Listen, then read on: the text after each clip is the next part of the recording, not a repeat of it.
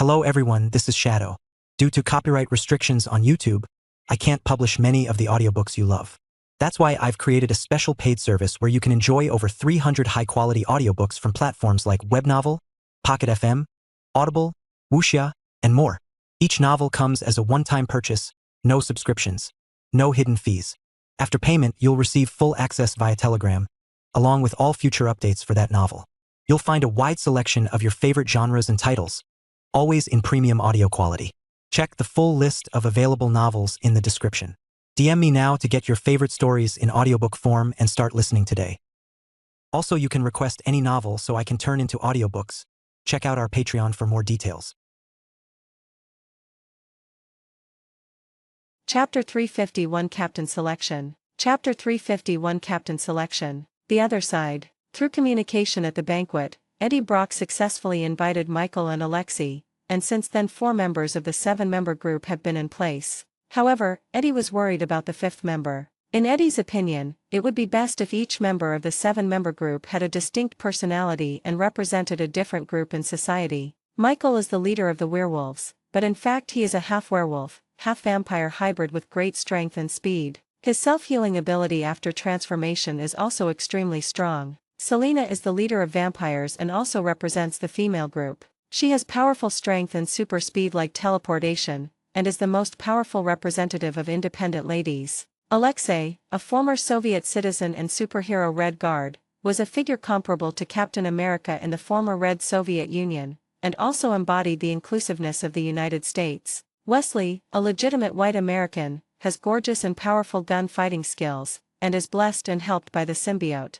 It can be said that 4 people can clearly represent different groups. According to this idea, 2 to 3 people selected through the internet and public voting will join the 7-member team, which can easily cover all people in the United States. If the group chosen by the media also includes Asians and Africans, then this group of 7 will be invincible. No matter how powerful they are in combat, they are absolutely invincible in publicity. However, Eddie Brock had also heard that his boss hated Africans. As for how he discovered this, it was because there were very few African members in the Assassin's League. Even the number of Africans in the Universal Capsule Group was always below the standard, and they preferred to give jobs to Asians rather than Africans. This even led to protests from African American groups, but the more they protested, the fewer people were admitted. After all, there is no legal requirement for a certain number of black people. The only regulation is the U.S. Equal Employment Opportunity Commission, EEOC, which states that employers may not discriminate against job applicants based on race, color, religion,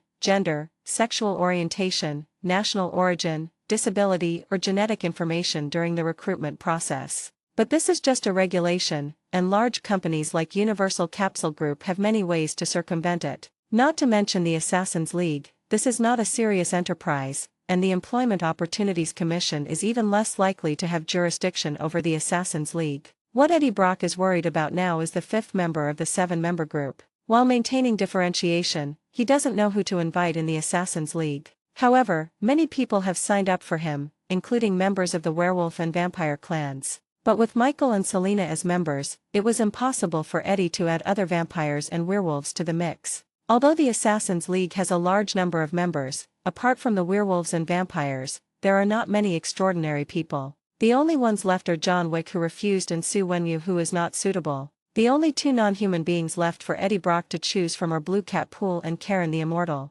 There is no doubt about the strength of the Cat Immortal. He is definitely capable of becoming a member of the 7-man group. However, he is responsible for the training of Karen Ta and the Assassin's League of Extraordinary People, and has no interest in Eddie's 7-man group plan. As for Pool, Eddie is more inclined to find a superhuman with human appearance. Although he heard that Pool has the ability to transform, Eddie still has no intention of inviting him to become a member of the 7. After some thought, Eddie found that there were no suitable people in the Assassin's League. Eddie then decided to recruit the remaining 3 through the media. As for the captain, Eddie Brock wrote "Captain Recommendation" after Selena's name. After all, Selena is the strongest among the 4 and has rich combat experience. Smith Doyle came to the office, looked at the list of personnel submitted by Eddie Brock, and asked, "You plan to recruit the other 3 outside?" Eddie nodded and said, "Yes, boss. Currently, there are only 4 suitable candidates in the organization. The other applicants are too similar to the 4 already selected." Releasing the other 3 spots will also be more likely to arouse public interest and will surely attract many extraordinary people to sign up. At the same time, our organization has 4 members. I suggest that Selena, who is the most powerful, be the captain. This will also ensure that the nature of the 7-member team will not change. If the 3 people selected from society don't perform well later on, we can also replace them. After all, being a member of the 7-member team is not a lifetime position.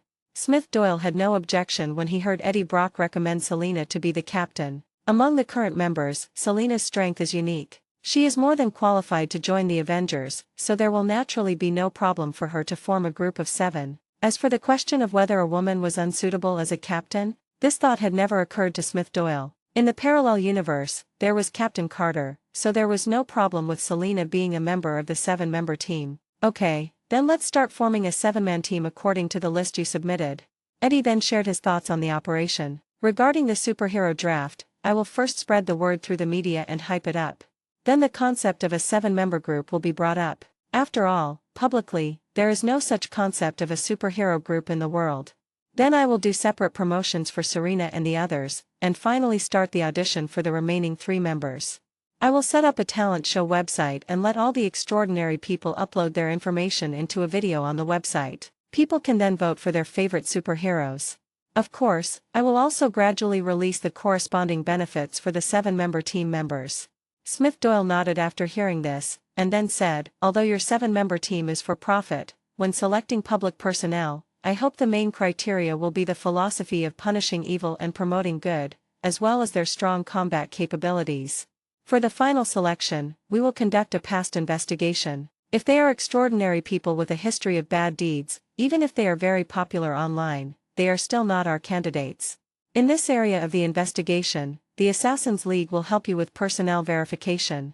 Request recommendation votes and monthly votes for automatic subscription. End of this chapter. Chapter 352 The Hot 7-Man Group Selection. Chapter 352 The Hot Selection of 7. Hearing the boss's request, Eddie Brock naturally agreed very much. After all, they are forming a superhero team, not a supervillain gang. Boss, don't worry. Those with a history of bad behavior will not be included in the final review. We may even remove those with serious offenses. Smith Doyle nodded and said, well, let's start the plan to form the Black Robe team. With the approval of the plan, a plan about a superhero group soon appeared in the audience's field of vision on the internet and in the media, and the Red Ribbon Group also came into view. One netizen who saw the news said on YouTube, oh my god, are superheroes going to form a team too? Will God, Iron Man, Whiplash and the others join in? Another netizen replied, are you kidding me? These 3 have their own groups. Why would they join someone else's company? But you know what, this idea of forming a superhero team is pretty cool. Compared to the ordinary netizens who were talking about it with relish, the gangsters of the underground forces looked a little helpless, because the popularity of Smith Doyle, Tony Stark and Ivan Vanko attracted many people to follow suit. Even some extraordinary people will occasionally play the role of street heroes by putting on masks, plus Venom who emerged some time ago. These practitioners in the dark industry immediately felt that they were living in a world of fire and water. They thought that the lives of ordinary people were too difficult and they even had to sell blood for a living, so they decided to fall into darkness and seek wealth and fame, but the underground world in New York was even more difficult. Many forces have already fled New York, and those that have established branches here are all downsizing because there are simply too many superheroes in this city. The Red Ribbon Group is still promoting the Black Robe team, increasing the hype while publicizing the help the superhero team provides to the public, the formation of this team, and its assistance to the extraordinary people. At the same time, it calls on more people to speak out online, saying that they need more superheroes. Because the superhero property protection insurance invested by Smith Doyle and Tony Stark has further expanded after Ivan Vanko joined, many insurance companies saw the benefits and joined in. After all, the losses caused by superhero battles in recent years have been very small, but the insurance premiums have been quite high. This has led to a higher acceptance and greater fondness for superheroes among the public due to the compensation. Some people who are looking for free money will even drive their old and broken cars over if they see superheroes fighting live on the internet, hoping to have their cars smashed. Eddie's side was so lively and blatant that it naturally attracted the attention of SHIELD at the first moment. Trident Building, Nick Fury's office. Coulson reported, Sir, we still haven't made any progress on the Sky Curtain incident. We only know that there's been a year between the Sky Curtain incident and the last one. Nick Fury nodded. SHIELD had no useful clues about the Sky Curtain incident, and the satellites in the sky did not capture any useful information. In an instant, half of the Earth was plunged into darkness. Let's talk about the Red Ribbon Group that's been trending online lately. Coulson flipped through the information and said Red Ribbon Group, formerly a news media company under the Universal Capsule Group, was renamed Red Ribbon Group shortly after Eddie Brock took office. He also brought in two other shareholders, Ivan Vanko and Tony Stark. Hearing this, Nick Fury said, "This was done by Smith Doyle, Tony, and Ivan, right?" Coulson nodded and continued, "According to our investigation, Tony injected all of the IP image of Iron Man Ivan Vanko's Whiplash into the Red Ribbon Company as assets. Currently, the Red Ribbon Group has begun suing all manufacturers who illegally sell God, Iron Man, and Whiplash action figures, and has already acquired a toy factory to produce related peripheral products. At the same time, we cracked down on the piracy of local clothes, posters, masks, etc. printed with the images of the three people. We also opened a corresponding website for the three people and sold related peripherals on it." After hearing that these were business activities, Nick Fury asked, "Tell me about the superhero group they want to form." Coulson continued, "I had a conversation with Eddie Brock, the head of the Red Ribbon Group. He's not only the head of the Red Ribbon Group, but also the superhero Venom who emerged some time ago. He has the symbiote inside him. According to our communication, he plans to form a 7-member superhero team and debut them as idols. He will also create an IP for the 7 members, produce peripheral products, endorsements, and shoot movies." Nick Fury frowned, then asked, "What does he mean? Ready to let these Premier League heroes step forward and become superstars?" Coulson nodded and said, "According to Eddie Brock himself, that's what he thought. This Red Ribbon Group will be a normal business company." Hearing this, Nick Fury laughed, "They control 7 extraordinary people and call themselves a commercial company." Coulson continued to report, "Obviously, Eddie Brock is one of Smith Doyle's guys, and this superhero team is based on our Avengers." Nick Fury said, "It seems that our Inspector General is no longer satisfied with our Avengers and wants to form his own team of extraordinary people for fun. Have you informed Eddie Brock that all matters concerning the extraordinary beings are the responsibility of our SHIELD?" Coulson made a strange expression and then said, "I did, but Eddie also gave me a document. This document was issued by the White House, acknowledging Red Ribbon Group's commercial idea of creating a superhero IP. And the Pentagon also issued a document stating that the Red Ribbon Group poses no threat." After hearing this, how could Nick Fury not understand that it must be Smith Doyle, Tony Stark, and Ivan Vanko who were working behind the scenes to get the endorsement of the man in the White House and the military, allowing the Red Ribbon Group to carry out its business operations without being obstructed by SHIELD. Nick Fury was also somewhat helpless. Since the advent of the combat power detector, the 3 groups of human limit, transcendence, and extraordinary people were no longer secrets. Even SHIELD could not cover them up completely, and naturally lost the ability to restrict certain aspects. They can no longer easily arrest extraordinary people without any basis and put them into the ICE prison for research. Request recommendation votes and monthly votes for automatic subscription. End of this chapter. Chapter 353 Attention from SHIELD. Chapter 353 Attention from SHIELD. Nick Fury thought for a moment and said, "It seems we can't just ban this organization outright." Coulson, "How many superheroes do they recruit?" Coulson took out a document, placed it in front of Nick Fury, and said, "The Red Ribbon Group is preparing to recruit 3 superheroes through a talent show. Besides that, they have already prepared 4 superheroes. Here is their information." Nick Fury picked up the information and started looking through it: Selena, Michael, Wesley, and Alexei. Selena, a British person, the second group of people to lead the extraordinary people to join the Assassins' League. According to the intelligence sent back by the British Shield, they are vampires. However, according to the latest discoveries, Selena and other vampires no longer have the weakness of being afraid of sunlight. Looking at Selena's information, Nick Fury frowned slightly. SHIELD had also received intelligence that the League of Assassins had recruited 2 waves of superhumans in a row, and the undercover agents in the League of Assassins had also sent back corresponding news. As for the vampires and werewolves in the UK, SHIELD was aware of it, but it was mainly under the responsibility of SHIELD UK before. SHIELD there reached a special agreement with the vampires, where vampires and humans coexisted peacefully, and the vampires developed artificial plasma to replace human blood. Michael, formerly a doctor in London, England, he later became the leader of a werewolf clan for unknown reasons and led them to join the Assassin's League. Alexei, former Soviet super soldier Red Guard, disappeared after the collapse of the Soviet Union, now appears in the Red Ribbon Corps and becomes one of the 7 members launched. When Nick Fury saw Selena and Michael, he didn't care. Although he was not in charge of these 2 groups, he knew about them. As to why Michael, an ordinary doctor, became the leader of the werewolf clan, although it was surprising, it was within Nick Fury's expectations. After all, he had received intelligence about these 2 groups. However, the Red Guardian Alexei gave Nick Fury a headache. Although the former Red superpower eventually disintegrated, Nick Fury had experienced the days of the Cold War. He did not expect that after they found Captain America, the missing Red Guardian would also show up. Fortunately, the other party is not a member of Russia, but has joined the Red Ribbon Group. But isn't this just joining Smith Doyle's men? How did they find the Red Guardian? With doubts in his mind, Nick Fury opened the last piece of information. Wesley, son of the Cross, an elder of the Assassin's League, and a childhood friend of Smith Doyle. Looking at the information of the 4 people above, Nick Fury then said, "They have 3 players recruited through the draft. Do we have a chance to get involved?" Coulson nodded and explained, "They are selecting people in the same way as idol auditions, which also gives us the opportunity to arrange people in. But the candidate needs to be an extraordinary person, and his ability cannot be too bad."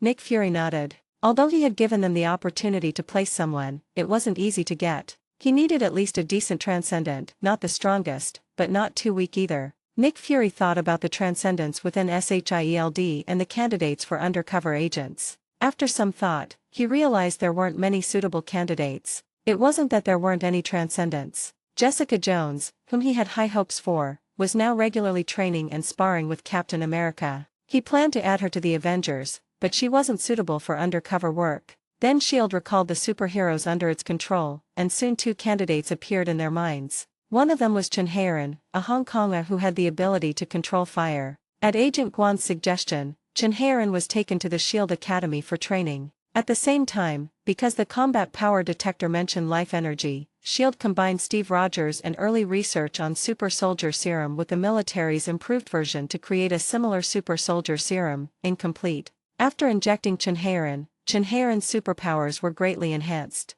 The flames he produces can now cause considerable damage. The other party is currently receiving training at the S.H.I.E.L.D. Academy. The other candidate is Doniger, the genius student of SHIELD Academy, who is an Iceman who is completely opposite to the fireman Chen Hairan. The other party awakened his superpowers during a thunderstorm freezing experiment. His hands can freeze everything he touches, but the larger the frozen area, the longer it takes. Currently, S.H.I.E.L.D. is allowing the other party to develop his own superpowers in the S.H.I.E.L.D. Academy, and first strengthen them through natural growth. Compared with Chen Hairan, who joined halfway, Jill is a member of the Academy within S.H.I.E.L.D. and can be said to be a direct descendant. Serums similar to the one injected by Chen Hairan will only be injected into Jill after Jill has no hope of improving on her own, and it is confirmed that there are no side effects. In fact, Chen Hairan is a test subject for Jill, but it seems that the effect of Chen Hairan is very good at present. Coulson, go to the S.H.I.E.L.D. Academy and hand over the undercover mission to Chen Hairan and Jill.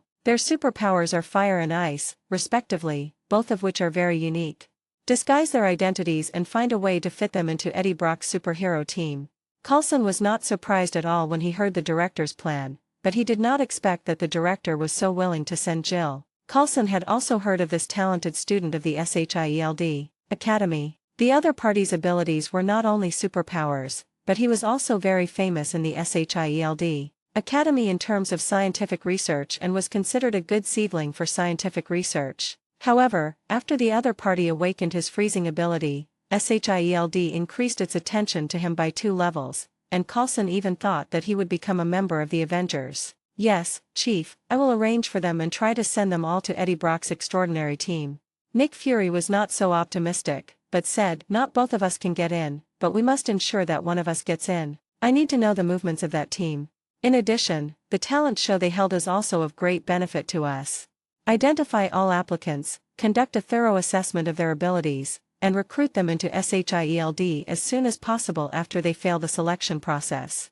Request recommendation votes and monthly votes for automatic subscription." End of this chapter. Chapter 354, Sand Adding Plan. Chapter 354, Sand Adding Plan, Asking for Monthly Ticket. For Nick Fury, it is not easy to find the extraordinary people. The agents of SHIELD carry combat power detectors to conduct tests on the streets, but with little success. Occasionally, one or two transcendents are found to be extremely precious, but more often, these people are recruited by wealthy people, and SHIELD really cannot spend money like those wealthy people, but as an organization established by the United Nations, they have a formal identity, which is also a great advantage. However, in order to find a transcendent or even a superhuman to serve as their bodyguard or to show off, those wealthy people offer really outrageous treatment, and are even willing to confront SHIELD for this. If SHIELD has something on the other party, it doesn't mind using some means, but if it doesn't have anything, it can only endure it. If the matter gets out of hand, the military and other agencies will come out to snatch people.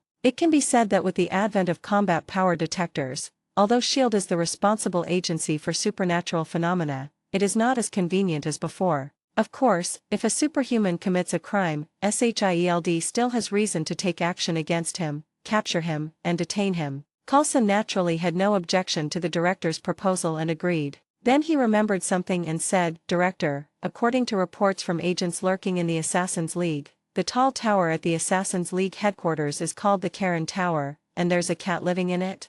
Nick Fury was surprised. Cat. Then Nick Fury thought of the devourer that had blinded him. Could it be that the devourer had escaped to the Assassin's League? He then asked, "Is it an orange cat?" Coulson shook his head and said, "According to the information sent back, it's a white cat." This is the photo sent back by the agent.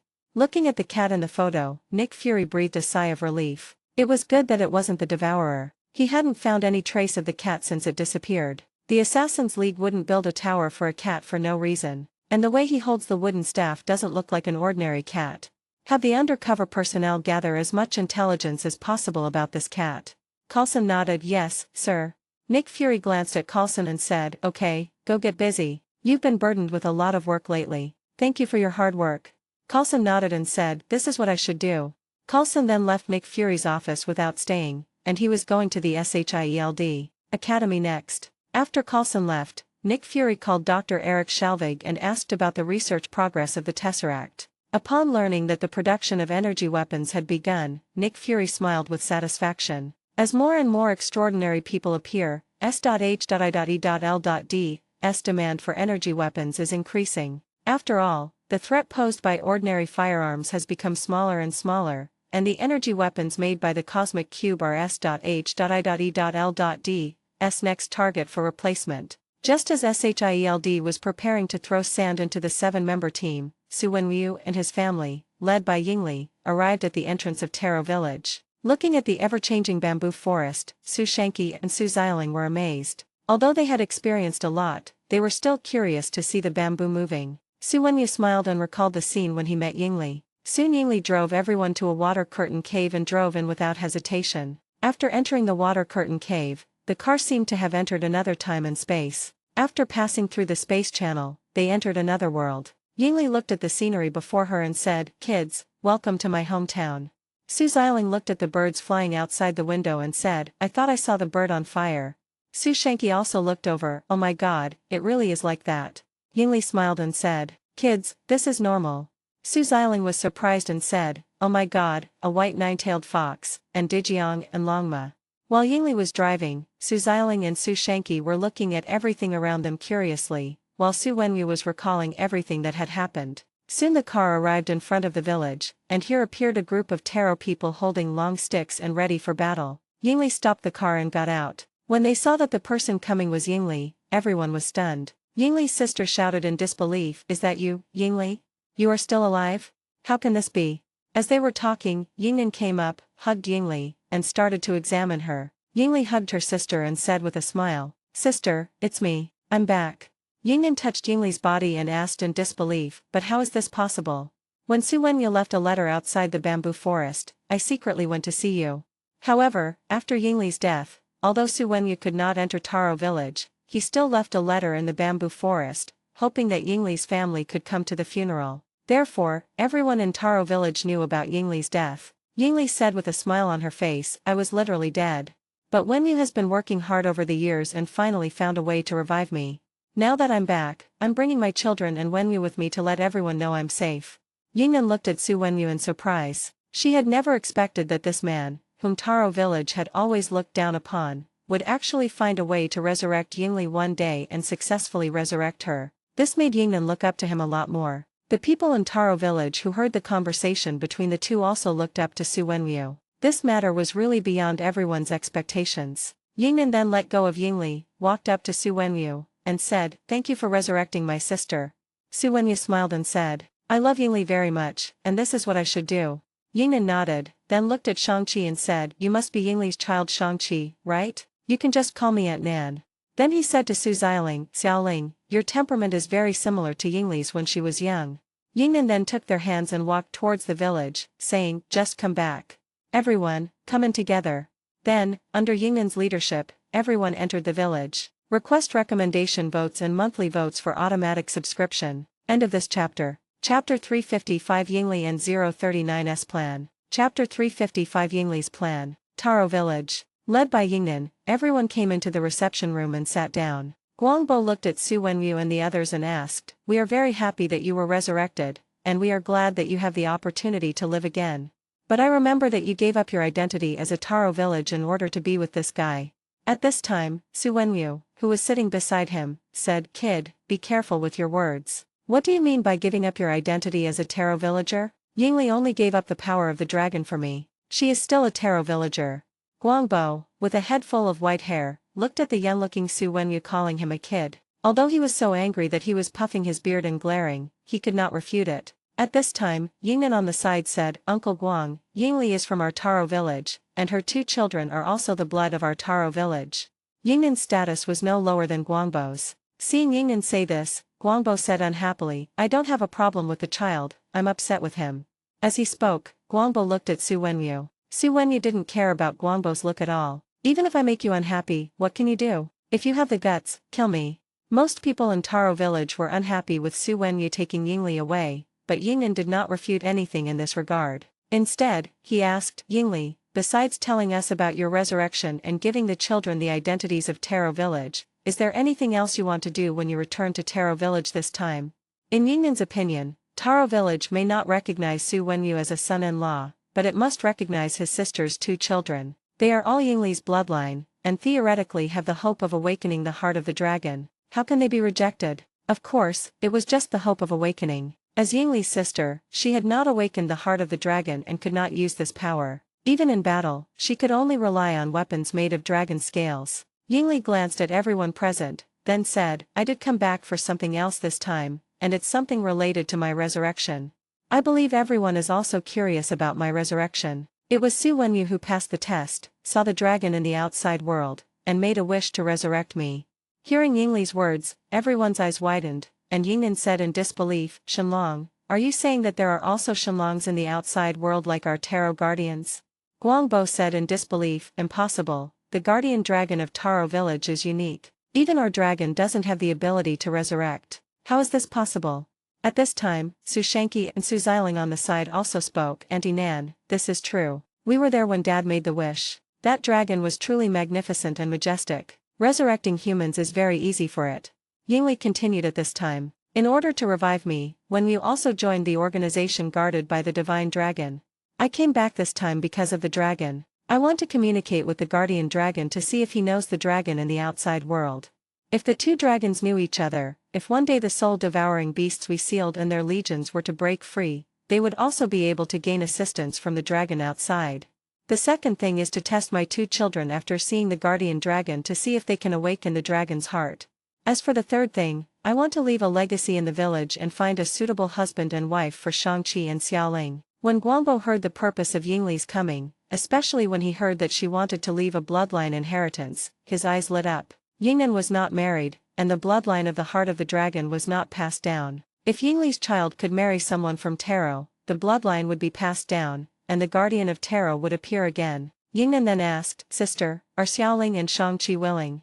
Yingli smiled and said, "Just think of it as a blind date. As for whether they can get along, it depends on the children themselves."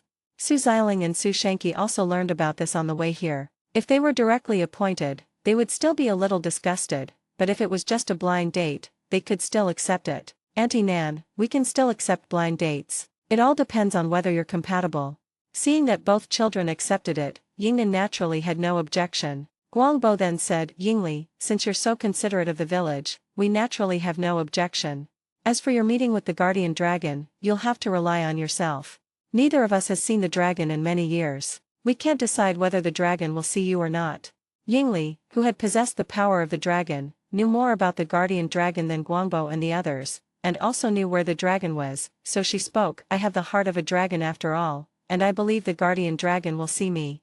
Guangbo nodded and said nothing more. The other side. In the outside world, the Red Ribbon Group is constantly hyping up the superhero team and the selection of the Black Robe 7. At the same time, information and heroic deeds of Selena, Michael, Wesley, Alexei and others were constantly released on the internet, including the human organ trafficking organization and cyber fraud group that were smashed not long ago. Eddie filmed a lot of video materials in the last operation. During this period, the four would occasionally cooperate with Eddie to record some videos and audios to fight criminals, put them on the website created by the Red Ribbon Group, and call on more superheroes to join them. With a lot of media publicity, it naturally attracted the attention of some extraordinary people. Even Daredevil, the lawyer, has become interested in the superhero team. In a coffee shop, Fudge said to Matt, Matt, do you want to join the superhero team launched by the Red Ribbon Group? I think you will definitely have an advantage if you sign up. Those you have helped will vote for you. With the destruction of the Hand and the fall of the Kingpin Group, Matt once again left his master stick and returned to Hell's Kitchen to do his job. During the day, he helped the poor here with lawsuits, and at night he put on his battle suit to punish evil and promote good. Although Kingpin is dead, the evil forces will not completely disappear, and there are still people who need his help. Matt said with some concern, but if you join a superhero team, you'll reveal your identity. Fudge advised, the Red Ribbon Group will be your backer. Exposing your identity will no longer be a problem. The forces behind this company are not simple. They include Stark Industries, Bank Industries, and the Universal Capsule Group. You should understand what this represents. Request recommendation votes and monthly votes for automatic subscription. End of this chapter. Chapter 356 The Heart-Beating Extraordinary People. Chapter 356 The Heart-Beating Extraordinary People. Fudge continued to persuade, the most important thing is that if you can successfully join this superhero team, you will be able to help more people. When Fudge talked about being able to help more people, this sentence touched Matt. Help more people. Fudge nodded and said, yes, it won't be difficult to help more people and completely change Hell's Kitchen. Matt asked, Fudge, what should I do?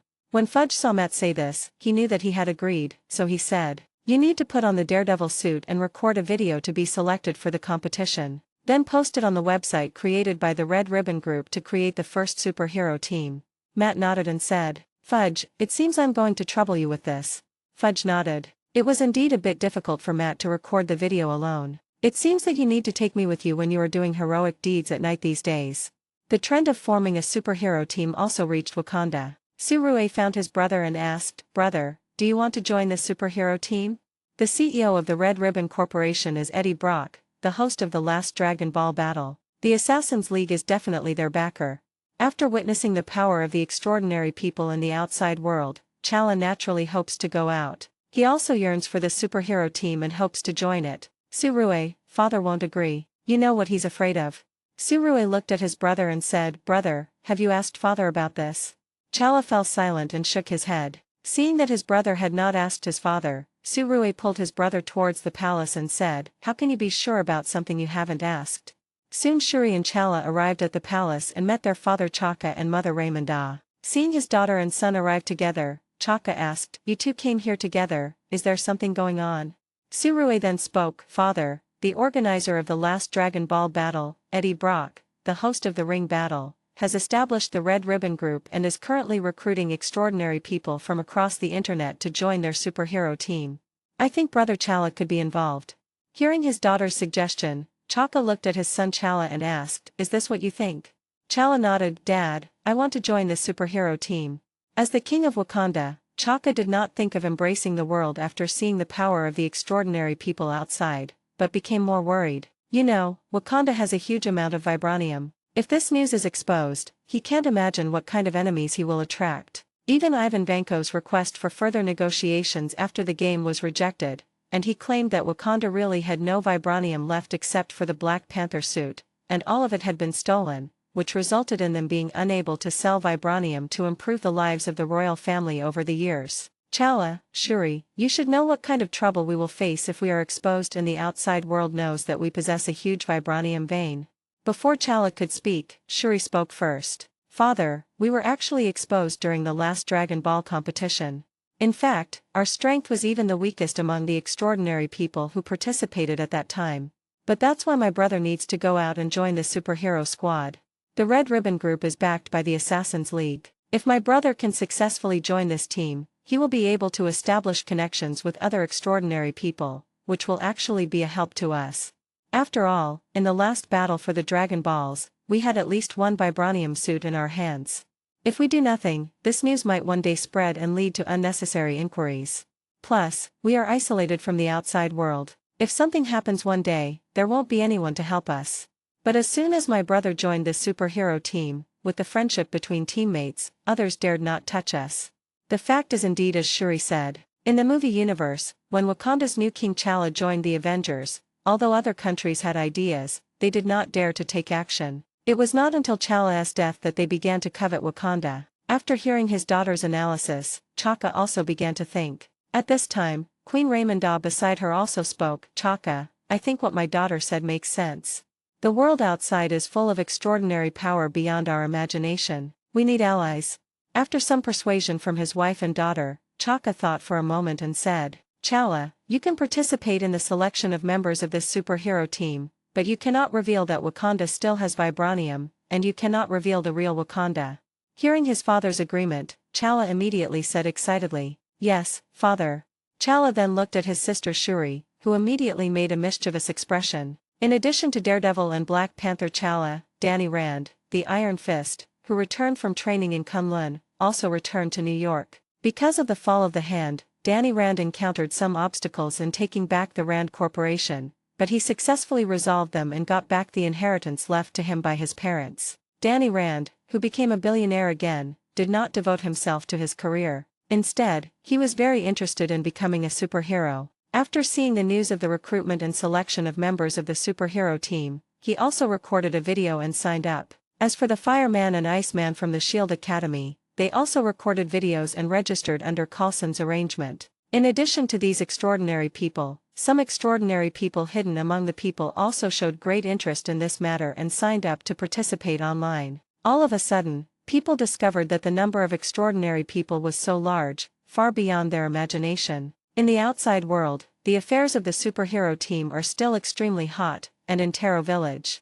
After bathing, changing clothes and burning incense, Yingli came to the bottom of the lake to meet the guardian dragon. Maybe it was luck or the guardian dragon was curious about Yingli's resurrection, but the two of them managed to meet at the bottom of the lake. When the guardian dragon saw Yingli trying hard to hold her breath, it gave Yingli the power of the dragon and activated her dragon heart bloodline again. Request recommendation votes and monthly votes for automatic subscription. End of this chapter. Chapter 357 Activated Dragon Heart. Chapter 357 Activated Dragon Heart. The dragon's heart was activated again, and the power that had been given up returned to the body. Yingli was able to walk underwater as if it were flat ground. The guardian dragon looked at Yingli in front of him, and his voice echoed in her mind, immediately communicating with her. Yingli, if I'm not mistaken, you should have died more than 10 years ago.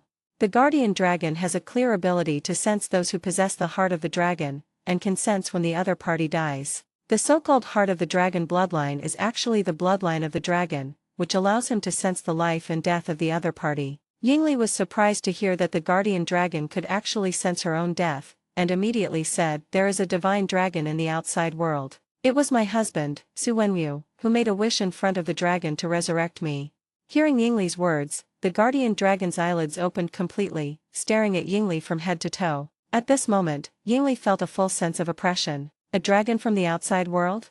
Yingli used the power of the dragon to outline the appearance of the Dragon Ball dragon at the bottom of the lake. The guardian dragon looked at the appearance of a dragon from the outside world that Yingli displayed. From the outside, the other party did look like a dragon without a doubt, but the fact that she could resurrect the dead, especially the dead who had been dead for more than 10 years, surprised him a little. Master Guardian Dragon, are you familiar with this dragon from the outside world? As the guardian dragon of Taro Village, he did not recognize the dragon outlined in front of him. I don't know any dragons from the outside world. Yingli, I have to guard Taro and prevent the soul-devouring beast from breaking the seal. If you can see Shenlong in the outside world, invite him to Taro for a chat. Taro Village. Yingnan took out 2 battle suits made of dragon scales, one red and one silver white. I believe that one day you will return to Taro. This is the gift I prepared for you.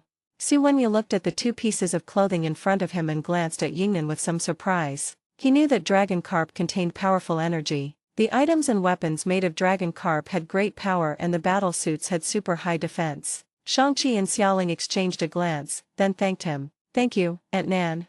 Yingnan smiled and said, go put them on, kids. Shang-Chi and Xiaoling left the room holding the dragon scale armor. Looking at Su Wenyu, the only one left in the room, Yingnan said, can you tell me about the dragons in the outside world? Su Wenyu glanced at his sister-in-law, thought for a while, took out the portrait of the dragon he had drawn on the plane, and handed it to Yingnan. Looking at the dragon above, Yingnan exclaimed, this is the divine dragon from the outside world. It looks like it can block out the sky and the sun. Su Wenyu thought about it and sighed. When the dragon appeared, the sky and the earth changed color. I estimated its size to be about 500 meters. When Yingnan heard that it was 500 meters long, her eyes widened. As for Taro's guardian dragon, she had never seen its true form because she had not awakened the dragon heart, but she had read in the literature that the body of Taro's guardian dragon was 100 meters long. In Yingli's opinion, Taro's guardian dragon was already very huge, but she didn't expect that the dragon in the outside world was 500 meters long. 500 meters, what an incredible size. No wonder he has the ability to resurrect living beings. Perhaps it's because of the powerful energy contained in his body. In response to Yingli's amazement, Su Wenyu asked, where is our Taro's guardian dragon? Yingnan did not hide anything and said, according to records, it was 100 meters long, but that was from a long time ago. I don't know if it has grown in size. Hearing that Taro's guardian dragon was only 100 meters long, Su Wenyu couldn't help but sigh in his heart. No wonder Taro's dragon couldn't resurrect Yingli. Maybe it was a problem of size. Maybe in the eyes of the Assassin's League dragon, Taro's dragon was still a child. At least in Su Wenyu's understanding, although the resurrection ability of Kunlun's dragon Shou Lao is not as ignoring the time of death as the dragon of the Assassin's League, it can also resurrect creatures that have just died, but the price is very high. However, the guardian dragon of Taro Village is obviously unable to resurrect dead humans. Afterwards, Yingnan talked to Su Wenyu about the Assassin's League. Su Wenyu didn't say much but just talked about the Assassin's League's philosophy. At this time, Su Xiaoling and Su Shanqi changed their clothes and walked in. Yingnan couldn't help but sigh when he saw them. So handsome, this outfit suits you very well. Just as Yingnan was sighing, Yingli, who had just finished communicating with the guardian dragon, came in. Seeing Xiaoling and Shanqi's changed clothes, she also spoke, sure enough, my children all look good in this outfit. When Su Wenyu saw his wife coming back, he immediately stepped forward and said, I'm back. How's it going? Yingli looked at her husband and said, Shenlong reactivated my Shenlong heart and agreed to take Xiaoling and Shang-Chi down to try to awaken the Shenlong heart. Hearing that his wife's dragon heart had reawakened, Su Wenyu felt relieved. With the power of the dragon protecting her, Yingli also had the ability to protect herself. When Yingnan heard that her sister had reactivated her guardian heart, she did not say much about it, but instead said, Sister, quickly take Shang-Chi and Xiaoling to Lord Shenlong. I hope they can both awaken the heart of the dragon. Yingli nodded and took Shang-Chi and Xiaoling to the bottom of the lake where the dragon was. Assassin's League. Smith Doyle had just walked out of the gravity room when Poole flew over with a towel in his hand. Master Smith, towel. Smith Doyle took the towel from Poole and said with a smile, Thank you, Poole. Poole floated in the air and sighed. Master Smith is really too hardworking. Even though he is already so strong, his training intensity is still so high. Hearing Poole's praise, Smith Doyle just smiled. Compared to the current training intensity, he was waiting for the number of senzu beans to increase before making a sprint. After all, to feel the threat of death and quickly increase strength after recovery, the risk is still relatively high if you only rely on the treatment cabin. After being severely injured, he may not be able to go to the treatment cabin to treat himself, but after having a certain number of senzu beans, he only needs to learn the training mode of Son Goku when he went to Namek, take his own Kagon wave and beat himself half to death, and then immediately swallow the senzu beans to recover. However, even with the magic beans, Sun Wukong almost killed himself. Now he only has one magic bean, so he naturally doesn't dare to be so crazy. He just needs to wait until the next batch of magic beans matures before he can give it a try. Request recommendation votes and monthly votes for automatic subscription. End of this chapter. Chapter 358 The Wind Blowing to the Afterlife and the Nine-Headed Snake. Chapter 358 The wind blowing towards the afterlife and the Hydra. Smith Doyle returned to the office and said, Day, show us the Red Ribbon Group's superhero recruitment progress during this period. Yes, Master. Soon a virtual screen appeared in the air, and the superhero selection website appeared in front of Smith Doyle. Looking at the top-ranked extraordinary people on the website, Smith Doyle soon saw many familiar faces. Matt Daredevil, Chinhair the Blazing Man, Don Ijil the Iceman, Danny Rand the Iron Fist of Kunlun, Chala the Black Panther, Ginger the Eternal, Frank Castle the Punisher, and some extraordinary people that Smith Doyle had no impression of at all. When he saw Daredevil Matt, Smith Doyle smiled. He didn't expect that this guy would actually sign up for the selection of the 7-member team. You know, he almost got him killed. Day, please tell me why these people are ranked high. After hearing Smith Doyle's instructions, Day immediately reported. Daredevil uploaded his story to the website, and many people he helped voluntarily campaigned for him, so he jumped to the top of the list. Scorching Flame Man Chinhair and Iceman Donagil are canvassing for votes in an organized and large-scale manner, and other media outlets are cheering them on, so their voting data has consistently remained in the top 10. Smith Doyle frowned slightly at first regarding Chinhair and Donegar, but then he reacted and quickly recalled the information about the two. It looks like Nick Fury's doing. This guy's old habit has come back again. It seems he wants to control everything. Dai continued to introduce Danny Rand, the Iron Fist of Kunlun, is using the Rand Corporation to canvass for votes. He even organized an event called the Million Cash Event, planning to hold raffles in various states. Every state would randomly select a lucky person from those who voted for him and give him $1 million cash prize, which led to his high vote count. Seeing Danny Rand using his money power, it seems that the fall of the hand allowed him to quickly recover the inheritance left by his parents. Black Panther Chala publicly revealed his black identity in the video. Because it was the first black superhero to appear on the internet, African Americans around the world were very excited and voted for him.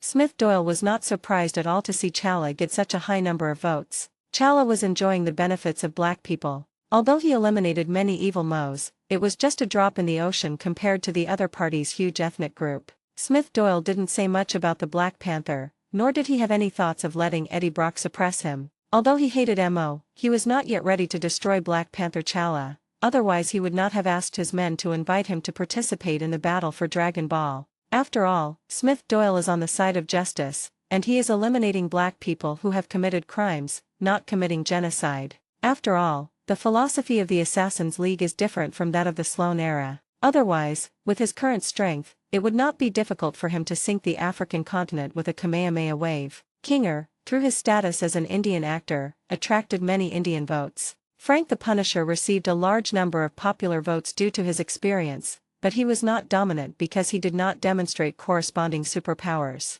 Then Day introduced several potential extraordinary people. Smith Doyle was a little surprised when he saw King of the Eternals. You know, didn't the Eternals decide not to interfere in human affairs a long time ago? Smith Doyle was curious about how Ginger was allowed to participate in the selection of the 7 with his life saved. Smith Doyle didn't know that Ginger's participation in the selection of the 7 was not due to his intention to interfere with humans or even become a superhero, but because he convinced the tribe with the Red Ribbon document and the message of creating a superhero idol. According to King, the 7-member group was just like him being a star in Bollywood, except that the location was changed from Bollywood to New York. For this purpose, King even called his agent in Bollywood. Smith Doyle looked at a portrait displayed above and said with a smile, "Since everyone is so enthusiastic, Day will inform Eddie Brock that I will bring Tony Stark and Ivan Vanko to the final selection." Yes, Master. The news of the superhero team spread all over the world, and naturally attracted the attention of Hydra. Alexander Pierce is still very interested in this superhero team, but the extraordinary people under his command are mainly the Winter Soldier. These Winter Soldiers are adept at carrying out missions, and assassinations and raids are no problem at all. However, these Winter Soldiers even need brainwashing and commands to be well controlled. Even if they are not frozen in the Hydra base, it won't take long before they will fight each other and cause violence. Asking them to be superheroes like normal people is really embarrassing for Alexander Pierce. In the past 2 years, due to the advent of the combat power detector, Hydra has attracted some transcendence, but has not achieved much success in terms of extraordinary people. They have not had the opportunity to attract extraordinary people within SHIELD, because Nick Fury is keeping too close eyes on those seedlings. It seems that it will be difficult for Hydra to get involved in this so-called superhero group of 7. It all depends on Nick Fury's selection and whether there's a chance to join. But these extraordinary people who signed up do give us an opportunity to recruit them. This trend not only blew to SHIELD, but also to a special place, the gathering place of the Inhumans, Afterlife. Although the Afterlife base is isolated from the outside world and there is no internet here, it is still possible to enter and exit the Afterlife base. Jiaying, the leader of the Inhumans, was already fully aware of what was happening in the real world. She was somewhat incredulous when she looked at the collected information. Are extraordinary people already able to reveal their identities to the public? You have to know that when she was captured by SHIELD, her heart and lungs were ripped out, her organs were taken away, and then she was thrown into a stinking ditch. Those horrific days of experiments and the final organ removal made him full of worries about the official organization SHIELD and the safety of the Inhumans, especially when an Inhuman member stole the Turigen crystal and returned to the outside world to secretly awaken his daughter a few years ago. But in the end, the Inhuman member and his daughter were both killed by S.H.I.E.L.D.'s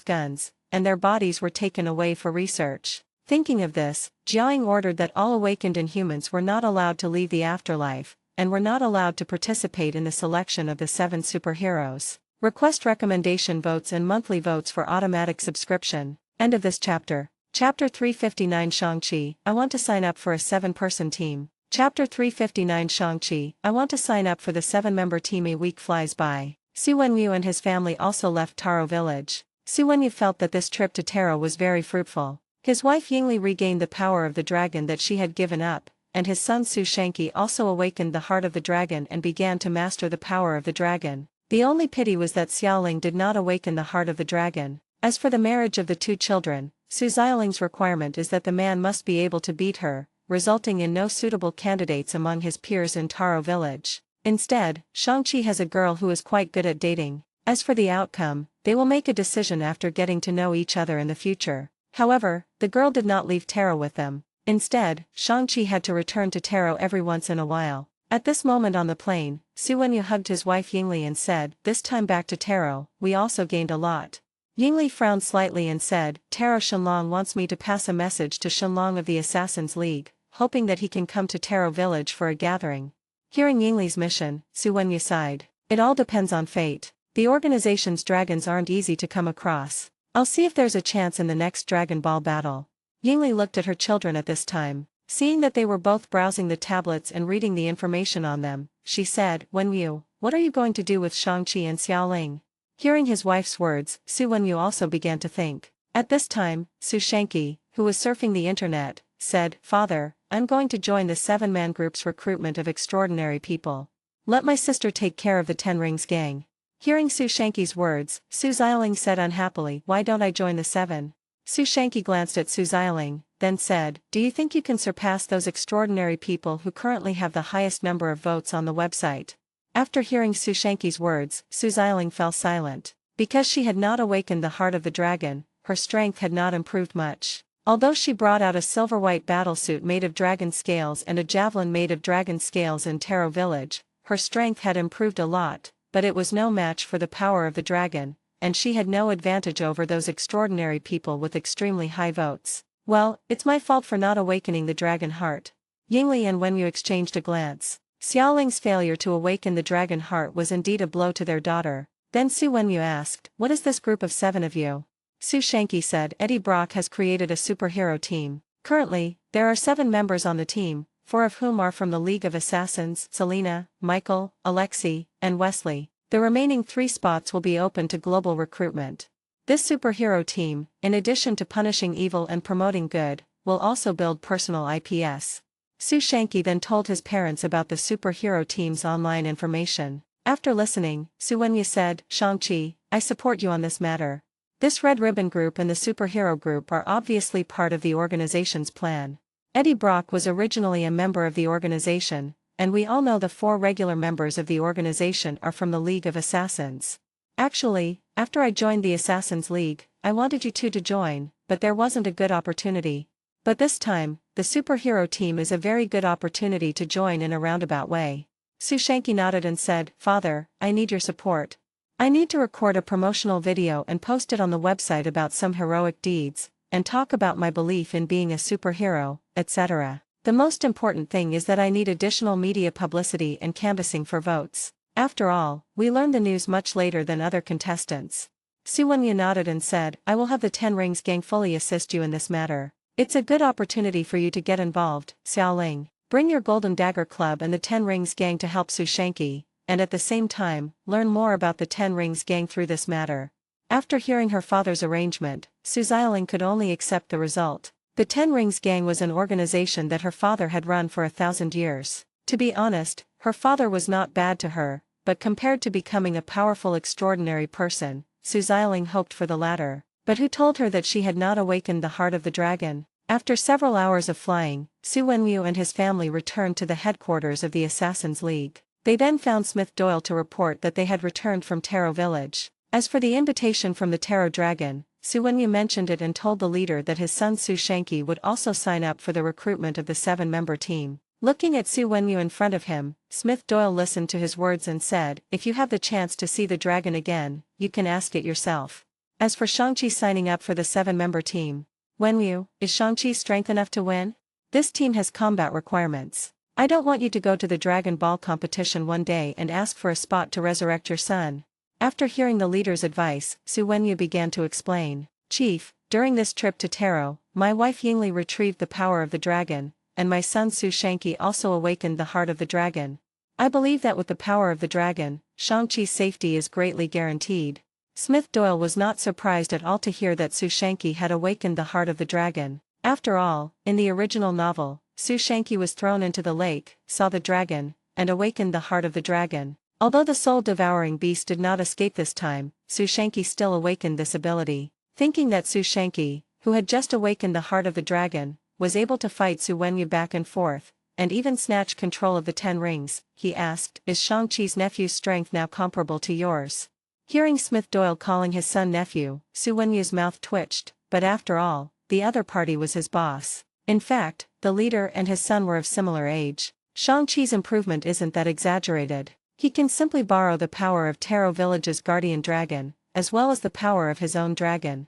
Hearing Su Wenyu's words, Smith Doyle looked at him in surprise. After all, in the movie, the strength Su Shanqi displayed after awakening the dragon heart was a bit beyond expectations. Looking at the look in Smith Doyle's eyes, Su Wenyu felt that the leader seemed to be very familiar with Taro Village and the power of the dragon. Request recommendation votes and monthly votes for automatic subscription. End of this chapter. Chapter 360, the final competition of 6-3. Chapter 360, the final competition of 6-3. After thinking for a while, Su Wenyu said without hiding anything, Yingli has reclaimed the divine dragon power she had previously given up. This divine dragon power is extremely powerful, containing the power passed down by generations of those who have awakened the divine dragon heart.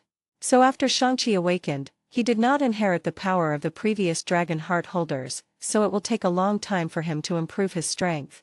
After hearing what Su Wenyu said, Smith Doyle also understood. He didn't expect that the awakening of the heart of the dragon would have such power. No wonder Su Shanqi, who performed mediocrely in the movie, was still as powerful as Su Wenyu after awakening, and he even relied on the heart of the dragon to seize control of the 10 rings. Finally, after inheriting Su Wenyu's 10 rings, he defeated the soul-devouring beast that even the Taro dragon could seal on the spot. After understanding all this, Smith Doyle stopped trying to dissuade the other party and agreed. Shang-Chi has the ability, so let him participate. But Eddie Brock is in charge of this matter. Building a superhero team is a very important matter, so it's difficult for him to promise you anything. Su Wenyu said with a smile on his face, Chief, Shang-Chi will rely on his ideals, strength, faith, and fairness to secure the spot. I'm not here to ask you for help, I'm just here to report back on my leave and to report on what I've gained from this trip. Smith Doyle nodded and said nothing more. After Su Wenyu finished his report, he turned around and left Smith Doyle's office. Shortly after he left, he called Eddie Brock and paid him a visit. As for what the two communicated, no one else knew. Soon on the 7-member team's audition website, Su Shanqi's ranking began to sprint wildly from the bottom. As an Asian face, Su Shanqi's sprint momentum was very fierce. With the 10 Rings gang and the Golden Dagger mobilizing all their resources, countless people cast their recommendation votes for Su Shanqi, especially in those areas controlled by the 10 Rings gang. A large number of people were invited to register accounts just to give Su Shanqi a precious vote. As for Sue Shanky's beliefs and ideas, they were modified and polished using the ideas of the Assassin's League in the promotional video. A month goes by in a blink of an eye. The selection of the 7 superheroes is nearing its end, and Eddie Brock comes to Smith Doyle's office. "Boss, these are the 6 people with the highest votes from the global registration pool. I'm going to choose 2 of them to fill out the 7-member team." Smith Doyle took the document handed over by Eddie Brock and began to look through it. The people listed on it were Sue Shang-Chi, Daredevil Matt, Blazing Mansion Heiran, Iceman Donna Jill, Kunlun Iron Fist Danny Rand, and Black Panther T'Challa. Looking at the list above, Smith Doyle asked curiously, "Didn't King of the Eternals make it to the top 6? Eddie Brock nodded and explained. Ginge had a high score in the early stages, but later on his followers weren't enough, so he didn't make it into the top 6, but he was still in the top 10. Smith Doyle asked curiously, "Is Daredevil Matt so popular that he's still in the top 6? Eddie Brock explained, "Ever since Daredevil revealed his true identity, his popularity has been very high, especially his identity as a blind lawyer, which has earned him huge public support." Smith Doyle understood that the public has a natural fondness for this type of person, and then asked, "What do you think of these 6 people?" Eddie Brock said, "Boss, I plan to invite you, Tony Stark, and Ivan Vanko to be the judges for the final round and make the final selection for these 6 people. At that time, they will demonstrate their abilities on the spot, as well as their ideas and beliefs about joining the superhero community. My idea is to divide it into 3 groups, and choose between Sue Shang-Chi and Danny Rand. Choose between Matt Daredevil and T'Challa the Black Panther. Choose one between the Blazing Mansion Heiran and the Frozen Man Donna Jill. These 3 combinations tend to be homogeneous. Choosing one of the 2 can effectively avoid this homogenization and make the 7-member group more distinctive." After hearing Eddie's proposal, Smith Doyle was more in agreement. In terms of ability, the 3 groups of people were very similar, except that the Burning Mansion Heiran and the Iceman Donna Jill should both be members of SHIELD. After all, as far as he knew, the latter was a student at the SHIELD Academy, and the former was the extraordinary person who had been monitored before. Now the other party's energy had obviously been enhanced. The only ones who could do this were either SHIELD or Hydra. After all, Hydra's super soldier serum can theoretically enhance Heiran's abilities. His problem is that he doesn't have enough energy. As for the centipede serum, that thing hasn't appeared yet. As for whether this guy is from SHIELD or Hydra, he should be able to find out by going back to SHIELD to check the intelligence, unless Nick Fury deleted the relevant information or adjusted it to an intelligence level that he cannot access. Smith Doyle thought about it and decided to let one of Heiran and Donna Jill in. If it was someone from SHIELD, either of them would be fine. If it was Hydra, then they would be eliminated and uprooted. As for SHIELD spies? In Smith Doyle's eyes, he is the Inspector General of this organization. "You send my people to infiltrate my subordinate organizations? Okay, I'll do as you arrange." Time soon arrived for the final selection day of the 7-member superhero team. At the Red Ribbon Group's venue, Smith Doyle, Tony Stark, and Ivan Vanko arrived and sat as judges. The martial arts tournament host appeared on the stage with a microphone and began to speak. "Through fierce global competition and enthusiastic voting from people around the world, we have selected the 6 contestants with the highest votes. Next, with the world's 3 greatest superheroes, God, Iron Man, and Whiplash, as judges, they will select the final 3 candidates. They will form a 7-member team with Nightwalker Selena, Red Guardian Alexei, Nightwolf Michael, and Flying Gun King Wesley to fight evil and promote good." Looking at the martial arts tournament host who came out, Smith Doyle was a little surprised that Eddie actually called him over. You know, after he arranged the martial arts tournament host at the headquarters, he did not assign him any other work until the next Dragon Ball battle. Request recommendation votes and monthly votes for automatic subscription. End of this chapter. Chapter 361 selection begins. Chapter 361 selection begins, monthly ticket +5. Smith Doyle sat in the middle of the judges' seats, with Tony Stark and Ivan Vanko on his left and right respectively. Listening to the host's words, Tony Stark leaned back in his chair and complained to Smith Doyle, "Why is this like a talent show? Isn't this lowering our status?" Hearing Tony's merciless complaints, Smith Doyle knew that this was very Tony, but he also explained for Eddie this is another path that Eddie envisions. It can better promote superheroes through media and personal IP, and also leave a path for future civilian heroes. Tony shook his head. None of these last 6 people are in poor condition. Even the worst one is an elite in the legal field. Smith Doyle smiled. "We're all paving the way for the future. Who can guarantee that a superhero won't emerge from the slums?" Hearing Smith Doyle's words, Tony stopped complaining. At this time, Ivan Vanko on the side said, "Who says there aren't superheroes who came out of the ghetto? Am I one?" Ivan Vanko felt that before he obtained the Dragon Ball, his life was the best portrayal of a slum. Because of his father's identity, he had skills but could not even have a proper job. When his father fell ill, he had no money for treatment and could only endure it. Tony glanced at Ivan Vanko, curled his lips and said, "You are now the CEO of Ivan Industries. Do you think anyone still thinks you are a poor kid?" After being rebuked by Tony, Ivan Vanko immediately said, "At least I came from the slums. If it weren't for your family, my beginning wouldn't be so miserable." Tony was silent for a moment. He didn't know what to say at this point. Then he returned his gaze to the stage and looked at the host. Smith Doyle didn't care about the quarrel between the two. Ivan Vanko and Tony Stark had reached a settlement long ago, so there was nothing to worry about. At this time, the martial arts conference host continued. "This time, we've divided the 6 contestants into 3 groups based on their abilities, and they'll be eliminated in pairs. Daredevil and Black Panther, Shang-Chi and Iron Fist, Pyro and Freeze. Now please welcome Daredevil Matt."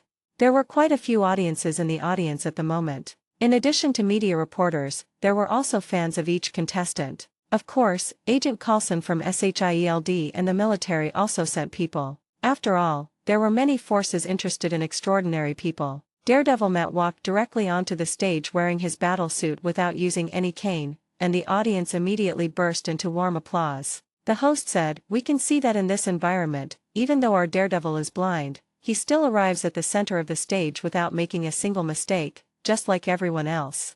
When God closes a door, he will open a window." Daredevil Matt, after witnessing the combat power detector, can confirm that he is a transcendent. Matt took the microphone and said, "Although I lost my sight, my other senses have been greatly enhanced." His keen sense of touch strengthens his entire nervous system, allowing him to feel balanced and possess nerve reactions beyond those of ordinary people. He is also able to detect faint impressions of ink on paper, allowing him to read by touching ordinary paper, and he can feel minute changes in temperature and pressure, enough to sense a body up to 5 feet away due to body heat and air disturbances. His sensitivity to heat allows him to feel the temperature of people and objects in order to determine whether a person is alive, how long they have been dead, and other changes in body temperature. Daredevil's enhanced hearing allows him to hear sounds from several blocks away, and the entire city is like a 3-dimensional image in his mind. He can hear heartbeats from 20 feet away and can detect whether they are lying by the faint changes in their heartbeat, but his keen hearing can also cause him to have severe headaches due to unexpected loud noises. His sense of smell is enhanced enough to distinguish the natural odors of individuals, and to remember and identify them no matter how they try to mask their scent. His sense of taste is also so acute that he can even detect the number of salt grains on a pretzel. Matt's strength has improved a lot during this study with the stick old man. He even learned how to make better use of his senses. Through meditation, he can quickly heal his wounds and greatly improve his body functions. However, the value under the combat power detector is not high. It is far behind the super soldier Alexei and others, which is only about 30 points. Although it only looks like it has 30 points, and its physical strength is not enough to withstand bullets, it is still a very powerful existence on the current Earth. Ivan Vanko then spoke, "Please begin your presentation." Then Daredevil Matt demonstrated his abilities in front of everyone, including being able to read the text on ordinary paper by touching it, building positions through sound, pointing out the seating positions of the people present, as well as his personal strong fighting ability and excellent speed. Seeing Matt's performance and his own combat power value, Smith, Doyle and the other 2 said, "Although he doesn't have any amazing abilities, he is definitely a powerful warrior." Then Smith Doyle said, "Matt Murdock, you were already a well-known street hero in Hell's Kitchen before you even applied to be a member of the 7. Tell me about your philosophy and your views on superheroes." Matt Murdock was silent for 2 seconds, then he said, "I believe the best way to treat criminals is a fair trial under the law. Only in this way can it be considered true justice. When I face criminals, I always choose to knock them down and hand them over to the police for prosecution and trial. Maybe it's because I'm a lawyer by profession that makes me a little paranoid in this regard. I stick to the principle of not killing." After hearing Matt Murdock's words, everyone present and the people watching on TV showed a look of surprise. Some politicians and congressmen smiled after savoring what he said. They liked this kind of superhero. Some criminals were also observing the selection of superheroes. After hearing Daredevil's philosophy, they smiled mockingly and said, "What a brilliant idea. I hope all superheroes learn from Daredevil." P.S. The 5 chapters for the 1000 votes last month have been updated. The chapters for this month's monthly votes will be updated in the next month. This is the last day to ask for the monthly votes from book friends. If you don't vote, they will be invalid. Request recommendation votes and monthly votes for automatic subscription. End of this chapter. Chapter 362 No Killing Principle, tragically eliminated. Chapter 362 No Killing Principle, tragically eliminated. After hearing Matt Murdock's idea, Tony Stark frowned slightly, then asked, no matter the situation.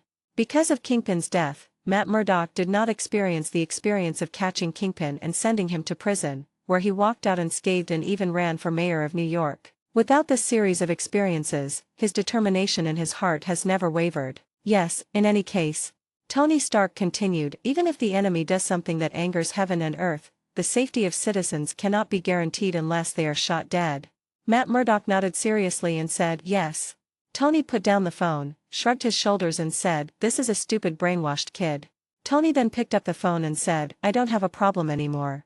At this moment, Tony had already crossed out Matt Murdock in his heart. Putting such a person in the team would definitely bring endless troubles to the team, and even lead the team to death. Ivan Vanko looked up and down at the guy in front of him, wondering how he had developed such thoughts. He couldn't help but ask, is Batman your idol?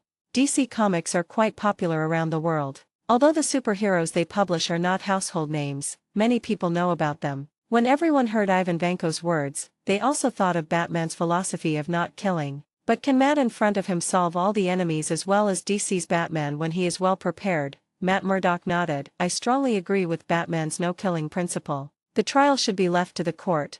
Coulson, who was sitting below, looked at Matt Murdock on the stage. Although he did not agree with the other party's ideas, it seemed that it would be beneficial for SHIELD if there were more extraordinary people like him. Ivan Vanko got the answer he wanted and said, I don't have anything else to ask.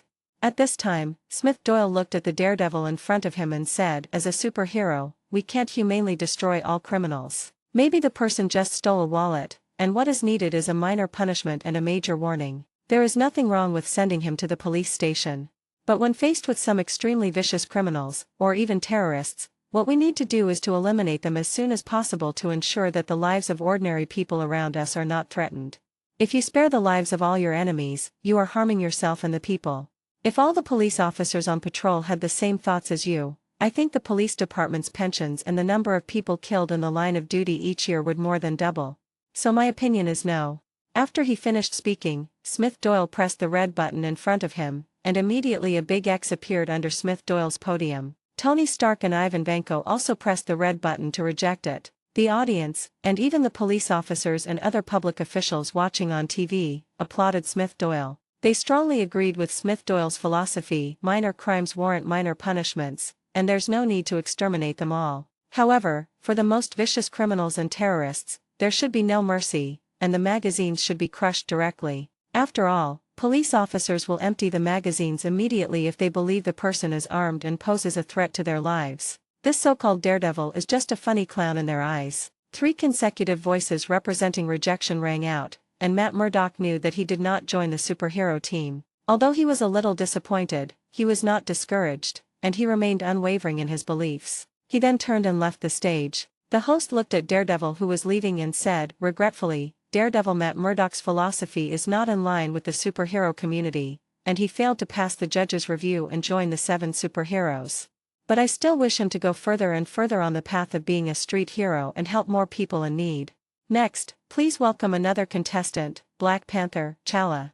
T'Challa, wearing a Black Panther suit and holding a Black Panther helmet, walked onto the stage. At the same time, T'Challa's relevant information also appeared on the big screen behind him. T'Challa, son of the King of Wakanda, His Royal Highness the Prince of Wakanda, has extremely keen 5 senses, strength, speed, endurance, reaction, and combat power that surpass ordinary humans by 50 points. Seeing T'Challa coming on stage, there was immediate warm applause from the audience. Some of the African Americans who were present at the scene were extremely excited. The black guys in front of the TV were even more excited than they could express in words. This was the first black superhuman to step to the front. The host said, poor soil can still give birth to extraordinary and powerful people. In Wakanda, one of the poorest agricultural and pastoral countries in Africa, a transcendent person emerged and came to New York to participate in the selection of the 7 superheroes. This shows us that both transcendent and extraordinary people can be born in all walks of life.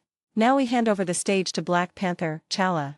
The three judges were all very familiar with the Black Panther T'Challa who appeared on the stage. After all, he had just participated in the Dragon Ball battle not long ago, and they were very familiar with his abilities and the performance of his battle suit. The only thing that made Ivan Vanko a little helpless was that during his second visit, King T'Chaka still claimed that Wakanda had no vibranium left and the only stock had been stolen by that bastard Ulysses Chloe. T'Challa took the microphone and said, "I'm very honored to be on this stage. Wakanda is a very poor country, and I didn't have much access to information from the outside world when I was young. It wasn't until I went to study at Oxford University in the UK that I came into contact with information about superheroes.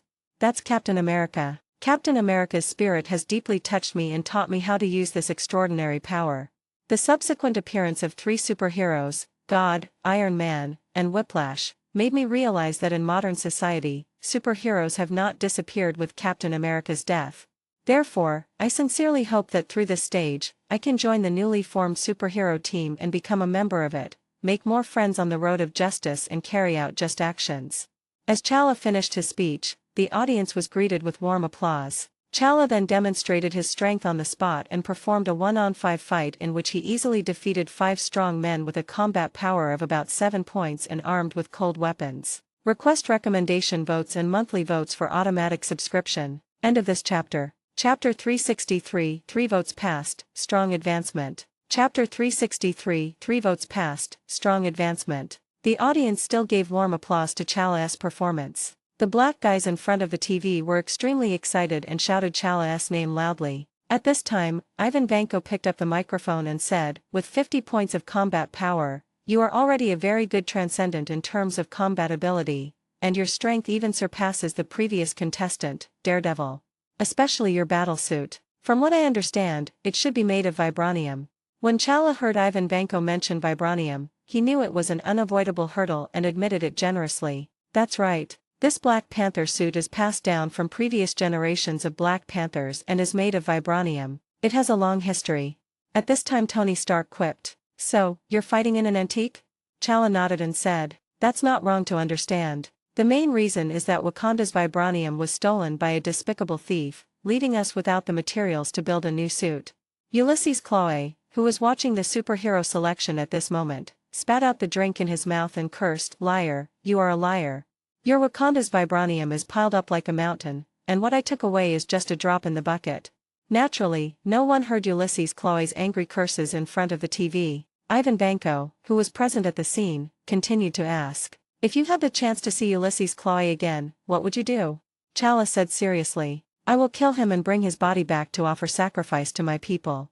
Tony Stark then spoke, "The previous contestants' views differed from yours, and stealing shouldn't be punishable by death."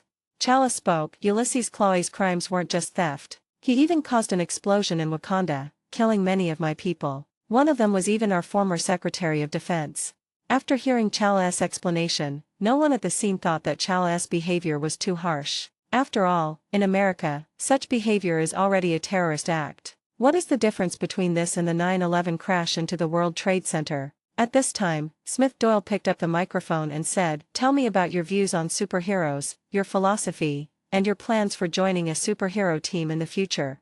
Hearing Smith Doyle's question, T'Challa did not dare to be negligent. He knew the importance of Smith Doyle better than other contestants. It could be said that the other party was a person who could influence the world. If he could not get the other party's recognition, it would be difficult for him to achieve much on the road of extraordinary in the future. As for changing the status of black people in the international arena, it would be even more difficult. As for the superhero community, I believe that their existence is a symbol of the beauty and freedom of the world.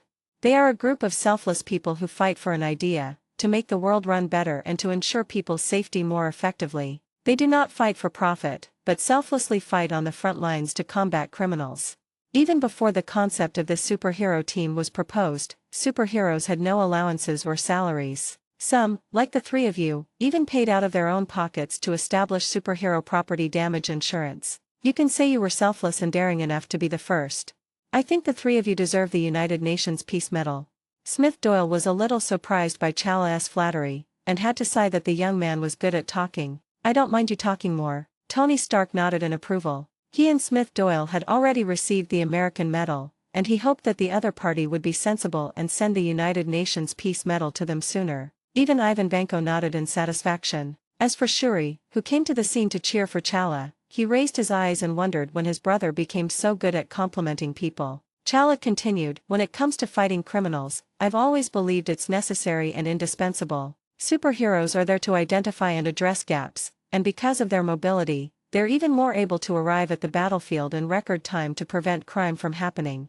When dealing with evil criminals, we should destroy them with the force of thunder and lightning, just like our predecessors did, and not give them any chance.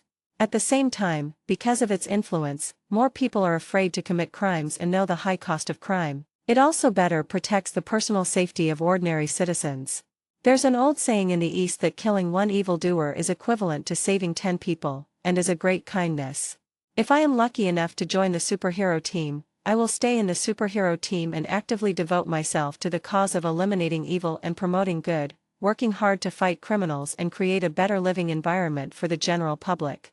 After hearing Chala's story, Smith Doyle didn't believe everything he said. At least, he hadn't told Ivan Vanko the truth about the vibranium, but that wasn't important. He then asked, "The information says that you are the son of the king of Wakanda. If one day you are required to inherit Wakanda, how will you balance the relationship between the two?" Hearing Smith Doyle mention the throne of the king of Wakanda, Chala smiled and said, "My father is still in good health and I believe he can still run the country for many years. I won't need to consider inheriting Wakanda and running the country anytime soon. Wakanda is just a small, poor and backward agricultural and pastoral country in Africa. Its national affairs are easy to handle. I believe we can balance the relationship between the two in the future." Hearing Chala's words, Smith Doyle was disdainful in his heart. Apart from the wasteful use of vibranium, Wakanda can be said to be the richest country in the world and is not poor at all. However, Smith Doyle could understand the other party's desire to hide Wakanda's mentality. On the other hand, he didn't care about vibranium. The destroyer suit that Bulma modified for him was several levels stronger than vibranium, and it did not have the weakness of being blunted by ultrasound. Smith Doyle nodded to Chala's answer and then spoke, "Tony, Ivan, make a decision now. Decide whether Black Panther Chala will stay or go."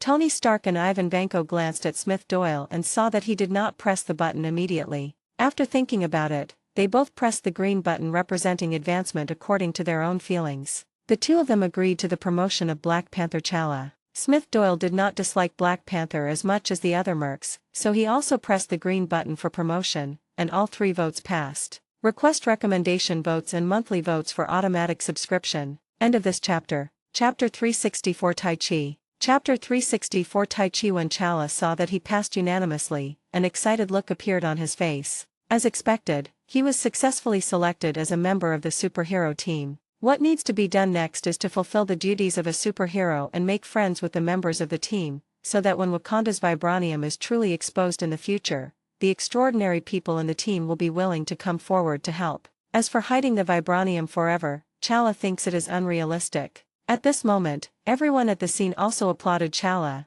and the applause from Shuri and the royal guards who came with him was particularly enthusiastic. The Black brothers in front of the TV were even more excited. They seemed to have seen the victory of their compatriots. The extraordinary people are no longer only white people, but also black people, especially joining this world-renowned superhero team. As the applause ended, Chala walked off the stage, and the host came on stage and said, "The 5th member of the 7 has been announced. It's our Wakanda prince, Black Panther Chala. Now we begin the selection process for the 6th member of the 7-member team. Please welcome Sushanki."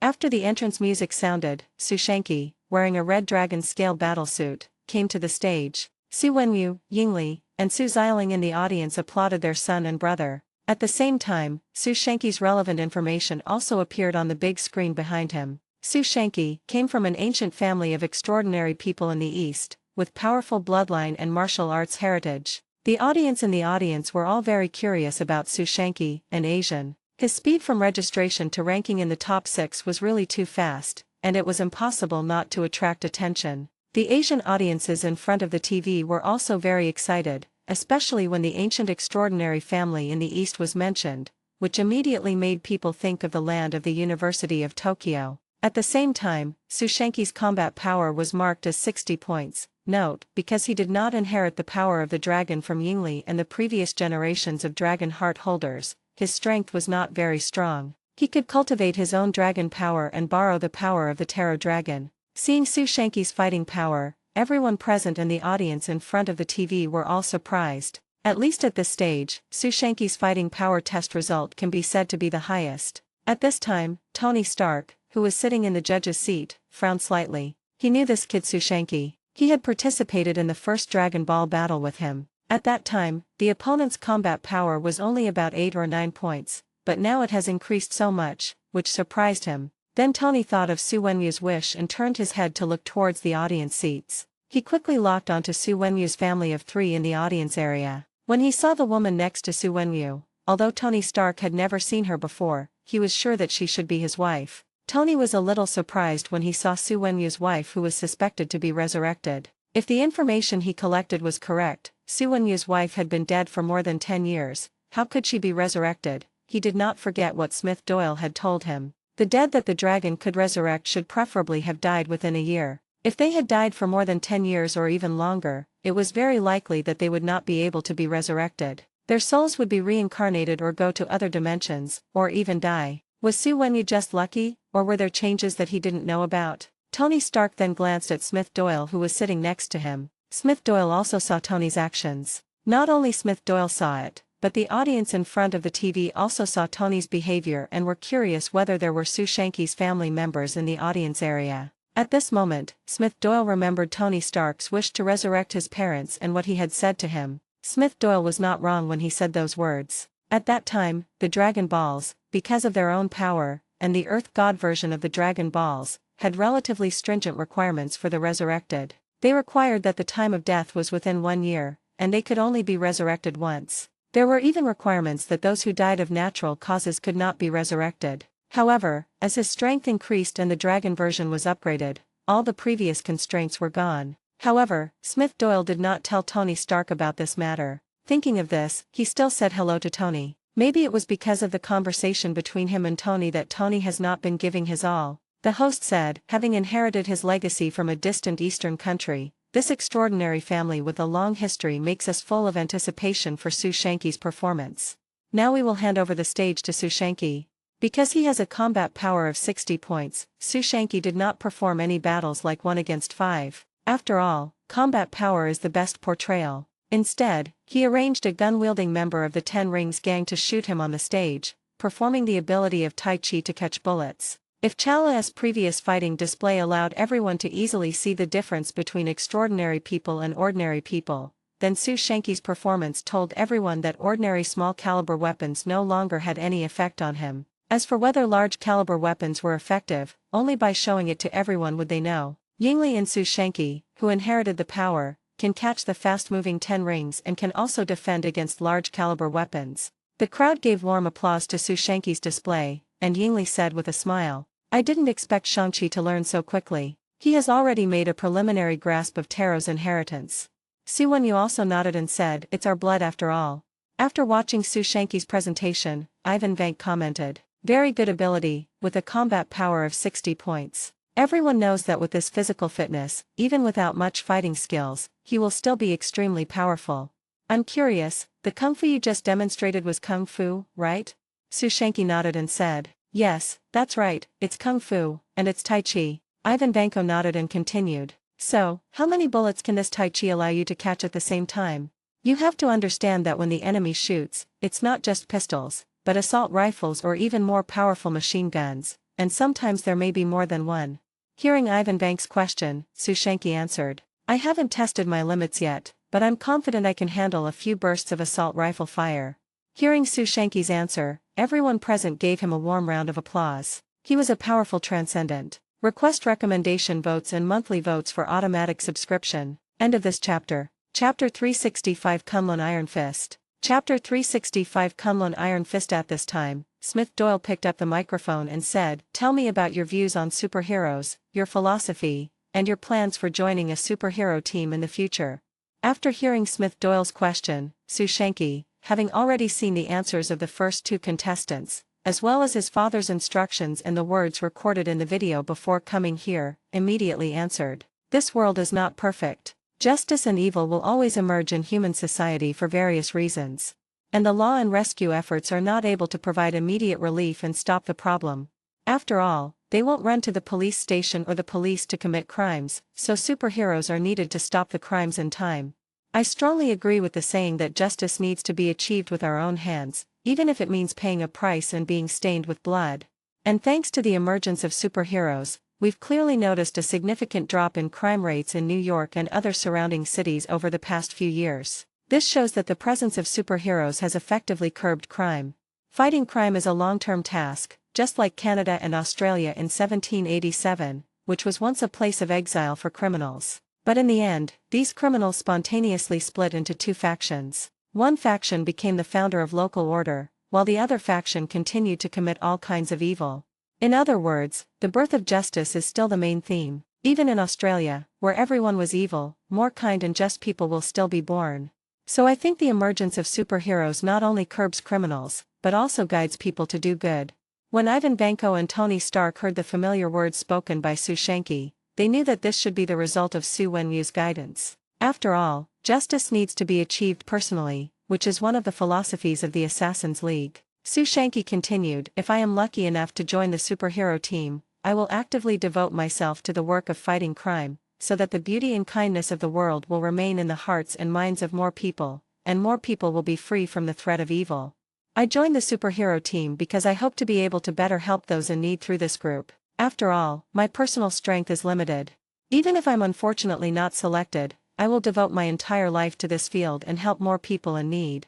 After hearing Su Wenyu express his ideas, everyone present and even the audience in front of the TV gave him warm applause. After hearing Su Shanky's speech, Smith Doyle did not ask the other party whether he had the concept of not killing. Su Shanky's previous words had already told him the answer. After all, not everyone is as stubborn as Daredevil. At this time, Tony Stark looked at Smith Doyle and Ivan Vanko and said, "I think the other contestant's introduction is also very good. Why don't we wait until the next contestant has finished presenting themselves before choosing between the two?" In fact, in the last round, Tony felt that the rule of directly deciding whether to stay or leave was problematic. What if the first candidate satisfied everyone and was decided, but the second candidate was even better? So I decided to make a decision after watching both contestants. Fortunately, Daredevil's performance in the first round was indeed poor, and his elimination did not have any impact. After hearing Tony Stark's proposal, Smith Doyle and Ivan Vanko nodded and accepted Tony's opinion. Smith Doyle said, "Su Shanky, your performance was good, but we have decided to first see the performances of the next contestants before deciding whether you two will advance." When Smith Doyle announced the result, Su Shanky was not discouraged. Instead, he expressed his gratitude. "Thank you, judges." Su Xiling, who was sitting in the audience, was a little depressed and started to complain. "This Tony is just nosy. If it weren't for him, my brother would have advanced directly. Dad, do you think he's deliberately taking revenge on you for defeating him in the competition?" Su Wenyu glanced at his daughter and began to educate her. "Shenyan, don't you think Tony Stark's proposal is fairer?" Su Wenyu and Yingli were not at all anxious about their son's pending result. They believed that Shang-Chi's performance would definitely meet the standards of Smith Doyle and other judges, and the three judges had already made a decision. Even if they were dissatisfied, there would be no result at all. They just had to wait patiently. The people present and the audience in front of the TV were a little surprised when they heard about the change in judging method, but they quickly accepted the result. After all, Tony Stark's proposal was fairer. If the result was decided by the first person, it would be unfair to the second contestant. As for Matt Daredevil in the last round, no one paid any attention to him. His ideas were not accepted by everyone, especially when ordinary people put themselves in the shoes of the victim. Of course, putting themselves in the shoes of the perpetrator was another matter. The host came to the stage with the microphone and said, "Iron Man made a very good suggestion, and this rule will be adopted in the next round. Now, please welcome the second contestant, Iron Fist, Danny Rand." Instead of his green and yellow combat uniform, Danny Rand took the stage in a suit. At this moment, an introduction about Danny Rand also appeared on the big screen behind him. Danny Rand, chairman of the Rand Corporation. Orphaned at a young age, he journeyed to the ancient eastern nation of Kunlun to learn martial arts, earning the title of the 66th Iron Fist. A powerful transcendent, his combat power is 66 points. The Iron Fist can gather energy, unleashing even greater power. Everyone was surprised when they saw the introduction about Danny Rand. Previously, Su Shanky was from the University of Tokyo and had an Asian face, and this Danny Rand was also from Kunlun of the University of Tokyo. However, he was not an Asian, but a Native American white man. Everyone was surprised that the University of Tokyo actually trained such a white person. You know, as far as everyone knows, Kung Fu is a very exclusive knowledge in the University of Tokyo. It is really surprising that it would be taught to a white person, and he even inherited the other party's name of Iron Fist. Looking at Danny Rand on stage, the host jokingly said, "As expected, the profession of superhero is very attractive to wealthy people. Our 3 judges are all wealthy, and now we have the chairman of the Rand Group. I believe everyone is also curious about why the chairman of a large group would join a superhero team. Now, we hand the stage over to Iron Fist, Danny Rand. Request recommendation votes and monthly votes for automatic subscription." End of this chapter. Chapter 366 Kunlun Kigong, The Power of the Dragon. Chapter 366 Kunlun Kigong, The Power of the Dragon. At this moment, the audience present also gave warm applause, but an idea came to everyone's mind, that is, it turns out that extraordinary people are not born with it, but can become it later. After all, as mentioned in the introduction just now, Danny Rand acquired this ability by learning martial arts from Kunlun. Immediately, the audience at the scene and even the people in front of the TV had an idea in their minds, which was to pack their bags and go to Kunlun to learn martial arts. At this moment, Agent Coulson's eyes became more serious. Kunlun of the Eastern University was the territory under the jurisdiction of the SHIELD and was not under the jurisdiction of SHIELD. But is it possible for Kunlun to cultivate extraordinary people in large quantities? It seems that after this selection is over, he will have a chat with this Danny Rand. Even Su Wenyu remembered his visit to Kunlun to seek Shou Lao's help in resurrecting his wife. He remembered that if he wanted to become the Iron Fist, he had to defeat Shou Lao to inherit the title. 66 points of combat power? Are you sure you won't be killed by Shou Lao's dragon tail? Danny Rand on the stage also noticed the change in the expressions of the audience. In fact, he did not reveal to the organizer that he was from Kunlun. In the uploaded video, he was only called Iron Fist and his identity. However, the organizers had investigated everything clearly, even making public the fact that he had become a disciple of Kunlun in his childhood. Although Danny Rand felt helpless about this result, he had no choice but to accept it. Danny Rand didn't bother with these things anymore and asked the staff to bring the props he had prepared, a huge rockery carved out of stone. Although it is a rockery, it is very hard and it is not easy for ordinary people to destroy it without using explosives or other means. Danny Rand was seen concentrating his energy on his fists turning golden under the influence of the energy. Drink. Boom. Danny Rand threw a punch, and the rockery in front of him exploded instantly, with debris splashing in all directions. However, Danny Rand did not stop. He swung punch after punch and instantly smashed the flying gravel into powder. Everyone present was amazed by Danny Rand's display, and some even asked in disbelief, "Is this Kung Fu?" At the same time, he was even more yearning for Kunlun, and Su Shanky in the backstage was also surprised that Kunlun's ability was so impressive. This invisible energy attack was not simple. Su Wenyu in the audience still didn't care. Knowing Shou Lao and Kunlun, and even knowing all the previous Iron Fists, he felt that there was nothing outstanding about Danny Rand's performance. At this moment, applause came like a tide. Su Wenyu did not think it was outstanding, but the audience present thought it was very powerful, especially the invisible energy that shattered the rockery and turned it into powder. In their opinion, such ability was very powerful. Su Wenyu thought about Yingli's mission, then said to his wife beside him, "Yingli, there is actually a dragon in Kunlun called Shou Lao."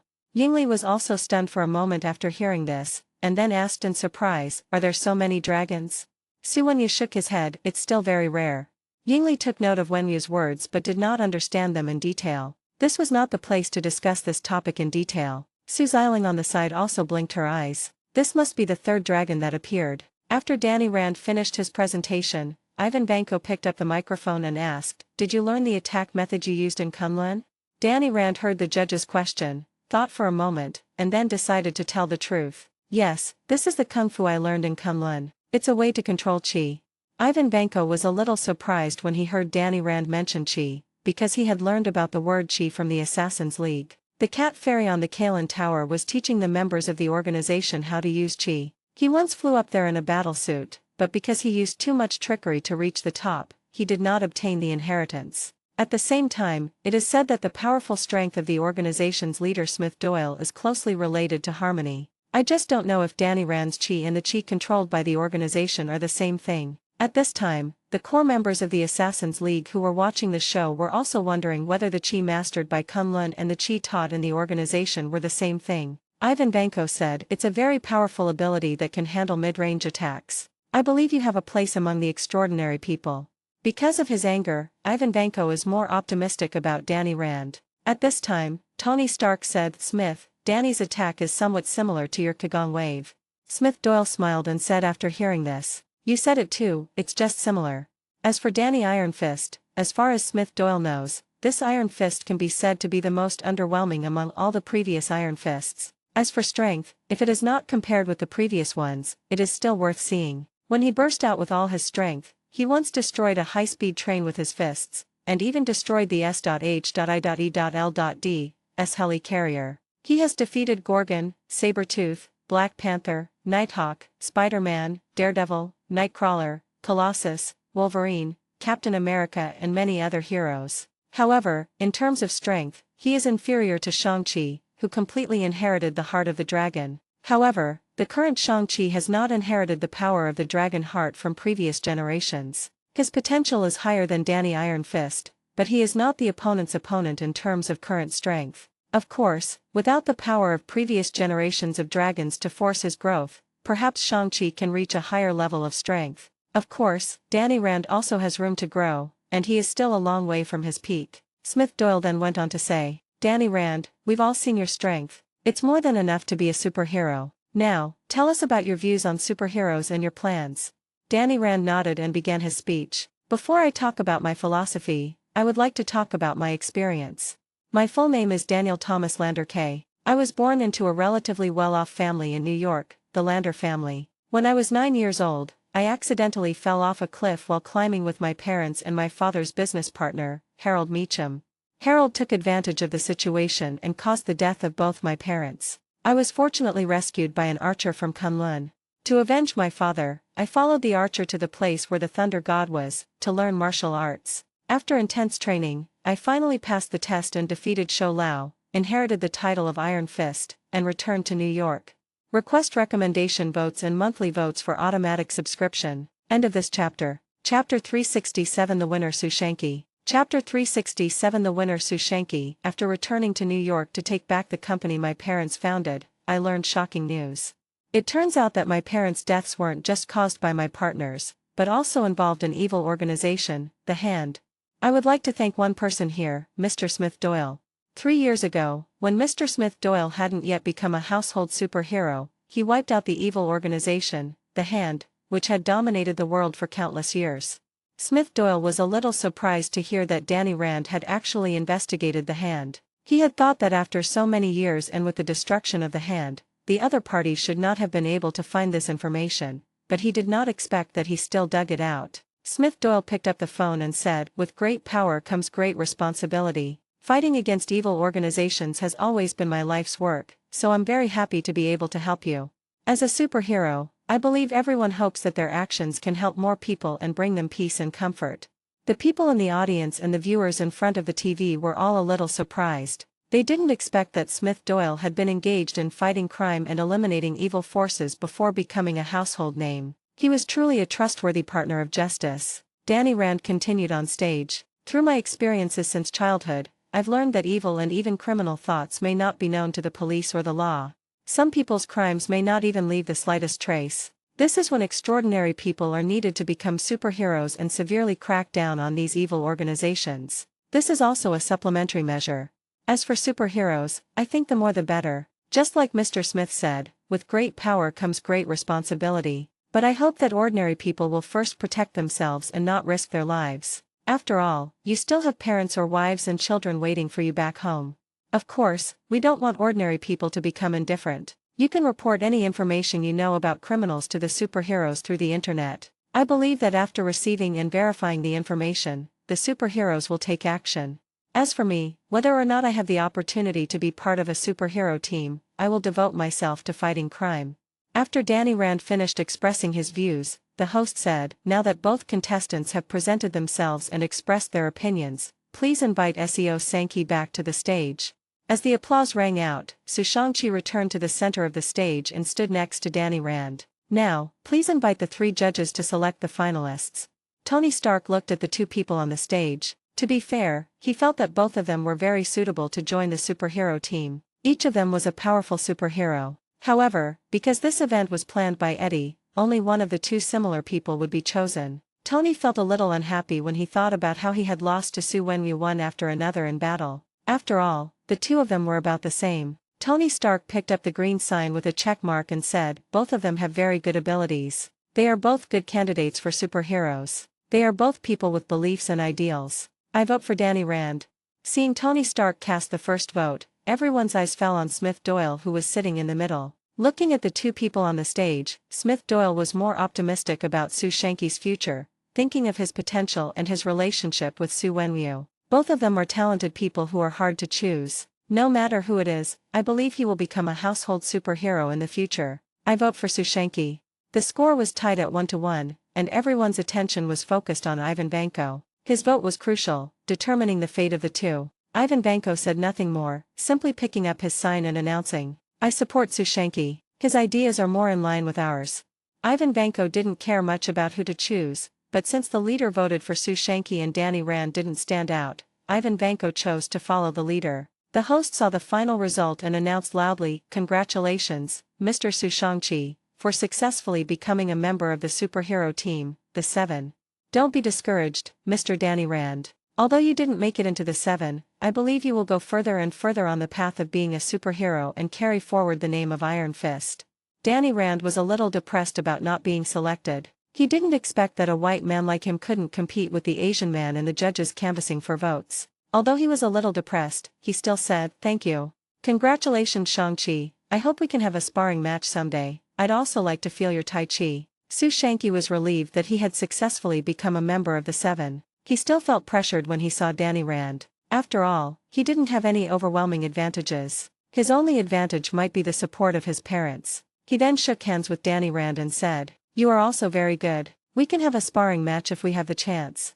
Su Wenwu's family in the audience smiled as they watched their son and brother successfully join the 7-member team. Su Wenwu was also thankful that he was a member of the League of Assassins and had visited Eddie Brock and Ivan Vanko before, otherwise it would be really dangerous for his son to go in. The main reason is that Su Shanqi is not strong enough and he is not a member of the Assassins League, otherwise he would have been in directly during the internal recommendation. However, he is very satisfied with the current result. Arrangements have been made for the children. As long as there are no problems in the organization, the next few days will be just the 2 of them, his wife and him. Thinking of this, the smile on Su Wenwu's face became even wider. As for Tony Stark, although he gave his vote to Danny Rand, he didn't care about his opponent's defeat in the election and still gave Su Shanqi a warm applause. As the results came out, the host announced, 6 of the 7 superheroes have been selected, and the next step will be the competition for the final one. The final spot will be chosen between Blazing Man and Ice Man. I wonder who will get it. Now, please welcome the Blazing Hero Chin Hanan. Following the host's announcement, Chin Hanan, who had been waiting backstage for a long time, walked up to the applause. Request recommendation votes and monthly votes for automatic subscription. End of this chapter. Chapter 368 Blazing Hero Chin Haran. Chapter 368 Blazing Hero Chin Haran. As Chin Haran took the stage, his information appeared on the background screen behind him. Chin Haran, a Hong Kong native, he awakened the ability to create fire many years ago. He initially used it to perform magic tricks on the streets, but his ability has since been enhanced, with a combat power of 62. Note: energy-related combat power tests show a relative increase. Chin Haran walked onto the stage and was extremely excited when he saw the applause from the audience. As a person who awakened the ability to create fire a long time ago, before the combat power detector came out, he was restricted by SHIELD and was not allowed to show his ability to the outside world. At the same time, because of his weak ability at the beginning, he was not taken seriously. When he saw a superhero on TV for the first time, he was very envious and hoped that one day he could be like that. Today, with the help of SHIELD, his abilities have been significantly enhanced, and he has become a powerful superhuman, especially his ability to create fire, which makes him more powerful than ordinary superhumans with enhanced physical bodies. At the same time, he no longer needs to hide himself. If he could successfully join the 7-member team this time, he would become a superhero and be admired and appreciated by countless people. At this time, Agent Coulson in the audience was looking at Shinharan in front of him. Compared to this guy, he hoped that Jill from the academic school could join them. However, either of them would be theirs, so it seemed that there would be no surprises in this mission. The audience in the audience and in front of the TV were also very curious about Shinharan. The ability to control fire was much cooler than the extraordinary people created by the super soldier serum. As the applause stopped, the host jokingly said, "Compared to other transcendents, the two contestants in this group are different from the average strength-type transcendents. The damage caused by fire is more direct and terrifying." At the same time, Mr. Shinharan's existence also tells us about the diversity of extraordinary people's abilities. I believe everyone is also curious about how the ability to create fire would perform in actual combat. Now, we will hand the stage over to the blazing hero, Shinharan. As the host left the stage, Shinharan did not hide his strength and immediately demonstrated his abilities with all his might. At this moment, the staff erected several wooden stakes on the stage as targets. Shinharan opened his hands and immediately a blazing flame appeared. The flame was half a meter high and was spinning in his palms like a tornado. The flame in Shinharan's hands moved easily in both hands, and then Shinharan threw it towards a wooden stake. The speed of the flame was very fast and it hit the wooden stake in an instant. Boom! The flames hit the wooden pile and exploded directly, and the entire wooden pile was carbonized instantly under the high temperature. Wow!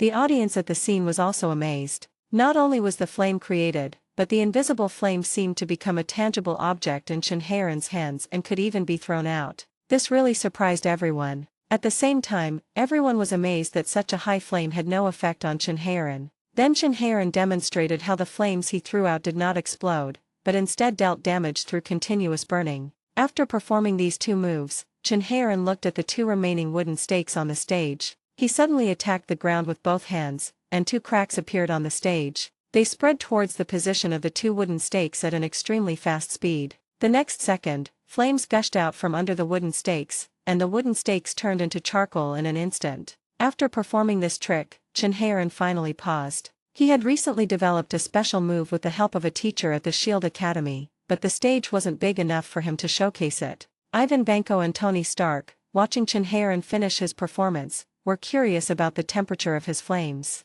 Carbonizing wood to 400 degrees was enough, but instant carbonization was clearly more than that. If the temperature of the flame created by Shinharan is high enough to melt steel, then it will pose a considerable threat to their battle suits. Unless the battle suits are made of adamantium and vibranium, different gold-titanium alloys can also be melted. Ivan Vanko thought for a moment and then said, "Shinharan, that's the right name, right?" Shinharan had a smile on his face and said, "Yes, that's right." Ivan Vanko nodded and continued, "An extremely powerful ability. Your control over fire demonstrates strong combat capabilities. If necessary, it can even cause extremely horrific damage. As mentioned in the introduction, your abilities weren't very strong at first, but they were enhanced later on. What's the current temperature of the flame you can create?" After hearing Ivan Vank's question, Shinharan thought for a moment and then said, "Yes, my ability to create fire wasn't very strong at the beginning. At first, I could only perform magic tricks or light a cigarette. But now its capabilities have been significantly improved. Conventional attack flames can reach 1000 degrees Celsius, and when necessary, they can be compressed and boosted to a high temperature of 1600 degrees Celsius. Ivan Vanko was also surprised to hear that the maximum temperature could reach 1600 degrees Celsius. This temperature can already melt steel, and it would be even easier for metals like gold-titanium alloy, which reaches a melting point at more than 1000 degrees Celsius. Tony Stark picked up the microphone and said, "It's a very good ability, different from other extraordinary people's abilities. It can be said to be eye-catching. I believe that with your ability, you can already cosplay as a fire magician." Then Smith Doyle said, "Shinharan, your abilities have great potential. If the temperature of the flames you create can continue to increase, I believe you will achieve even more outstanding performances." In fact, Smith Doyle is quite optimistic about Shinharan. The intensity of the flames he creates is related to his own energy. He has improved significantly after being injected with the secondary super soldier serum. If he can find a way to improve his body again, whether it is the heart-shaped grass or the complete super soldier serum, or mastering the chi through exercise, the corresponding flame ability will also be significantly improved. If the Hulk serum is injected, he even suspects that the other party will become a flame Hulk. As for what heights Shinharan can eventually reach, the Human Torch and Pyro in the X-Men are both directions of Shinharan's development. In the original novel, Chinharan was a pity. He did not grow up, and his fire-resistant serum was extracted by Flowery Skirt, and then he was killed. It can be said that he was a creature punished by heaven. Request recommendation votes and monthly votes for automatic subscription. End of this chapter. Chapter 369, Frozen Man Donegal. Chapter 369, Frozen Man, Donnie Gill. Smith Doyle continued, we have seen your abilities. I believe that as an energy-based transcendent, you are strong enough to become a superhero. Now tell us about your views on superheroes, your plans for the future, and what you would do if you joined a superhero team. Hearing that it had entered the second stage, Chinharan said, 3 years ago, when I first saw the superheroes Iron Man and God on TV, I was very excited. At that time, I had already awakened my ability to create fire, but it was still very weak. When I saw you two on TV, I had a thought in my mind, I hope to become a superhero one day. As I continued to hone my abilities and my strength grew, I gave myself the nickname, Blazing Man. I hope I can become a superhero like the 3 predecessors and help more people in need. I come from an ordinary family in Hong Kong. My financial situation is very ordinary. I don't have the ability to build strong logistical capabilities or the intelligence capabilities to know where rescue is needed in the first place. So the existence of the team enables me to better exert my strength and help more people. I really hope to join the superhero team of 7. If I join, I will use my abilities well and rescue more people with the cooperation of the team. As Mr. Smith said before, with great power comes great responsibility. I hope to be able to help more people. As Chinharan finished his speech, the audience gave warm applause. Coulson applauded Chinharan's speech. In his eyes, Chinharan was a simple person who was willing to dedicate himself to the cause of superheroes, but he was not optimistic about letting him do lurking and intelligence gathering. Smith Doyle picked up the phone and said, we all know your philosophy. No matter what the final outcome is, I hope you can stand firm in your beliefs and become a superhero who punishes evil and promotes good. Chinharan nodded and then walked off the stage. At this time, the host came up and said, Mr. Chinharan has demonstrated his ability and conviction, and I believe there will be a good outcome in the end. Now, please welcome the final contestant to the stage, Iceman Donnie Gill. As the background music sounded, Donnie Gill also walked onto the stage, and his information appeared on the screen behind him. Donnie Gill, a student at the Imperial University, he awakened the ability to freeze by chance, with a combat power of 60 points. The host said, like the previous contestant, Mr. Donnie Gill is also an energy-type transcendent, but unlike the fireman, this one is an Iceman. Compared to the scorching fireman, I believe the appearance of the Iceman in the hot summer will definitely bring a different feeling to my companions. At this time, the host came over with a can of Coke and said, Mr. Gill, can you help me? Jill touched the cola can lightly with her fingers, and instantly frost covered the entire can. The host took the Coke, opened the ring, tasted it, and sighed, what a handy ability. Now, please allow Donnie Gill to demonstrate his powerful supernatural powers to us. With the host's exit, Donnie Gill was the only one left on the stage. Staff soon arrived with a few carts, leaving a few items behind before leaving. Donnie Gill said, my ability has only recently awakened, so it's not yet fully developed. I'll just give you a brief demonstration. In front of Donnie Gill was a huge bucket filled with liquid. The moment he walked forward to touch it, the bucket as tall as a person instantly turned into an ice bucket. Donnie Gill kicked it over with one foot, and the ice shattered and fell out of the bucket. Donnie Gill then demonstrated his freezing abilities, including being able to instantly freeze animals and objects. Donnie Gill even demonstrated it, freezing the entire stage in just a few seconds, making the audience feel the cold instantly. Donnie Gill felt that his ability to freeze objects did not seem outstanding, and then he thought of Chinharan's ability to create fire. The next second, the water molecules in the air condensed under Donnie Gill's ability, and ice cones appeared in the air instantly. These ice cones instantly smashed towards the objects displayed before. Pa, pa, pa. The ice cone hit the object, making a loud noise. After doing all this, Donnie Gill panted and said, this is my first attempt, I hope I didn't disappoint you. At this moment, the people in the audience immediately gave warm applause to Donnie Gill's performance. Although Donnie Gill's attack display was not as obvious as Chinharan's flames, the people present were not idiots and immediately saw the opponent's strength and potential. Especially the pig used as a prop, which turned into an ice sculpture and died on the spot the moment Donnie Gill touched it. Such attack power is not weak at all. Later, it even showed the ability to freeze the stage. No one knows what its maximum freezing range is. If rivers or even the sea could be frozen, it would be unimaginable horror. As for the ice cone created out of thin air at the end, it made everyone present's eyes light up, even Coulson was surprised. After all, Donnie Gill did not show the corresponding ability when he was in the SHIELD Academy. The most important thing is that Coulson knew that Donnie Gill had not yet been injected with the secondary super soldier serum used by Chinharan. If he was injected with that thing, Donnie Gill's ability would be even more terrifying. At this time Tony Stark said, "We feel like we're in an ice cellar right now. It looks like Chinharan will need to thaw the frozen stage later. Let's get back to the topic. Donnie Gill, right? You're still a college student. This surprises me. I can say that you're the youngest among all the contestants. You should finish your studies in school before even thinking about becoming a superhero. However, in terms of extraordinary abilities, you are fully qualified, and everyone can see that you still have considerable room for improvement. And with your abilities, I've come up with a few good ideas. If you have the same ability as that blazing man just now, and are immune to freezing, you could create ice armor for yourself for defense, or temporarily create an ice wall to attack from below, or even freeze the enemy to trap them.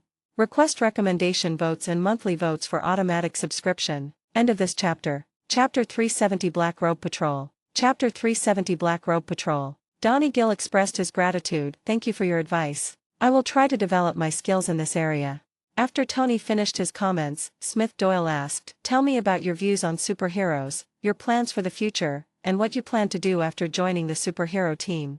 When this question was asked again, Donnie Gill, who had already rehearsed his ideas countless times in the backstage, began to talk about his own ideas. With the examples of his predecessors, Donnie Gill did not say anything out of the ordinary, and of course there was nothing particularly eye-catching. Donnie Gill quickly finished explaining his ideas and plans for the future. Smith Doyle looked at Donnie Gill, who had finished his speech, and began to think about the situation of Chinharan and Donnie Gill. You know, after seeing the list, he went to SHIELD and used his authority to investigate the intelligence of the two. The result was that the information was consistent with the information obtained by Eddie Brock, and the file was created recently. When seeing this information, people who don't know the situation would think that SHIELD has just started collecting information on the two people, but Smith Doyle knows very well that one of them was monitored by SHIELD when he just awakened the ability to create fire, and the other was a student at the SHIELD Academy. So Smith Doyle knew very well that both of them were sent by SHIELD, and Chinharan's enhanced ability was probably caused by SHIELD using some unknown serum, but Donnie Gill's awakening was much earlier. But thinking of the two of them, both of them are characters that are easily fooled. In the original novel, Chinharan was deceived by the girl in the flowery skirt who pursued supernatural powers, and the fire-resistant cells in his body were extracted. Although he finally retaliated against the experimenters, he eventually died under the flames he created. It can be said that he was a simple-minded person who pursued the goal of becoming a superhero. Donnie Gill's situation is similar to Chinharan's. He is also a student with a simple mind. He was fooled by Hydra agents in SHIELD and was finally frozen and sank into the sea and died. It can be said that both of them are easily fooled. Instead of being fooled by others, it is better to believe in the philosophy of the Assassin's League. However, comparing the two, Smith Doyle decided to choose Chinharan. After all, whether in the original or now, the other party is more like a superhero. As for Donnie Gill, Smith Doyle believes that SHIELD will need him to restore order in the future, and the extraordinary people among his products will eventually become his subordinates, so just send him back to the SHIELD Academy to continue his studies. At this time, the host walked onto the stage and said, "We all know Mr. Donnie Gill's philosophy. He is also a teenager who aspires to become a superhero. Now, please invite Mr. Chinharan back to the stage to await the judge's final decision." Following the audience's applause, Chinharan walked onto the stage. Smith Doyle glanced at Tony and Ivan Vanko and said, "The last person is about to be chosen, let's start the decision." At this time, Tony Stark picked up the microphone and said, "Donnie Gill, I understand your philosophy, but my advice is still that you finish your studies first and then decide whether to become a superhero after you graduate. Let us adults save the world. I believe the future will be yours, but let us shoulder the heavy burden and move forward first. This time, I vote for Chinharan." Smith Doyle was a little surprised to hear Tony's choice, but then he thought it was very reasonable. For the future Spider-Man, Tony also hoped that he would enjoy the present and complete his studies first. However, Peter Parker was not an obedient boy. He worked hard to become a qualified street hero and finally got Tony's recognition. Smith Doyle also spoke at this time. "My advice is the same as Tony's. Finish your studies first. I believe you'll still be able to become a powerful superhero after graduation. It's a good time to develop your abilities during this time. I vote for Chinharan. Ivan Banks saw that both of them voted for Chinharan, and his vote was no longer important. He then said with a smile, Danny Gill, I support you. I vote for you. I believe you can balance your studies and career. Even though you can't join a superhero team, you can still become a superhero. Danny Gill quickly thank you, Mr. Ivan Banko. As the results came out, the host excitedly announced, the result of the last member of the 7-member team is out. Let us congratulate Mr. Chinharan for becoming the last member of the 7-member superhero team. Applause to him. As soon as the host finished speaking, there was immediate applause from the audience. Coulson, who was sitting in the audience, also readily accepted the result. Although it was not their ideal Danny Gill, Chinharan was also their man, and this result was considered a perfect completion of the task assigned by the director. Looking at Smith Doyle sitting on the judge's bench, Coulson remembered a result of a recent investigation, that is, the Assassin's League bought an island in the Pacific 3 years ago. At first, this matter did not attract his attention, but when the flight records were inserted, before this Skyfall time, several planes from the Assassin's League headquarters flew to various parts of the world, as if they picked up someone and flew to this island. Not long after the Sky Curtain incident, these planes flew to various parts of the world and eventually returned to the headquarters of the Assassin's League. With this clue, Coulson found out that the same situation occurred after the first Sky Curtain incident. As for why this information was found, it was because the Airbuses modified by the Assassin's League, although they increased their flight speed and cruising range, did not have the ability to be completely invisible, so aviation registration applications for the flights were indispensable, which naturally left corresponding clues. Coulson decided to report this matter to the director, and it would be up to the director to decide whether to go to the island to investigate. As the applause died down, the host announced, Now, please invite all members of the 7-member group to the stage. At this moment, Alexei, Selena, Michael, and Wesley, who had watched the entire team selection, also came to the stage, including Black Panther Chala and Su Shang-chi who advanced earlier. The 7 people came to the stage and stood in a row. It was the first time that all 7 members of the group appeared together. At this time, Eddie Brock also came to the stage and said, I declare the official formation of the Superhero 7. We will name this group the Boys. Request recommendation votes and monthly votes for automatic subscription. End of this chapter. Chapter 371 Sir, please put down your spear. Chapter 371 Sir, please put down your spear. At the same time as the Boys were established, SHIELD was also not idle. Nick Fury watched the final result on live TV and came to S.H.I.E.L.D. a separate laboratory research base for the Cosmic Cube that night. With the increasing power of extraordinary people, the demand for energy weapons is becoming more and more serious. After all, ordinary weapons have little effect against these extraordinary people. After watching the selection on site, Agent Coulson immediately arrived at the research base of the Cosmic Cube after receiving the news. Coulson was holding the documents for the report in his hand and wearing sunglasses as he watched Commander Hill and Director Nick Fury walk down from the helicopter. At this time, Nick Fury walked up to Coulson and said, It seems like you never get a moment's rest. I saw you on live TV during the day. How bad are things here? Coulson also lamented the turbulent times. Before one problem was resolved, a new one arose. He immediately took off his sunglasses and replied, Sir, the worst thing is, we don't know the situation. Without getting an answer, Nick Fury could only go to the scene to take a look at the situation. Nick Fury and the other 2 took the elevator to the underground laboratory base. Coulson reported, Dr. Selvig detected a burst of energy released from the Cosmic Cube 4 hours ago. The Space Agency has not authorized Selvig to conduct the test. Nick Fury wondered, he didn't get tested? Coulson replied, Yes, he did not conduct the test. He was not at the experimental site at the time. Energy is naturally triggered. Agent Hill behind him asked doubtfully, Did it just activate on its own? Nick Fury asked, What level has the energy reached now? Coulson replied gratefully, The energy is still rising. After confirming that Dr. Selvig cannot shut it down, we can only order a full evacuation. Nick Fury walked towards the laboratory and asked, How long will it take for everyone to evacuate? Coulson replied, It will be cleared in half an hour. Hold on tight. After receiving the order, Coulson no longer followed Nick Fury. At the same time, the situation was not suitable for reporting on the situation of Skycamp and the League of Assassins, as he had originally planned to do during the day. He immediately turned around and arranged the staff to speed up the evacuation. The underground research laboratory of the entire Cosmic Cube was enormous. Nick Fury was still walking down when Hill behind him spoke. Sir, perhaps evacuation is useless. Nick Fury asked back, should we let everyone go back to bed then? Hill explained, if we can't control the energy of the cosmic cube, I think hiding anywhere is useless. The energy of the cosmic cube is simply too enormous.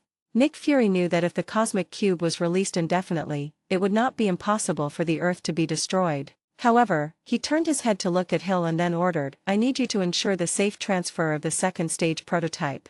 Hill wondered, Sir, now is not the time to prioritize these things, right? At this time, Nick Fury stopped, looked at Hill and said seriously, unless the world ends, we have to go on with our lives.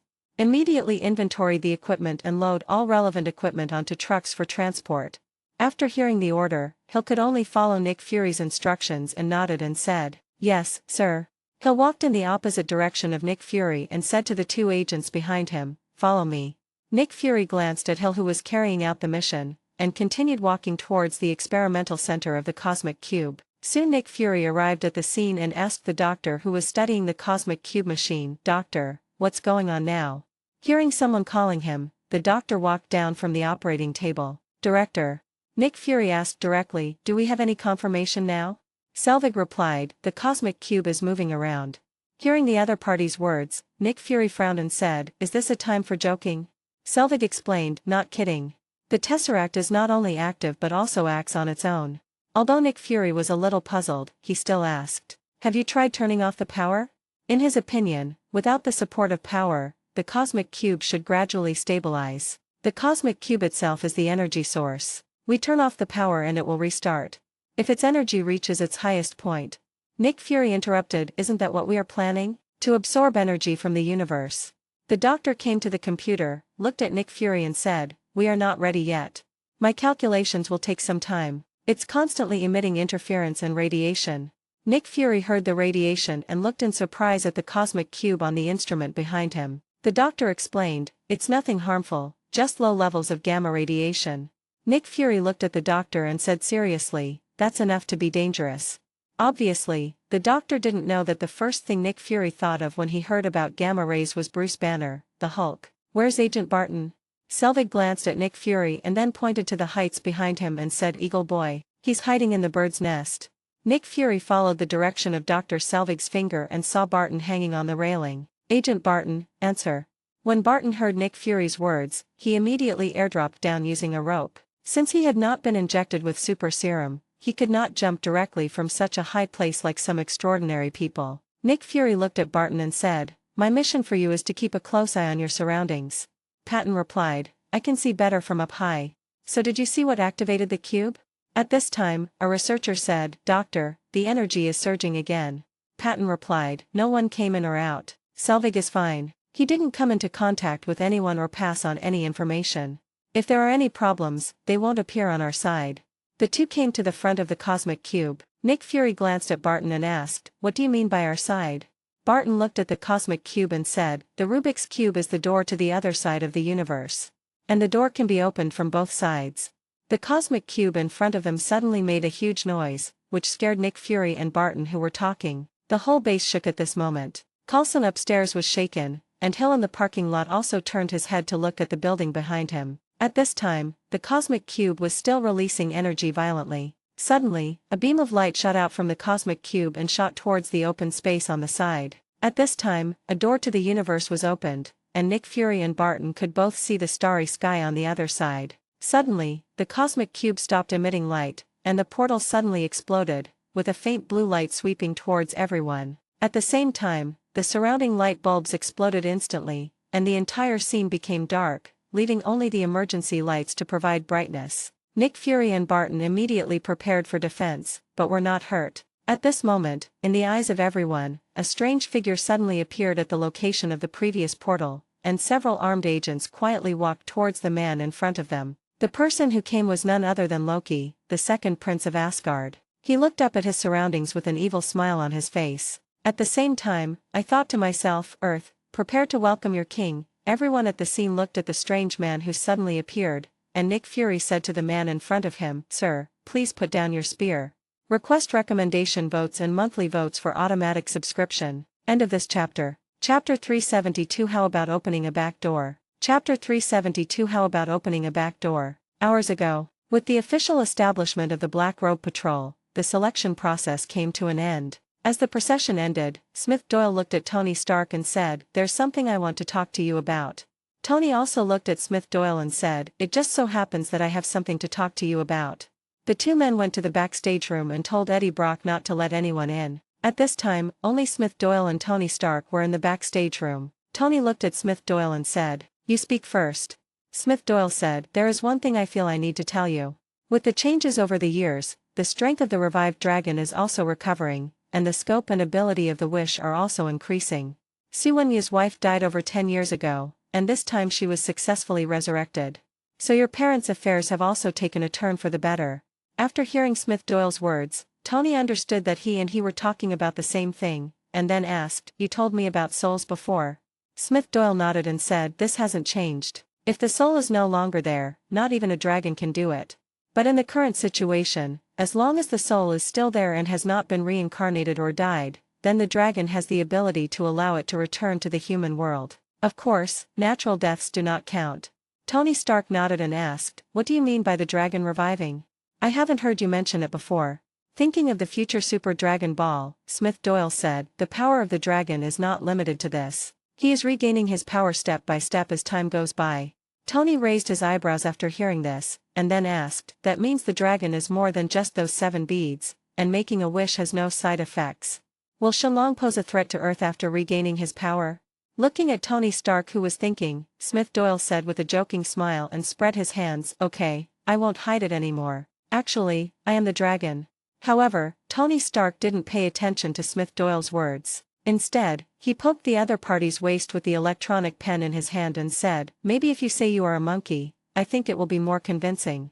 But tell me, you have a fetish for foreign objects now, wearing a decorative tail around your waist."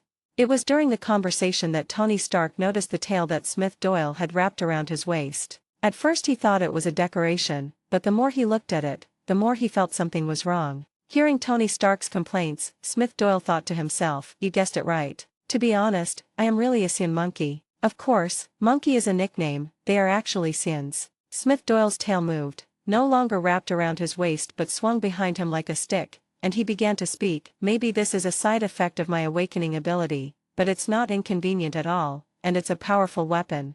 Tony Stark didn't understand what Smith Doyle was talking about. He just took a look and said, "You really have regressed to become a monkey. Some babies are born with tails, but yours is rare."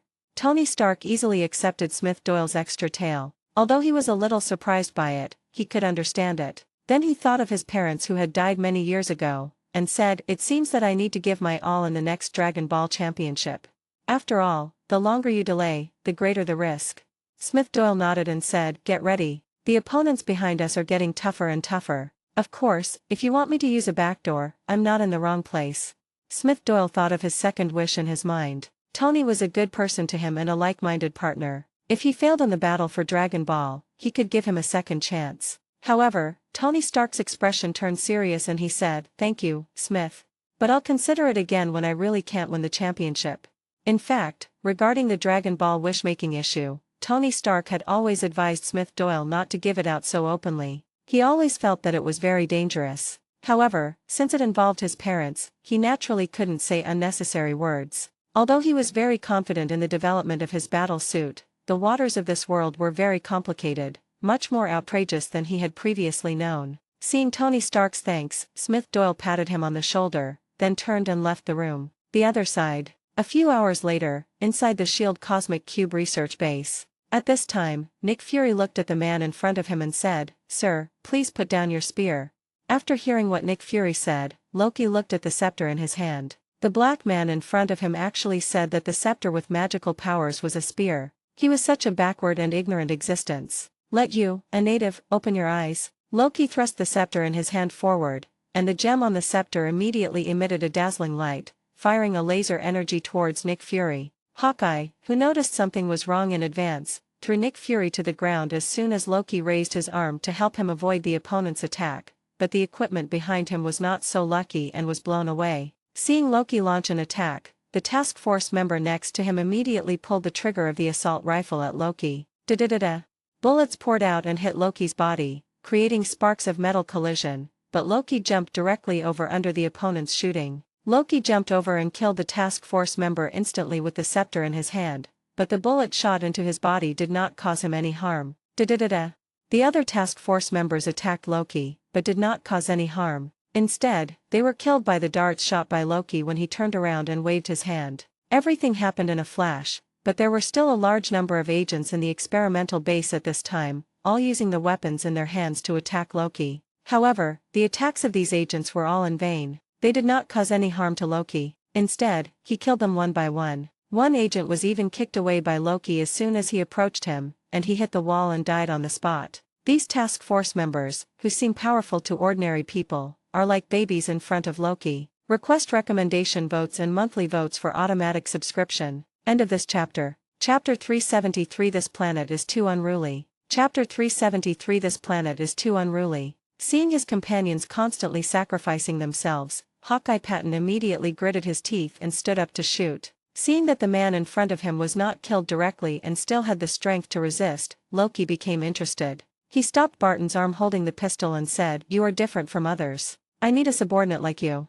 Loki grabbed Patton's arm with one hand and pointed at Patton's heart with the scepter with the other hand. The mind gem on the scepter emitted a ray of light, and the next second Hawkeye Patton was controlled by Loki. Nick Fury looked at Loki in surprise as he put the pistol back into the holster and carefully reached towards the Tesseract. At this time, Loki relied on the mind scepter in his hand to control several people present in succession. At this time, Nick Fury had already dismantled the cosmic cube and placed it in a box. Just as he was quietly evacuating, Loki's voice rang out. "Put the box down, I really need it." Nick Fury turned around cautiously and said, "There's no need to be so nervous." Loki said, "Of course it's necessary. I came all the way here just for this." At this time, Nick Fury turned around completely when he heard this. He knew that the situation was difficult to solve. Loki then introduced himself. "I am Loki, from the realm of the gods. I shoulder a great mission that you cannot understand." At this time, Dr. Eric Shavig heard a familiar name and said in surprise, "Loki, you are Thor's brother." Nick Fury also spoke, "We have no grudge against you." Loki's gaze left the doctor, looked at Nick Fury and said, "There's no grudge between ants and your shoes." Nick Fury thought of his powerful superhuman agents and the Avengers, and said seriously, "So you want to crush us to death?"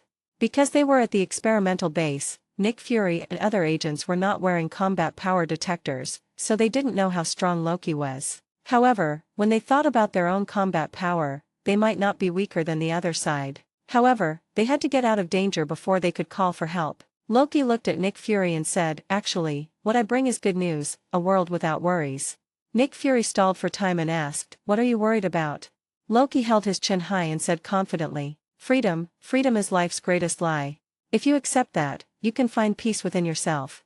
As he spoke, Loki used the mind scepter to control Dr. Eric Shavig. Seeing Loki's actions, Nick Fury said, "Your peace reminds me of its antonym." At this time, Hawkeye Barton walked to Loki's side and said, "Boss, Commander Fury is stalling for time. This place is about to explode and we will be buried under the rocks." Barton said to Loki, "Sir, this place is about to collapse. We need to evacuate."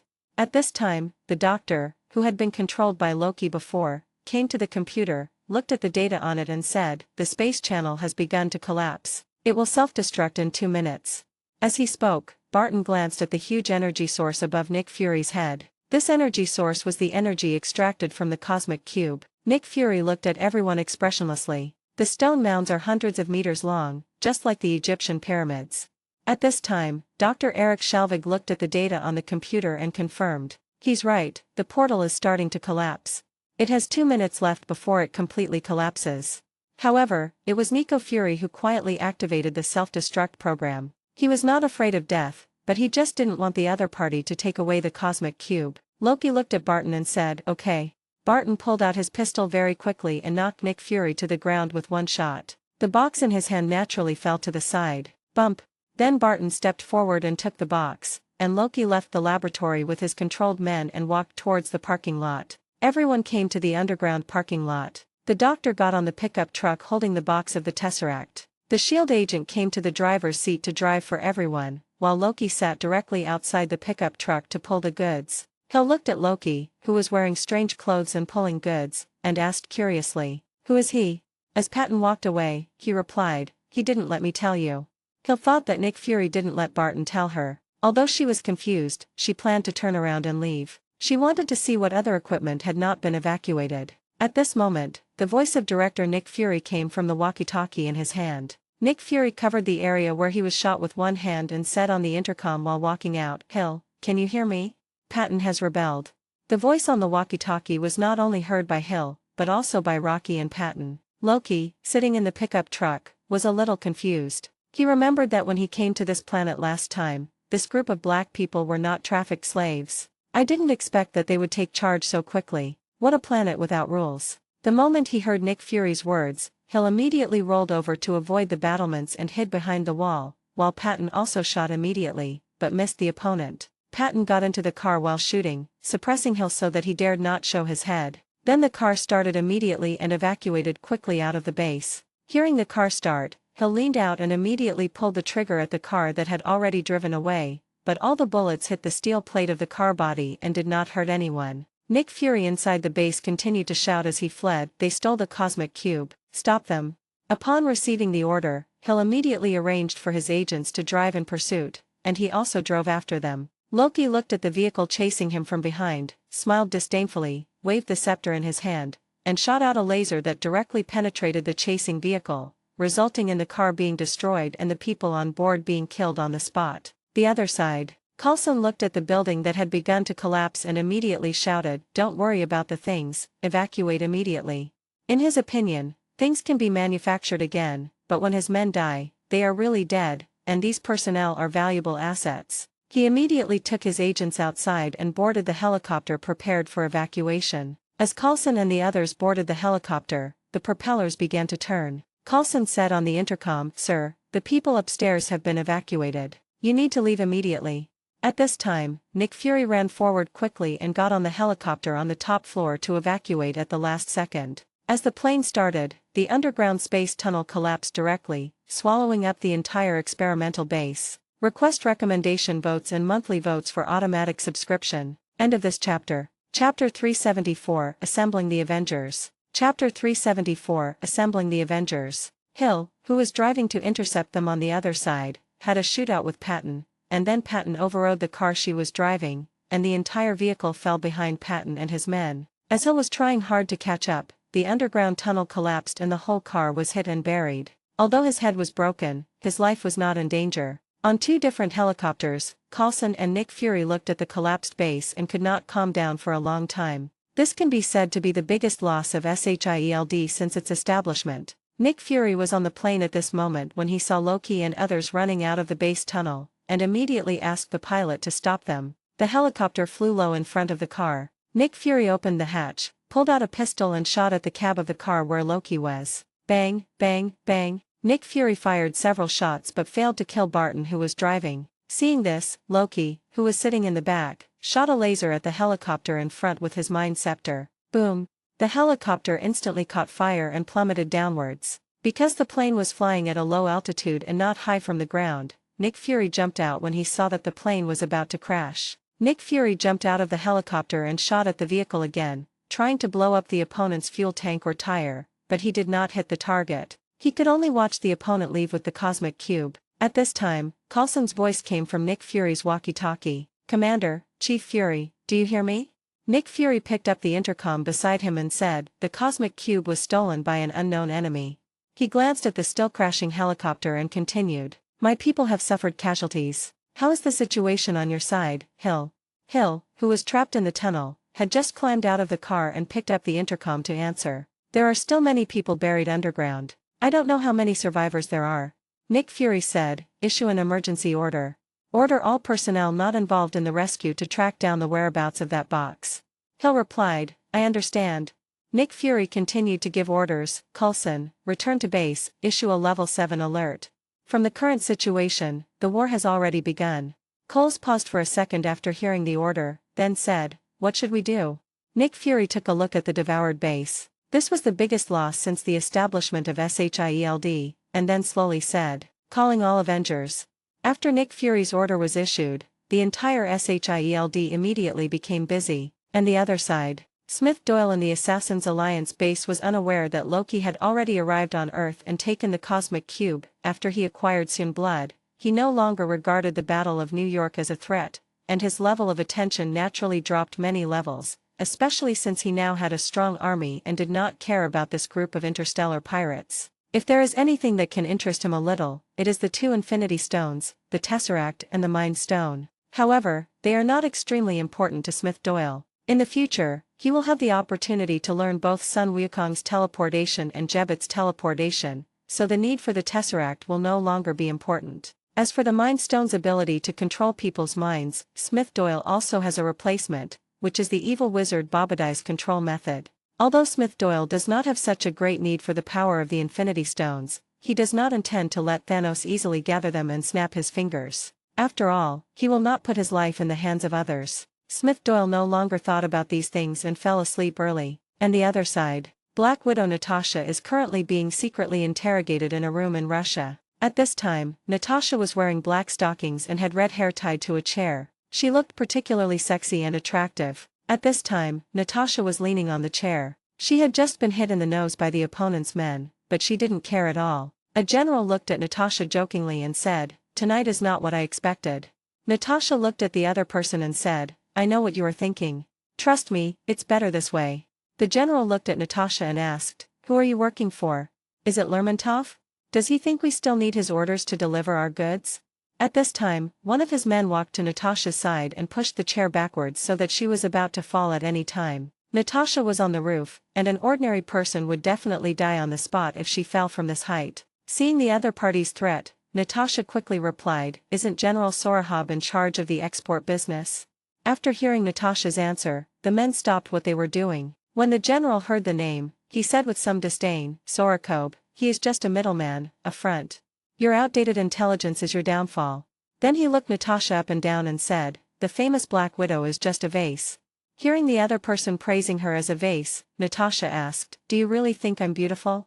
The general didn't look at Natasha, but turned and walked towards the rack where the executioners were, saying as he walked, "Tell Lermontov that he won't be bothered. Tell him he's out. You might need to write it down and tell him, though." At this time, the general picked up a pair of pliers from the torture instruments, and his subordinates walked over and pinched Natasha's mouth open very skillfully. It seemed that this was not the first time they had used this kind of torture. At this critical moment, the general's other subordinate's cell phone suddenly rang at a very inopportune time. When I saw my phone ringing, I thought it was some important message, so I answered it immediately. After listening to the content of the phone call, the subordinate looked at the general and said, "Looking for her."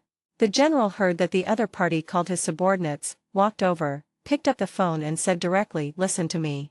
However, before the general could finish his words, Carlson on the other end of the line spoke directly, "You are on the third floor of 114 Sarensky Square. There is an F-22 fighter jet 8 kilometers away from you.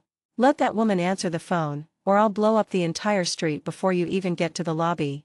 After hearing the words on the other end of the phone, the general was stunned for a moment. This time he looked at Natasha again, but without the initial disdain. Instead, he was full of caution. Request recommendation votes and monthly votes for automatic subscription. End of this chapter. Chapter 375 Loki knows Dragon Ball. Chapter 375 Loki knows Dragon Ball. After thinking for a moment, the general walked up to Natasha with his cell phone and put it to her ear. Hearing that the call had reached Natasha, Carlson spoke directly. "Come back quickly." Natasha asked in confusion, "Are you kidding? I'm working." "Then put it aside for now." Natasha explained, "I was interrogating someone and this idiot told me everything." The general looked at his men in surprise and said, "I didn't say anything. And the one who was tied up was Natasha. Wasn't I the one interrogating her? How did it become her who was interrogating her?" Natasha glanced at the general and continued, "Listen, I can't get away right now." On the other end of the phone, Carlson was at the headquarters base and said seriously, "Natasha, Barton has been brainwashed." After hearing about Patton, she had also investigated Patton over the years and came to the conclusion that Patton was unaware of the problems that still existed in the Red Room. He was just an agent who accepted orders and completed them. Her relationship with Patton had recovered a lot, although it was not as close as before, but it was not bad either. Hearing that something happened to Barton, Natasha's expression changed, and she said in a cold voice, "Don't hang up yet." Natasha pushed the phone high up with her shoulder, then used her arms to untie the rope that tied her arms to the chair. She caught the phone with one hand, and knocked the general's two men to the ground with two whip kicks. She then knocked the general down with a punch, tied chains on his legs and threw him down. Everything was done in a flash, because Natasha had just been injected with a physical enhancer some time ago, and her physical fitness had been greatly improved. Natasha put the phone to her ear again, picked up her high heels and asked as she walked, "Where is Barton?" "Do not know. He should still be alive." "I think so. I'll tell you in detail when you come back. But you have to talk to the big guy first." Natasha thought Coulson was talking about Stark, and she smiled slightly and said, "Okay, I'll go find Tony Stark. I hope nothing unexpected happens." Because Smith Doyle was there before, Natasha and Tony's relationship was not as bad as it was at the beginning of the original book. Coulson shook his head and said, "No, Stark, leave it to me, you go find the other big green guy." When Natasha heard that they were going to find the Hulk, her expression became serious. What happened at the headquarters that they had to summon this person? As Coulson hung up the phone, Natasha immediately took action, but on the way to find Dr. Banner, she reported the situation to Smith Doyle using encrypted communication. On the other side, Loki was not idle after escaping with Barton and others. At this time, Hawkeye Barton drove everyone to a safe house he had built, which was a safe house that S.H.I.E.L.D. had no record of. Loki introduced himself to Barton and the others. He was the second prince of Asgard, Loki, and explained his purpose in coming to Earth, which was to bring an army and rule the planet. After explaining his goals and ideals, Loki looked at the three of them and said, "Tell me what you know about the powerful humans on Earth and the information that is worthy of attention." After seeing that there were humans on Earth who could withstand the destroyer armor, Loki knew that the humans on this planet were not completely weak. As a future king, he needs to know all the information on this planet, especially those humans with powerful powers. Patton did not hide anything and directly told the information he knew. "Sir, among the powerful humans on Earth, there are Captain America Steve Rogers, Blazing Mansion Hayaran, Iceman Donnie Gill, Jessica Jones, and many other extraordinary people in SHIELD. These are all forces under SHIELD. In addition, SHIELD also has an Avengers project, which includes SHIELD, Inspector General Smith Doyle, Iron Man Tony Stark, the Hulk Bruce Banner, and the Whiplash Ivan Vanko. In addition, there are a certain number of extraordinary people in the military and civilians, but their strengths vary. Among them are Daredevil, Iron Fist, Black Panther, Su Shang-Chi, etc. I heard that a new team of extraordinary people was established recently." Apparently, Hawkeye Barton also watched the superhero team's draft, but he didn't have time to watch the live broadcast of the final personnel selection. As he spoke, Hawkeye Barton took out some video footage and played it for Loki to watch, so that he could intuitively understand how powerful this group of people was. Barton then explained to Loki the three concepts of ordinary people on Earth, transcendence, and extraordinary people. Loki was a little surprised to hear that there were so many extraordinary people on Earth. He didn't expect that there were so many powerful people. They could all become his warriors in the future if they were willing to surrender. At this time, Eric Shalvig also spoke. "If there's anything magical, I do know of one thing that's absolutely magical. It might even be as magical as the cosmic cube, or even surpass it in terms of emphasis." After hearing Dr. Eric Shavig's words, the emotions of everyone present were aroused. Even Loki became interested. "You know, just the Tesseract, a treasure that Odin once collected, could be exchanged for an army from Thanos to support him in taking over the Earth. Moreover, he didn't give the Tesseract first, but the army first, allowing him to snatch the Tesseract." Now the man in front of him actually said that he had something that was no less valuable than the cosmic cube. Regardless of whether it was true or not, Loki also became interested. Eric Shalvig continued, "This thing is the Dragon Ball. These Dragon Balls are 7 amber beads with stars 1 to 7 on them. It is said that if you collect all 7 Dragon Balls, you can make a wish to the dragon, and any wish will be granted." Hearing Eric Shavig's words, Loki's eyes widened and he asked in surprise, "Are you sure it's true that any wish can come true?" Eric Shalvig explained, "I'm not sure if every wish can come true. After all, I've never made a wish myself. But that's the information I got. And since there's a Dragon Ball competition for this Dragon Ball, and 2 rounds have been held, it stands to reason that at least 2 people should have had their wishes fulfilled." Hearing Eric Shavig's words, Loki wondered if he could make a wish to become the master of the Earth, or even the master of the universe, if he collected all 7 Dragon Balls. Or make a wish to have his father recognize everything about him so that he can compete fairly with his brother Thor. More quest recommendation votes and monthly votes for automatic subscription. End of this chapter. Chapter 376 Loki and 039's arrangement. Chapter 376 Loki's arrangement. Thinking of this, Loki was also very excited. He wanted the Earth just to prove that he could govern it well and prove that he was no worse than Thor. Then he looked at Hawkeye Barton, wanting to see if the other party knew all this. Compared to Loki's shock, Patton's surprise was no less than Loki's, because he really knew about Dragon Balls, but he didn't know they had such a function. Boss, I know a little bit about the Dragon Balls, but I don't know much about the wish-granting aspect. Loki said, tell me what you know. Patton then told the information he knew. The first time S.H.I.E.L.D. knew about the Dragon Ball was because of the discovery of this item during the investigation of Smith Doyle and the Assassin's League. According to S.H.I.E.L.D.'s intelligence analysis, the Dragon Ball, which is extremely valuable in the underground world, was released by Smith Doyle, the leader of the Assassin's League and now the Inspector General of S.H.I.E.L.D., a tool used to stir up underground gangs and then eliminate them or to review new recruits. It first appeared in the hands of Night Demon, a retired assassin from the Continental Hotel. He then began collecting Dragon Balls. He subsequently destroyed the gangs, the Continental Hotel, and the High Table Elders who had come into contact with the Dragon Balls. Finally, he was recruited into the Assassin's League and became Smith Doyle's full-time driver.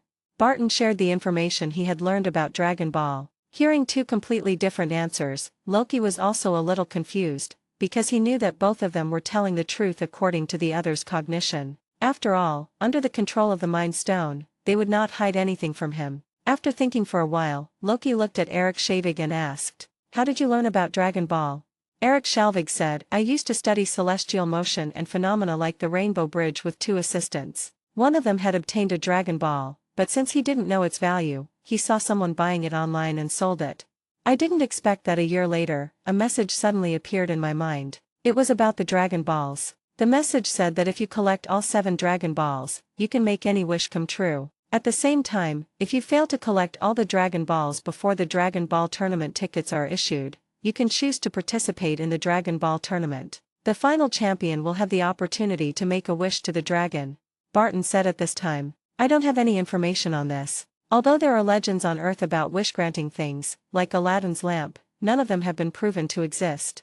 Dr. Eric Shalvig said, actually, this is easy to prove. According to what my assistant said, the Dragon Ball contest should have been held at least twice. I'm sure everyone who participated should know the details. And we just need to bring my assistant here, and he should be able to prove the truth of this matter.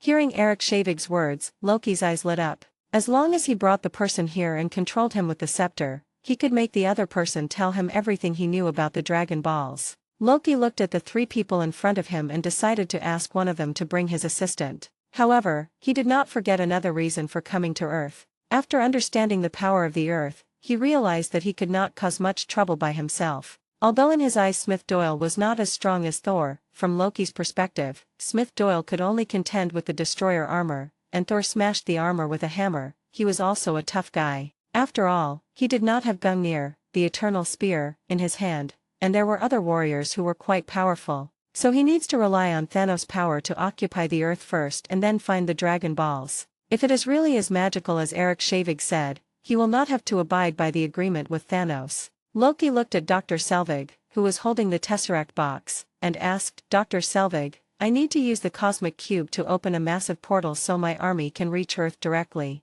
I'm wondering what materials you need. Hearing that Loki was going to use the Cosmic Cube to open a huge portal, the doctor thought for a moment and asked, how big does the portal need to be? The bigger the better. Dr. Selvig pondered for 3 seconds and then spoke. Heating the Cosmic Cube itself requires a huge amount of energy. From what I understand, the only place that can provide such a huge amount of energy is the Stark Industries building in New York. There is a huge apartment-sized reactor there that can provide energy. In addition, we need iridium as a stabilizer, and the amount required is quite large, which we don't have at the moment. At this time, Barton worked on the computer for a while and quickly found useful information. Then he said, Dr. Cypher, a German scientist, has a certain amount of iridium. Loki nodded and said, then find out where he is and retrieve the iridium sometime. Yes. Then Loki looked at the other S.H.I.E.L.D. agent who was brought back and said, Dr. Eric Shalvig, give him the information about your assistant. You are responsible for bringing the assistant back to me. I need to know about the Dragon Ball. Yes. S.H.I.E.L.D. Trident Tower. At this time in Nick Fury's office, Coulson reported, Director, I have informed Natasha that she will go retrieve Dr. Bruce Banner. I'll ask Tony Stark and Ivan Vanko to come and help. Who will be responsible for notifying Director Smith Doyle, Inspector General? Hearing Coulson's words, Nick Fury's eyes became serious, and then he said, I'll have Commander Hill invite Smith Doyle, and I'll also arrange for Steve Rogers and Jessica Jones to come along. These people were all the candidates for the Avengers selected by Nick Fury. After knowing that the enemy was Loki, Nick Fury was in a bad mood. Because he knew some information about Asgard, Nick Fury took it more seriously. After all, this was an alien force that controlled the 9 realms, had a long lifespan, and was known as a god. Moreover, this Loki is not an ordinary god in Asgard, but the second prince of this force. Who knows whether the other party's arrival is a test from Asgard, so Nick Fury dare not take it lightly. Coulson thought for a moment, then asked, "Sir, should we inform Eddie about the Black Robe Patrol team they have formed?" Nick Fury shook his head and said, "Things haven't reached that point yet. For now, there's no need for civilian forces to get involved." Watching Coulson say goodbye and leave, Nick Fury walked towards another conference room. He would need to report the incident to the United Nations Security Council later. Request recommendation votes and monthly votes for automatic subscription. End of this chapter. Chapter 377 Level 7 Alert. Chapter 377 Level 7 Alert. Assassin's League Headquarters. Smith Doyle received an encrypted message from Natasha, and after deciphering it, the content appeared before his eyes. "There's something big happening at S.H.I.E.L.D. Barton has rebelled and asked me to invite Dr. Bruce Banner." The message was very brief, and Natasha didn't know exactly what had happened when she sent the message, but she felt that the matter must be complicated, so she passed the information to Smith Doyle first. She believed that with the power Smith Doyle had in S.H.I.E.L.D., he would definitely be able to get all the information. Smith Doyle looked at the message and immediately understood what had happened. "It looks like Loki has come to Earth via the Tesseract. The Battle of New York is about to begin. It won't be long before that nice old man Coulson comes over to tell me to gather." However, Smith Doyle did not know that the person who came to inform him was not Coulson but Commander Hill. The other side. After receiving the order, Natasha took a large number of S.H.I.E.L.D. agents and immediately flew to Dr. Bruce Banner's hiding place. S.H.I.E.L.D. has always been aware of Banner's whereabouts. After arriving at the location, Natasha immediately made arrangements, and soon after spending a small amount of money, she had a little girl trick Bruce Banner into the room. Seeing the child jumping out of the window to escape, Bruce Banner couldn't help but complain, "I should have collected the money first." As for the trap, he was not worried at all. Except for Smith Doyle, he was not afraid of anyone when he transformed into Hulk. At this moment, a strange woman's voice came from behind Banner. "For someone who deserves to be away from stress, you've really chosen a good place to live." Bruce Banner turned around and looked at the Black Widow Natasha, who came out from behind him and said, "Staying away from stress is not my thing." Natasha asked, "What is that, yoga?" Bruce Banner said as he observed the surrounding environment, "You were clever in luring me to the suburbs. This place must be surrounded." Natasha walked towards Bruce Banner and said, "Just you and me." Bruce Banner said sarcastically, "Where's your little actor? Is she a spy too?" "She started really early," Natasha said calmly. "That's what I did back then." Bruce Banner asked, "Who are you?" "Natasha Romanoff." Bruce Banner lowered his head and thought for a second before looking up again and asking, "Ms. Romanoff, are you here to kill me?" "I'm not like ordinary people who can be killed so easily," Natasha explained. "No, of course not. I'm here on behalf of S.H.I.E.L.D. Bruce Banner read the name, S.H.I.E.L.D. Then he asked, "How did they find me?" Natasha replied, "We've been keeping track of you, Doctor. I just kept my distance and even drove away some curious people for you."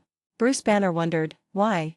"Nick Fury seems to trust you, but you have to come with me now." Bruce Banner asked in return, "What if I refuse?" Natasha said with a smile on her face, "I will convince you." Bruce Banner was silent for a second and then continued, "What if that guy refuses?" Natasha said, "You haven't transformed in over a year, and I don't think you want to break that rule. You can always get what you want." "Doctor, we are about to face a global disaster." Bruce Banner said disdainfully, "Well, I've been trying to avoid this." At this time, Natasha took out her phone, called up the photo of the cosmic cube, then placed the phone on the table and said, "This is the cosmic cube. It has the power to destroy the entire Earth." Looking at the photos on the phone, Bruce Banner took out his glasses and put them on, then picked up the phone and started observing. "So what does Nick Fury want me to do, eat it?" Natasha looked at Bruce Banner and said, "He wants you to find it. It's been stolen. The gamma signal he's emitting is too weak for us to track. And you're the one who knows the most about gamma rays, so I came to you." Bruce Banner took off his glasses and said, "So Nick Fury didn't send you to catch monsters?" "That's not what he told me anyway." "Will he tell you everything?" "Go talk to Nick Fury, he needs your help." "He's going to lock me up?" "No one is going to lock you up." Bruce Banner roared angrily, "Stop lying to me." Natasha pulled out a pistol from under the table and pointed it at Bruce Banner, and the special forces outside the room immediately ran out with guns and approached the room. Bruce Banner saw the pistol and smiled. "Sorry, I shouldn't have been so aggressive. I just wanted to test you."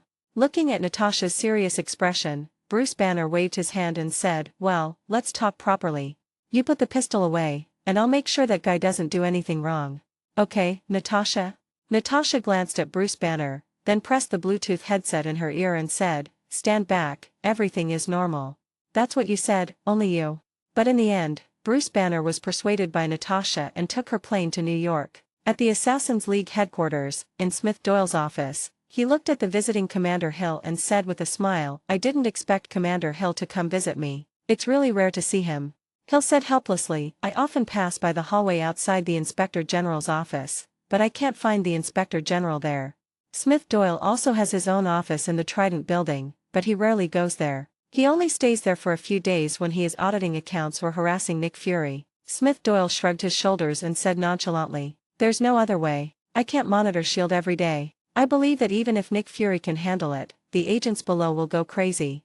Hill was unable to refute after hearing this. The main reason was that Smith Doyle had indeed found some problems in the past, which led to the arrest of some people and caused panic among the people at Trident headquarters. On the contrary, because the other party did not have a permanent station at the headquarters, many agents were relieved. Hill collected his thoughts and started talking about business. "Inspector General, something serious has happened at S.H.I.E.L.D. A Level 7 alert has been issued.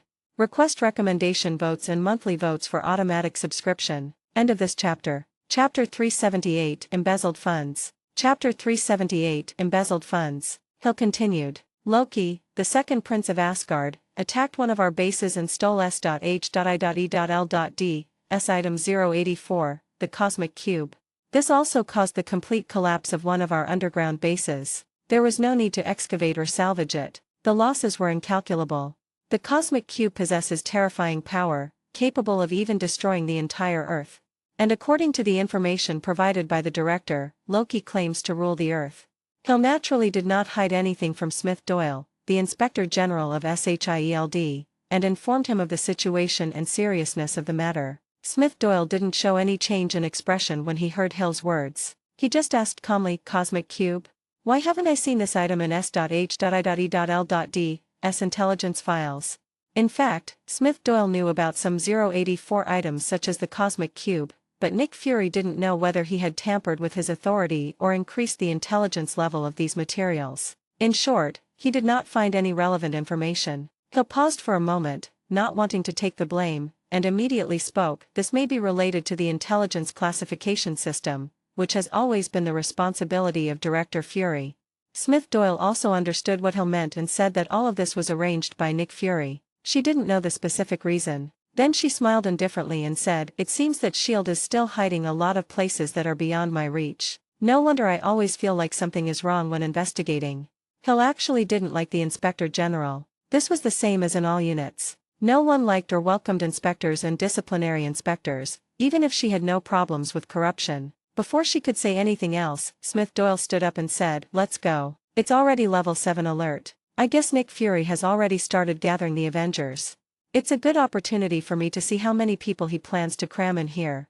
The other side, S.H.I.E.L.D., Trident Tower. In the conference room, Nick Fury has just reported his emergency plan, activating the Avengers to deal with Loki in Asgard, and adding Natasha, Jessica Jones, Whiplash and the Hulk to the Avengers team. As for Donnie Gill, the Iceman, it is not suitable to be incorporated into the Avengers now. After all, he has just been eliminated by the boys. If this is done, Smith Doyle will definitely turn against him. Looking at the Unsecurity Council members appearing on the virtual screen in front of him, one of them spoke. "You've gone too far, Chief. You're talking about forces you can't control." The Unsecurity Council had previously approved the Avengers team, but they were annoyed by Nick Fury's desire to include the completely unstable Hulk. Nick Fury did not follow the other party's words, nor did he explain how he controlled the Hulk's power. Instead, he asked, "Congressman, have you ever been in a war? Have you ever experienced the feeling of complete control?" The MP asked, "Are you saying this alien has declared war on Earth?" "Yes, Mr. Congressman. After they came over, they took away the Cosmic Cube. This was clearly a premeditated act." So in the face of this kind of emergency, we need a strong emergency response team. And on Earth, the most powerful are the Avengers, including Tony Stark, the pinnacle of technology, and Smith Doyle, the pinnacle of the human body.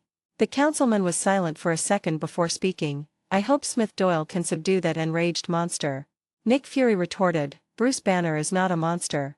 The congressman asked, I've seen the list you just submitted. You have a world-class secret agent organization. 2 years have passed, and after recruiting so many extraordinary people, the only one you can show off is a girl.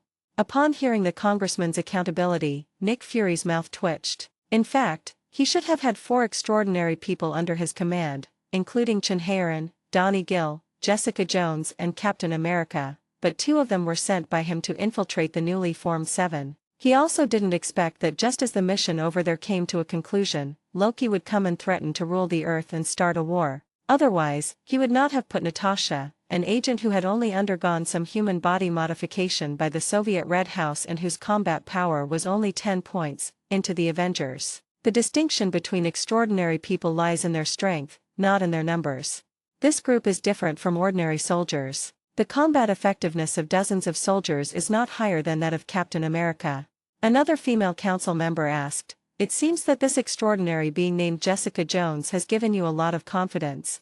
At this time, the male congressman who had spoken earlier said, We have invested a lot of resources in the preparation of the Avengers Alliance. Now is the time to test our combat capabilities. Director Nick hopes not to disappoint us.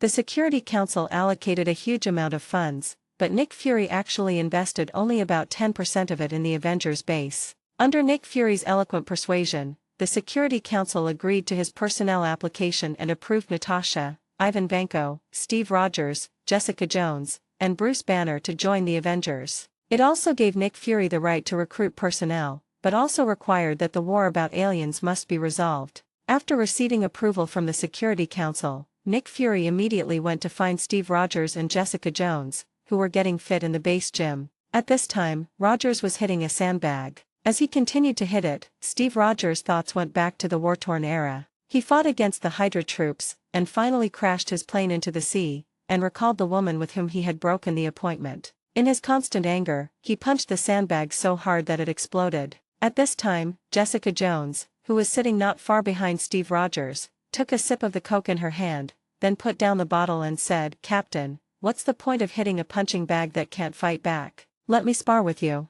Before Steve Rogers could agree, Nick Fury found the place and said, It's a good thing you two are here. Something big is happening. Jessica Jones said excitedly, It seems like there's a mission. Nick Fury walked towards the 2 of them and said, This isn't just a mission, it could be the start of a war. Jessica Jones was also shocked when she heard Nick Fury's words. What does it mean that Season 3 is about to begin? Rogers glanced at Nick Fury, then said, While I was asleep, the world was at war. When I woke up, it hadn't been that long, and you're telling me there's going to be another war? I don't understand. Isn't the war over? Why is it starting again? Nick Fury came to Steve Rogers and said seriously, We've made mistakes along the way, and some of them are still being made today. But today, the world needs you extraordinary people to save it. Nick Fury then handed the mission information to Steve Rogers and Jessica Jones. Steve Rogers took the document from Nick Fury's hand, turned to the first page and saw the words SHIELD, Level 7 document on it. Looking at the cosmic cube on the document, Rogers murmured, Hydra's secret weapon. Jessica Jones on the side widened her eyes and looked at the contents with curiosity. These were secrets that she had never come across before. Nick Fury explained, Howard Stark salvaged it from the bottom of the sea when he was looking for you. He thinks the same as we do, that the cosmic cube is the key to developing infinite energy. This is exactly the power humanity desperately needs. Steve Rogers closed the file and asked, Who took it? He's an alien. If you join, there's a lot you need to understand. The world has become stranger than you remember. However, Steve Rogers was not surprised. He just said, At this point, I don't think anything can surprise me anymore. Nick Fury said, I bet you $10 you'll take back what you just said. I've already prepared the mission information for you. Do you have anything to tell me about the cosmic cube? Steve Rogers turned and walked out, saying as he walked, You shouldn't have salvaged it.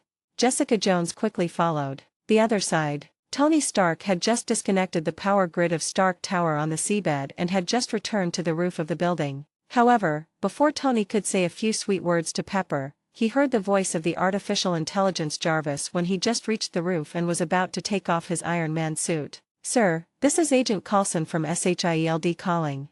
Say I'm outside." "Yes." At this time, the Iron Man suit had been removed. Tony glanced at the scenery outside and said with a smile, "I was definitely outside. I'm afraid he insists on seeing you, sir." "Toughen up, Jarvis. I have a date later." Pepper looked at the building's power supply map and information display and said, "The power supply remains stable." Tony walked in and said proudly, "Of course, I did this myself. I just happened to be thinking of a question. How does Pepper feel about being a genius?" Little Pepper said with a smile, "How would I know?" Tony Stark retorted, "What nonsense. Stark Industries' successful transformation is all thanks to you." Pepper Potts pointed to the latest model of the arc reactor on Tony's chest and said, "No, it's all thanks to this." "Well, don't be so modest. Stark Tower is your baby, and you have 12% credit for it." Little Pepper said unhappily, "Only 12%. Tony said, "We can adjust it to 15% after discussion." As Pepper Potts walked away, he said, "My child, I only have 12% of the credit." Tony explained, "After all, I do all the heavy lifting. Literally, I carried all the heavy stuff." At this time, Tony found that his private elevator was running automatically, so he said, "And sorry, the security breach issue should be counted on you." "My private elevator." Pepper Potts came to the dining table, picked up the champagne on the table, and said as he poured the wine, "You mean our elevator?" Tony was teasing Pepper Potts with words at this time, and at this moment Jarvis's voice rang out, "Sorry sir, my program may have been tampered with and your call was connected." Coulson's voice came from the direct line, "Stark, we need to talk." Tony picked up the phone and said to the screen, "What you are seeing now is the virtual image of Tony Stark. Please leave a message if you have any questions. It's urgent. Then speak more quickly." Looking at Tony's funny look, Pepper Potts on the side couldn't stop laughing. At this moment, the elevator door suddenly opened and Coulson walked out. Tony complained to Pepper Potts, "Look, this security breach is your fault." Coulson saw Tony and greeted him, "Mr. Stark." Pepper Potts turned and said, "Phil, come in." Coulson walked in and said, "I can't stay long." Watching Pepper Potts stand up and walk over, Tony also walked over and said, "Phil, isn't his name Agent?" Pepper Potts welcomed, "Come in, we're celebrating." Tony, however, was trying to get rid of him, he just said he can't stay long. Coulson took out a notebook and said, "So please finish reading this as soon as possible." Looking at what Coulson handed over, Tony said, "I don't like people handing things to me." Pepper Potts quickly came to the rescue, "It's okay, I just like people handing me things." As she spoke, Pepper Potts took the notebook from Coulson and handed it to Tony. Tony saw Pepper Potts take it and put it in his hand, so he took it without refusing, but still said, "My official consultation hours are from 8 to 17 every 2 weeks on Thursdays. This is Tony Stark's official work consultation time as a consultant to SHIELD." Coulson responded, "This is not a formal consultation." Pepper Potts asked from the side, "Is it about the Avengers?" Coulson looked at Pepper Potts, feeling speechless. He didn't expect Tony to say anything to his assistant and girlfriend. Seeing Coulson's serious expression, Pepper Potts waved her hand and said, "I don't know anything about that." Tony saw that the offer might not be something he could refuse, so he turned around, opened his computer, and said as he walked, "Isn't the Avengers base already completed? But since it's just Smith Doyle and me, how about we change the name? Request recommendation votes and monthly votes for automatic subscription." End of this chapter. Chapter 379 Gathering on the Aircraft Carrier. Chapter 379 Gathering on the Aircraft Carrier, Monthly Ticket Plus. "I don't know anything about that," Pepper Potts explained. Tony was still complaining, but he still went to his desk and connected the computer to his smart butler Jarvis. Then all the video files on the computer will be played synchronously using the virtual screen in the office. Soon, intelligence information such as the Hulk brothers banner, the thawed Captain America Steve Rogers, Thor Odinson, Loki Odinson, and the Cosmic Cube appeared in the file. Seeing this, Pepper Potts said, "I'm flying to Washington tonight." Tony persuaded him, "Tomorrow. You have homework to do." "Lots of homework." "What if I say no?" "No? You mean until you're done?" Then Pepper Potts whispered something in Tony's ear. After hearing this, Tony smiled instantly and said, "It's settled. Have a safe trip." Pepper Potts kissed Tony Stark and said, "Study hard." Then she turned around and left the office. She was going to fly to Washington overnight to select 3 more landmark buildings to use clean energy. Seeing that Tony Stark had been dealt with, Coulson did not stay. The information about the mission was in the file, so he turned around and went downstairs with Pepper Potts. After leaving Stark Industries, Coulson hurried to Vanco Industries, found Ivan Vanco, and invited him to participate in an important event to save the world. After the other party agreed, he rushed back to Shield, the other side, in the palace of Asgard. At this time, Heimdall ran over and reported, "Your Majesty, I saw the second prince, His Highness Loki, on Earth." Hearing Heimdall's words, Odin was also stunned. He had always thought that his adopted son Loki was dead, so he asked Thor to collect Dragon Balls on Earth to resurrect his adopted son. Did Thor collect the Dragon Balls to revive him? Heimdall shook his head and said, "Sadly, not really. The Dragon Balls on Earth haven't revived yet," and His Royal Highness the Second Prince appeared on Earth through the Cosmic Cube. He seized the Cosmic Cube from the other party and launched an attack on one of the forces. It doesn't look like a good thing. After Odin pondered for a few seconds, he said, "You watch Loki and see what he's going to do." "Yes, Your Majesty. Also, use your ability to inform Thor of this matter, let him know that his brother is not dead, and he does not need to use the Dragon Balls to resurrect Loki." Then Odin thought of the Ancient One and the Dragon Guardian on Earth, and continued, "Remember, have Thor keep an eye on Loki and prevent him from causing any trouble on Earth. Let the two of them use the power of the Cosmic Cube to return to the Divine Realm." "Yes, Your Majesty." The other side, on a Quinjet, Steve Rogers looked at Bruce Banner's information and asked curiously, "Does Dr. Banner want to copy the serum in me?" Coulson came over, grabbed the handle of the plane and said, "A lot of people have tried this idea. You're the first superhero, and Banner believes gamma rays may be the key to cracking Dr. Erskine's original formula."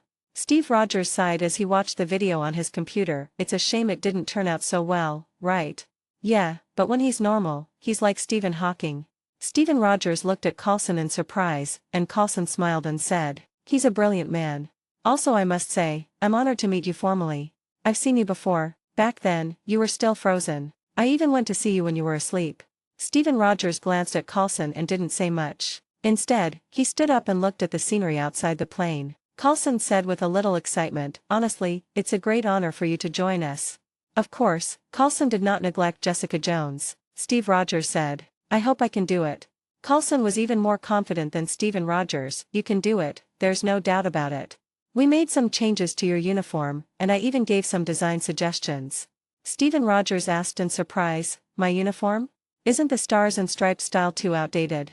Phil Coulson responded, "Given the current situation and the upcoming fierce battle, perhaps people need a little bit of the spirit of the past." Steve Rogers was silent for a moment. The other side. In a secret underground base, many people controlled by Loki began to make preparations for his invasion of the Earth, including manufacturing equipment for using the Cosmic Cube and transporting materials. At the same time, Darcy Louise, Dr. Eric Shavig's former assistant, was also captured and controlled by Loki with the Mind Scepter. This time, Loki not only confirmed the authenticity of the Dragon Ball wish, but also obtained a lot of important information. This includes the group of magicians on Earth and the powerful Eternals, and they also learned the details and circumstances of the Dragon Ball battle, which naturally included Thor's collection of Dragon Balls to resurrect him, but unfortunately failed. Loki was very moved when he heard that Thor collected the Dragon Balls and wanted to make a wish to revive himself, but when he heard that he failed in the ring battle, Loki complained, "What a stupid brother." After knowing the authenticity of the Dragon Balls, Loki also discovered the hidden power of the Earth. He knew that the Earth was not as easy to conquer as he thought. He decided to communicate with the leader of the Chidori army in the distance through the Mind Scepter and inform him about the powerful forces hidden in the Earth. However, he decided not to say a word about Dragon Ball. As the Mind Stone on the scepter began to shine, Loki's consciousness was brought to a desolate planet. The leader of the Chidori army saw Loki and said, "Loki, the Chidori are getting more and more impatient." Loki said, "Tell them to calm down. I have some very important information on Earth. Their power is much greater than we expected. If we just follow the previous plan, it will be difficult for us to capture this planet." Loki then used magic to reflect the battle video that Patton showed him. Loki materialized the Hulk's battle, Iron Man's battle, Whiplash's battle, Smith Doyle's battle, and some of the Transcendence display scenes one by one. Besides that, there are hidden wizard groups on this planet, and these are the Earth's guarding forces. Do you still think those people on Earth are bugs that you can crush to death at will? The Chidori leader looked at these images and was silent for a few seconds before speaking. "It seems that I underestimated them before, but these enemies are nothing to worry about in front of the Chidori monster." Loki stared at the other party and said seriously, "Is your army really as invincible as you say?" If your carelessness leads to the failure of the war, your life will be difficult in that person's eyes.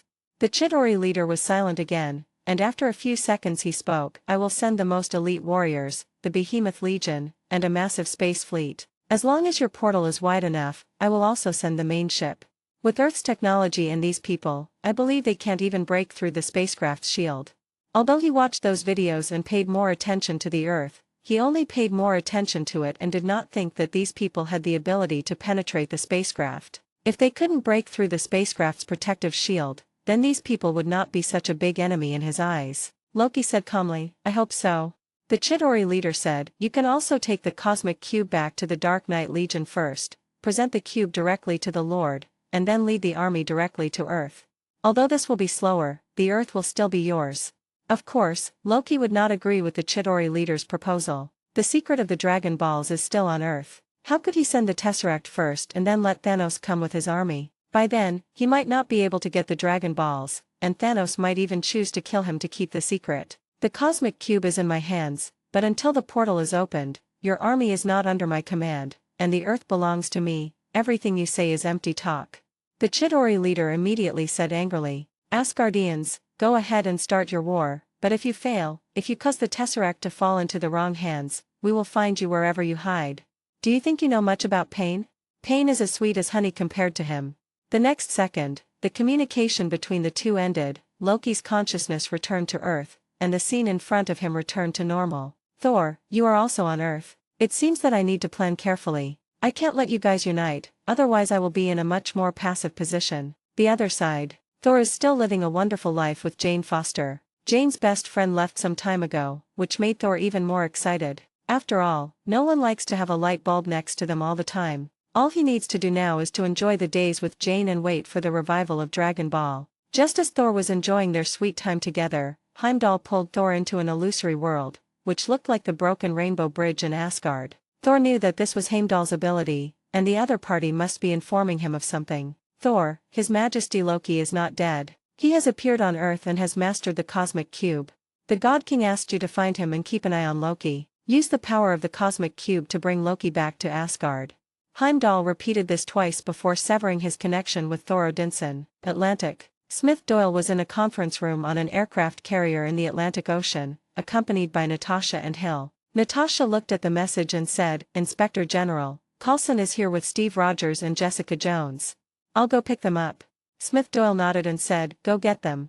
Smith Doyle had already read all the information provided by Nick Fury, which naturally included the list and information of the new members of the Avengers. Smith Doyle was not surprised at all about Captain America, Dr. Banner, or even Natasha, but he was still a little surprised when he saw Jessica Jones. I didn't expect Nick Fury to recruit this person. It can be said that Jessica's power is not small. Although it cannot be compared with him, it is obviously far beyond the normal Captain America, and she also masters the ability to fly. When he saw this person, Smith Doyle thought of another powerful Inhuman, Sky the Shockwave Girl. It is said that at his peak, he was strong enough to smash the earth with one punch. I don't know whether it is true or not. He will be a talent that can be recruited in advance. Just as Smith Doyle was thinking, the Quinjet carrying Phil Coulson and Steve Rogers arrived on the aircraft carrier. After the plane stopped, the two men walked out of the belly of the cabin. At this time, Natasha Romanoff came forward and saw the person coming, Coulson, and introduced him.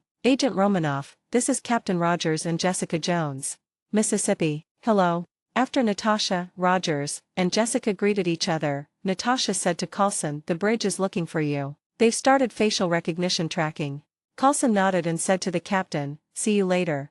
Natasha led Rogers and Jessica Jones into the cabin, saying as she walked, Jessica, your arrival makes me feel a lot more relaxed. At least I'm not alone among a bunch of men anymore. Hearing Natasha's words, Jessica also smiled and said, these are all superheroes. You have no idea how popular the boys are on the internet. If they knew we were hanging out with this generation of superheroes, I wonder how envious they would be. Then he looked at Steve Rogers and said jokingly, Captain, are you a prehistoric superhero or a super ancient superhero? Steve Rogers shrugged and said, in front of you, I should be considered an old man. Steve himself is not very sure. He is not an old man. Although he is 70 years old, that is a frozen state. In fact, his mentality has not aged by 70 years. At this time, Natasha looked at Steve Rogers and said, finding you in the ice caused quite a stir. I thought Coulson was going to pass out from happiness. Did he ask you to sign his Captain America collector's card? Request recommendation votes and monthly votes for automatic subscription. End of this chapter. Chapter 380 Tony, why don't you introduce your sister to me? Chapter 380 Tony, why don't you introduce your sister to me? Rogers asked doubtfully. Collectible cards. It's a rare and unique collection, and he's very proud of it. At this moment, Steve Rogers saw Bruce Banner getting off a small plane and immediately greeted him, Dr. Banner. Banner looked at Captain America in front of him, stretched out his hand and shook hands with him, saying, "Hello. I heard you were coming." Steve Rogers looked at Banner and said, "I heard you can find the Rubik's Cube." Dr. Banner glanced around and said, "Haven't you heard anything else?" Steve Rogers responded, "I only care about what I care about." Jessica Jones was eager to try and said, "I'm the exact opposite of the captain. I'm more curious about your other ability."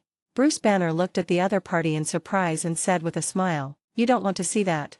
Jessica Jones shrugged her shoulders. Her strength was not bad, but she didn't know how big the gap was between her and the Hulk. After all, from the battle videos and the information provided by the director, she could do many things now. Dr. Banner glanced at the two of them, then pointed at the fighter planes and other equipment on the entire aircraft carrier and said to Steve, "You must find this all very strange." Steve Rogers glanced around and then said, "To be honest, this feels pretty familiar to me." Looking at the three people who were still chatting, Natasha said, "Gentlemen, you should go in quickly. It's going to be hard to breathe after a while." As Natasha finished her words, a voice came from the loudspeaker on the deck, "Aircrew, clear the deck." Steve Rogers looked at the changes around him, walked forward and asked curiously, "Is this a submarine?" Banner also smiled as he walked over and said, "Really? They want me to stay underwater in a sealed, pressurized metal tank." Jessica Jones shook her head and said, "It's probably not a submarine. After all, it's not cost-effective to use this design." As they were talking, the three of them came to the edge of the deck and looked down. Suddenly, two huge turbines rose on both sides of the aircraft carrier, and huge winds blew towards the three people. Banner, who was watching all this, said, "It looks like it's going to be worse than that." The aircraft carrier then took off from the water, and Steve Rogers, Jessica Jones and Bruce Banner followed Natasha into the interior of the aerospace carrier. At this time, a large number of staff inside were controlling the aerospace aircraft carrier and adjusting various data. Sitting at the conference table nearby were Smith Doyle and his companion Hill. Nick Fury, who was standing in the middle, said, "Let's disappear, turn on the reflectors." The aerospace carrier quickly took off and disappeared from people's sight. At this time, Nick Fury turned around and looked at the four people who walked in and said, "Gentlemen and ladies." Steve Rogers looked at everything in front of him, walked up to Nick Fury, took out $10 from his pocket and handed it to the other person. Apparently, the aerospace carrier surprised him, and he admitted defeat in yesterday's bet. Steve Rogers, Jessica Jones and Bruce Banner came in at this time and saw Smith Doyle sitting at the conference table next to them. Bruce Banner didn't know that Smith Doyle was also the Inspector General of S.H.I.E.L.D. He was just surprised that S.H.I.E.L.D. was so powerful that it could invite this person. At the same time, he was curious whether S.H.I.E.L.D. knew about Dragon Ball. Although Steve Rogers was curious about Smith Doyle, he was more interested in this flying aircraft carrier and immediately began to visit it. Jessica Jones walked over excitedly, came to Smith Doyle, stretched out her hand and said, "God, I'm your fan. I admire you immensely. The combat effectiveness detector your company developed has changed the trajectory of my life." Looking at Jessica Jones, who looked like a little fangirl, Smith Doyle smiled and nodded, shook hands with her and said, "Believe me, even if the combat capability detector hadn't been invented, you would have gotten out of that situation. Also, in S.H.I.E.L.D., you can call me Inspector General." Hearing Smith Doyle's words, Jessica Jones's face was also full of smiles. She always believed that it was the combat power detector that discovered her and S.H.I.E.L.D. that saved her. Now that she knew that God was actually the head of S.H.I.E.L.D., she instantly felt both gratitude and focused on Smith Doyle. "So you are the Inspector General of S.H.I.E.L.D., thank you very much." Smith Doyle laughed. "Have you ever heard of the Inspector General?" Jessica Jones nodded and said, "Mr. Inspector General has uncovered quite a few corrupt officials, and the news has spread to the S.H.I.E.L.D. Academy. Many students have heard of your name, but they didn't know that the Inspector General is God." Bruce Banner, who was standing by, also understood after hearing this. No wonder S.H.I.E.L.D. invited this person. It turned out that he was a senior executive here. Nick Fury, who was standing by, heard the conversation between the two and paid no attention to it. He walked directly to Dr. Banner and stretched out his hand, saying, "Very high you can come, Doctor."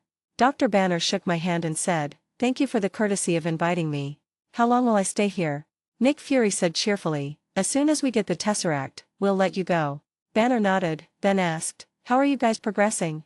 Nick Fury pointed at Coulson, who had arrived earlier. Seeing what the director meant, Coulson immediately replied, "We've scanned every wireless camera in the world. Cell phones, laptops, anything connected to a satellite is our spy." Natasha, who was standing by, glanced at the computer searching for Patton's image and said, "It's too late to search like this. Have you considered other methods?" Dr. Banner said, "You need to narrow the scope." Then he looked at Nick Fury and said, "How many spectrometers can you call upon?" Nick Fury crossed his arms and replied, "As many as you want. Contact every lab you can find and have them put spectrometers on their roofs and calibrate them to search for gamma rays. I will simulate a tracking algorithm based on cluster identification, which will at least eliminate a few areas and speed up the search. Can you find me a place to work?" Seeing Dr. Banner give advice as soon as he arrived, Nick Fury nodded secretly. "Agent Romanoff, can you take Dr. Banner to his lab?" Natasha came over and said to Banner, "Come with me. There is everything you need there, Doctor." While S.H.I.E.L.D. was searching, Loki was also busy and making his own preparations. At Barton's suggestion, they prepared to launch a feint to the east and attack in the west to ensure that they could obtain the iridium they needed. Coulson came to Steve Rogers like a fanboy and wanted him to sign the cards in his collection. "If it's too much trouble, forget it."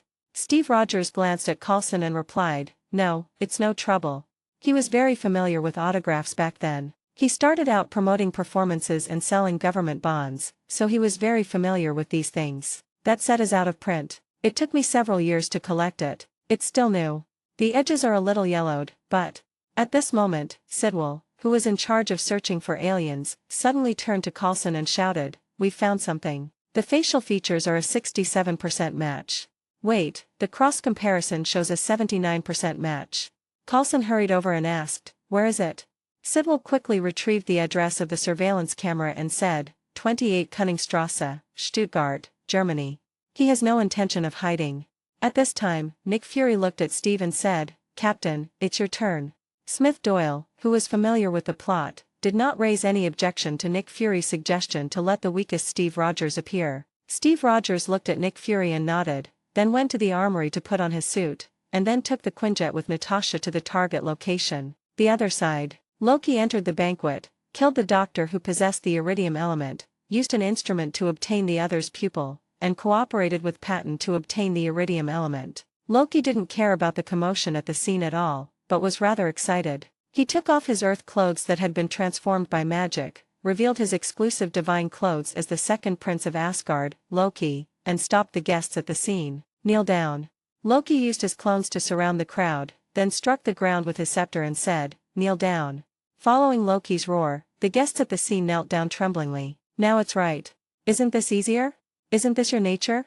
You long to be conquered, and I, Loki, Prince of Asgard, come today to conquer you and rule you."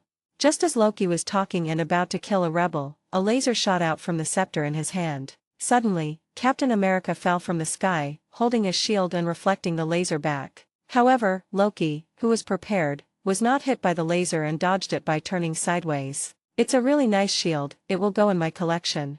Steve Rogers said, "The last time I came to Germany, I also met a man who thought he was superior, and we had some disagreements." Loki looked at Steve Rogers who appeared, and the information provided by Barton appeared in his mind. "The American soldier is a man of the past." Steve Rogers said, "I'm not the one who's almost finished." At this time, the Quinjet was suspended aside, and a machine gun was released from the belly of the fighter, aiming at Loki. Natasha shouted, "Drop your weapons and surrender immediately." Loki immediately attacked the plane, but Natasha evaded the incoming magic missiles with her agile maneuvers. Seeing the other party resisting, Steve Rogers immediately used his shield to attack. However, although Steve Rogers was Captain America, he was no match for Loki. His attack was weakened by Loki's artifact suit and did not cause much damage to his body. Instead, he was knocked to the ground by Loki using his scepter. At this time, although Loki did not have the spear of Gungnir in his hand, the scepter of mind was also a good weapon. Natasha was on the fighter plane, looking at Loki's clones below. She couldn't tell which one was Loki and didn't dare to attack directly. At this moment, Tony Stark directly hacked into the Quinjet system and said, "Natasha, did you miss me? And me, sister-in-law?" But it was Ivan Vanko's voice that came over. Tony was stunned for a moment, and asked in disbelief, Natasha, you have a sister. Why didn't you introduce him to me, but to this awful guy instead? Hearing the voices of Tony and Ivan, Natasha smiled. Reinforcements had arrived. That's not the time to talk about this.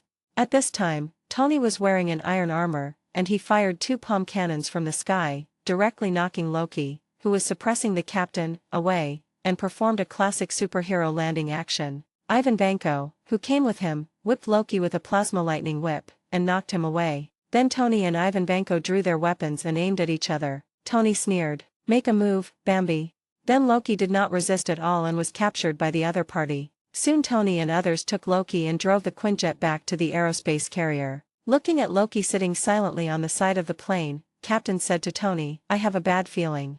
Tony said venomously, "What?" "Because rock stars surrender so easily."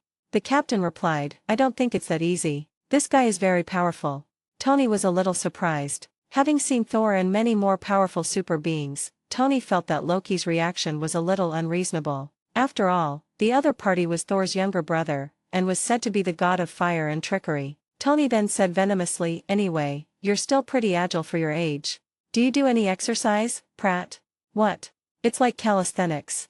You may have missed a lot of things, after all, you've been Captain America's popsicle for so long." Steve Rogers was speechless by Tony's sharp tongue, because he felt that he seemed to be really out of date. He couldn't even beat a little girl, and there were really many extraordinary people on the earth. Could it be that he was really eliminated by the times? After a pause, he said, "Fury didn't tell me he was looking for you too."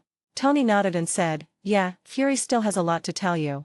At this moment, there was a sudden flash of lightning and thunder in the sky. Natasha was surprised and asked, "Where did the lightning come from?"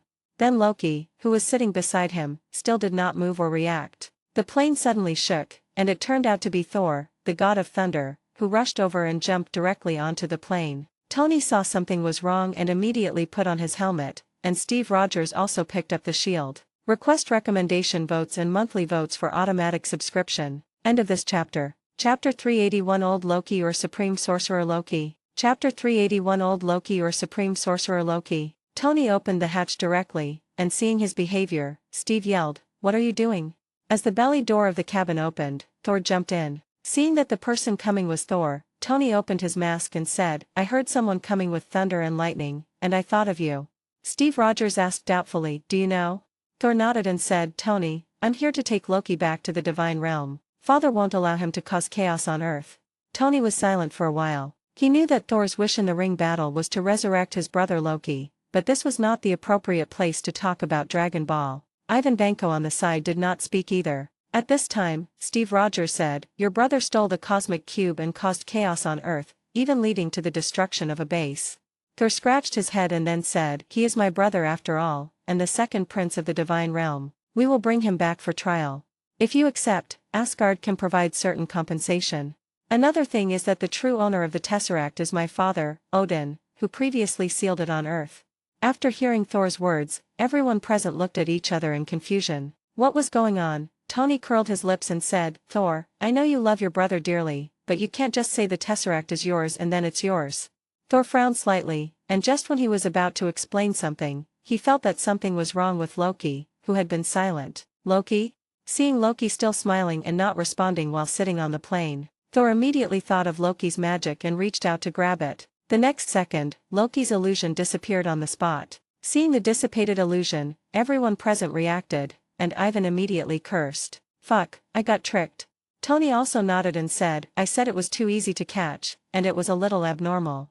Natasha then spoke, "Since we haven't caught anyone, let's return to the mothership first."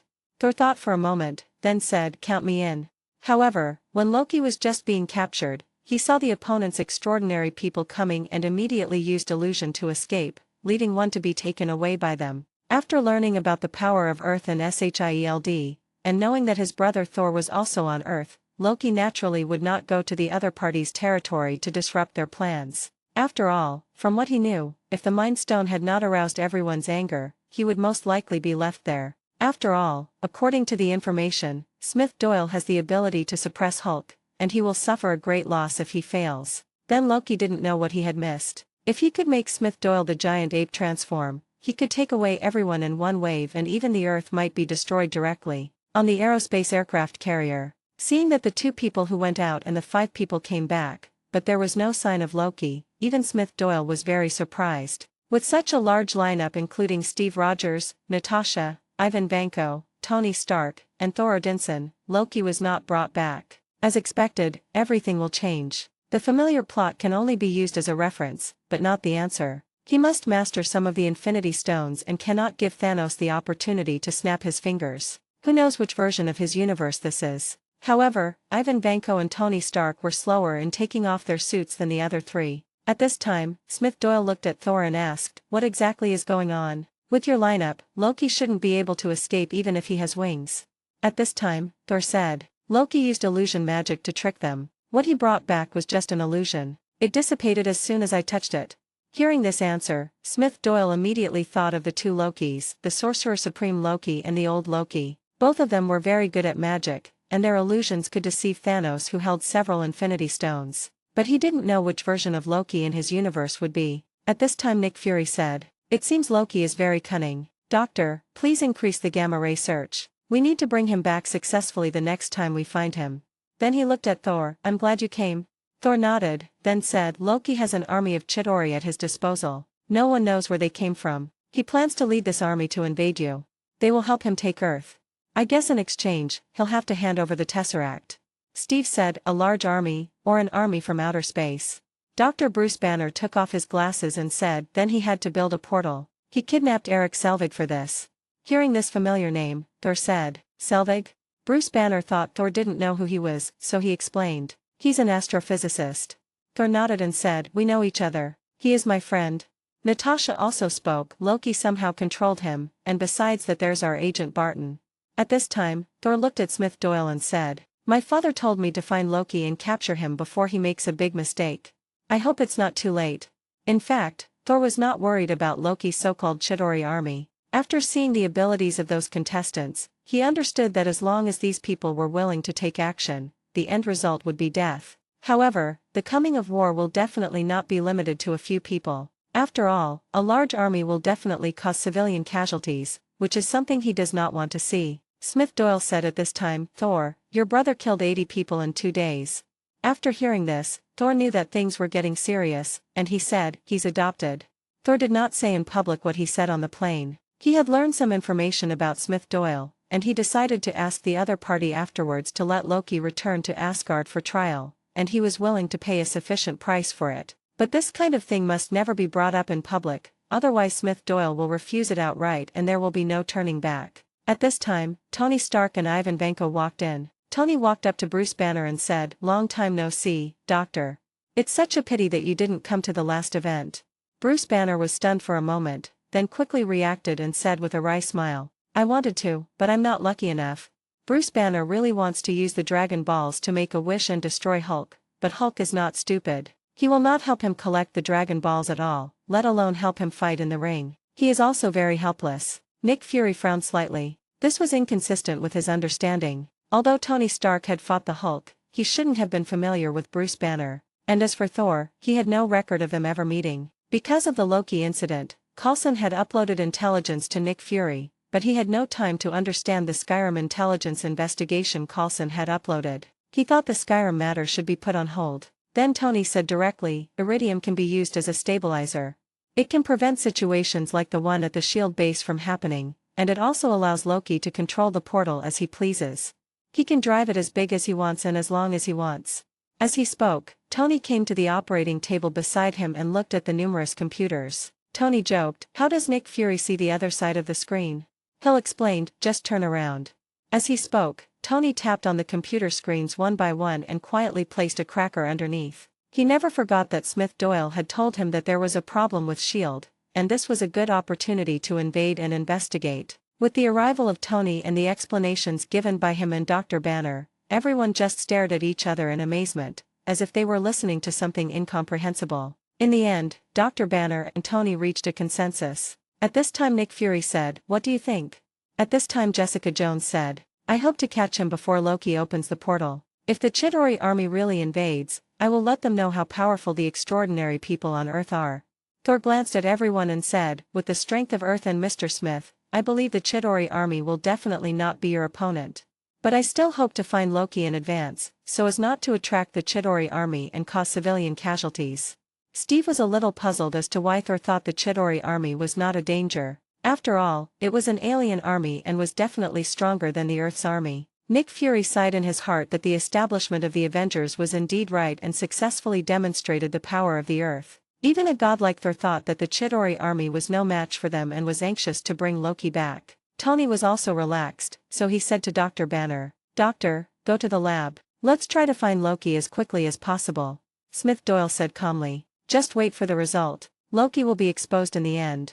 All we need to do is crush them."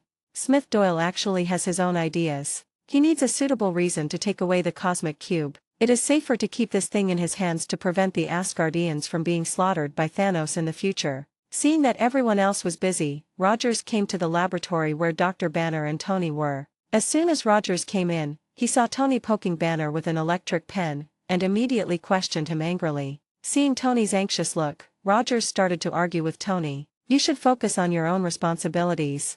Tony retorted, "You think I don't have one? Why did Fury come to us now and not before? What is he hiding from us? You have to know that the Avengers have actually been formed for 3 years. They've even built a base, and Smith Doyle is even the Inspector General of SHIELD. Now that the information is incomplete, I can't answer it." Seeing Tony mention Smith Doyle's name, Rogers asked in confusion, "It seems like you all trust him, but isn't he also a high-ranking official at SHIELD? But it seems that Fury does have something that he has been hiding from us." Tony said, "He's a spy, Captain. He's the king of spies. His secrets are fertile." Then he looked at Banner and said, "Doctor, you think so too?" After a few seconds of silence, Banner said, "I just want to finish the job at hand." Although Dr. Banner didn't say it explicitly, the meaning was similar. But Rogers didn't want to leave it unclear, so he asked directly, "Doctor." Seeing this, Banner said, "What do you think Nick Fury's research into the Tesseract is for? To solve global heating?"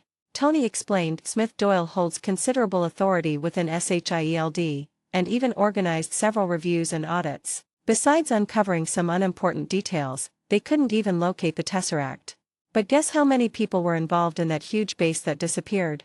Banner then looked at Tony and said, "You and Ivan Vanko are both outstanding in the field of energy. Why weren't you invited to the energy research?" Tony nodded and said, "Yes, I am considered the #1 in the clean energy industry today. Bulma is second, and Ivan Vanko can only be third." Banner continued to explain, "So why didn't SHIELD recruit them into the Tesseract project? Besides, why would a secret service agency get involved in the energy industry?" Tony said, "Once my decryption program cracks all the encrypted files of SHIELD, I will know all the secrets of SHIELD. But it will take some time." Although Steve Rogers was a little confused at this time, he still said, "You are just curious why they didn't recruit you." Tony laughed and said, "Is the intelligence department still afraid of geniuses?" Rogers, still adhering to the idea of being a soldier, said, "We just need to follow orders and obey them." Tony said directly, "Following orders isn't my style." Steve Rogers said dissatisfiedly, "You only care about your style, don't you?" Tony immediately retorted, "Who in this room is firstly dressed in fancy clothes and secondly completely useless? Your combat power is only 50 points, even worse than that little girl." At this time, Banner said, "Steve, aren't you curious about the reason?" Rogers glanced at Tony and said, "I'll find the answer." After saying that, he turned and left the room, heading towards the secret vault on the SHIELD spacecraft. Request recommendation votes and monthly votes for automatic subscription. End of this chapter. Chapter 382 Finalization, Departure. Chapter 382 Finalization, Departure. With Steve Rogers' departure, it didn't take long for Tony to successfully hack into SHIELD's system using Jarvis, and Steve Rogers also found the energy weapons developed by SHIELD in the secret warehouse. At this time, Nick Fury walked in and asked, "Mr. Tony, what are you doing?" Tony replied, "I was going to ask you the same question. Perhaps we should wait for Inspector General Smith Doyle to get here." Nick Fury said, "You should go search for the whereabouts of the cosmic cube." Dr. Banner said, "Yes, the search model has been built and is scanning for search signals. Once we get any results, we will be able to narrow the range to within 800 meters. Tony also said, "Well, then you can get the Tesseract back, so be patient." Tony looked at the information that popped up on the computer in front of him and asked directly, "What is Phase 2? At this time, Rogers came in with an energy gun and said, "Phase 2 is SHIELD using the Tesseract to create weapons." "Sorry, the computer is too slow for me." Nick Fury explained, Rogers, we're collecting things related to the Tesseract. This doesn't represent us. However, before Nick Fury could finish his speech, Tony Stark interrupted him and said, excuse me, Nick. Tony then showed everyone the file on S.H.I.E.L.D.'s development of the Cosmic Cube energy missile on the computer and said, do you have anything else to say? Rogers said with a heavy face, Director, it seems I am not wrong. At this time, Thor walked in and said, the world hasn't changed at all. Smith Doyle walked in with Natasha, Jessica Jones and Ivan Vanko. At this time, Tony saw Smith Doyle coming and said, Smith, do you know that SHIELD is using the Cosmic Cube to develop weapons of mass destruction? This is inconsistent with what he said when he invited us here, which was to develop clean energy. Dr. Banner looked at Smith Doyle in surprise and said, I can't imagine he would even deceive you. In Bruce Banner's view, Smith Doyle, who possesses the Dragon Balls and is willing to host a battle for the Dragon Balls, is definitely more powerful and influential than SHIELD. As for the position of Inspector General, it is just one of his many identities. Smith Doyle smiled and said, Nick Fury is the king of spies, and he can speak a few words of truth. Forget about developing weapons of mass destruction. I haven't even seen that base in the intelligence. Dr. Banner then looked at the hanging display screen, pointed at a missile document on it and asked, I want to know why SHIELD uses the Cosmic Cube to develop weapons of mass destruction. Aren't extraordinary warriors enough? At this time, Nick Fury spoke up and pointed at Thor and said, because of him. Thor asked in surprise, me? Tony also looked at Nick Fury to see what he had to say. At this time Nick Fury said, last year, the alien Thor came to Earth and sparked a vicious battle that ended up raising a town. You have to know that Smith Doyle was also at the scene at the time, but he failed to stop it.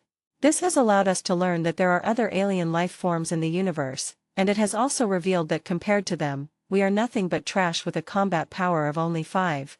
Hearing Nick Fury's complaints, Smith Doyle's face darkened. Is there nothing he can do to stop it? If Odin had not paved the way for his son and continuously opened up the authority and power of the Destroyer, how could he have fought so fiercely? Finally, his son Thor crushed the Destroyer with one hammer. If he were to beat Thor now, he would definitely beat him so hard that the other party wouldn't even be able to recognize him. After hearing Nick Fury's words, Tony and Bruce Banner, who knew Smith Doyle, were filled with disbelief. Thor then spoke, Mr. Smith wanted me to solve my family problems myself, so he was just trying to distract me, not to make them unsolvable.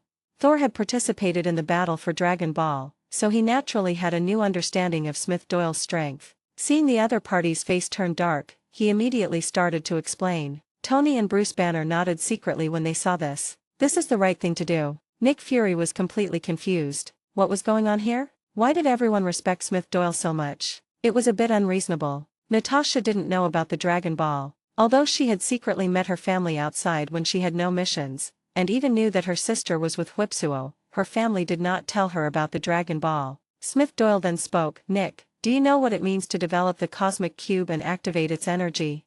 Nick Fury said seriously, it means that we now have the power to fight against extraordinary beings with the help of ordinary soldiers. It also means that we have the ability to fight against alien creatures like Thor. Smith Doyle sighed and said, if you hadn't placed the research on the Cosmic Cube outside of my jurisdiction, I would have stopped you the moment I knew about it. Your actions are sending a signal to other alien races, or are they a signal that the Earth is ready to start a high-level war? Nick Fury was puzzled, how is this possible? How did you know? Thor also spoke at this time, it's because you used the Cosmic Cube to create weapons that you attracted Loki and his accomplices.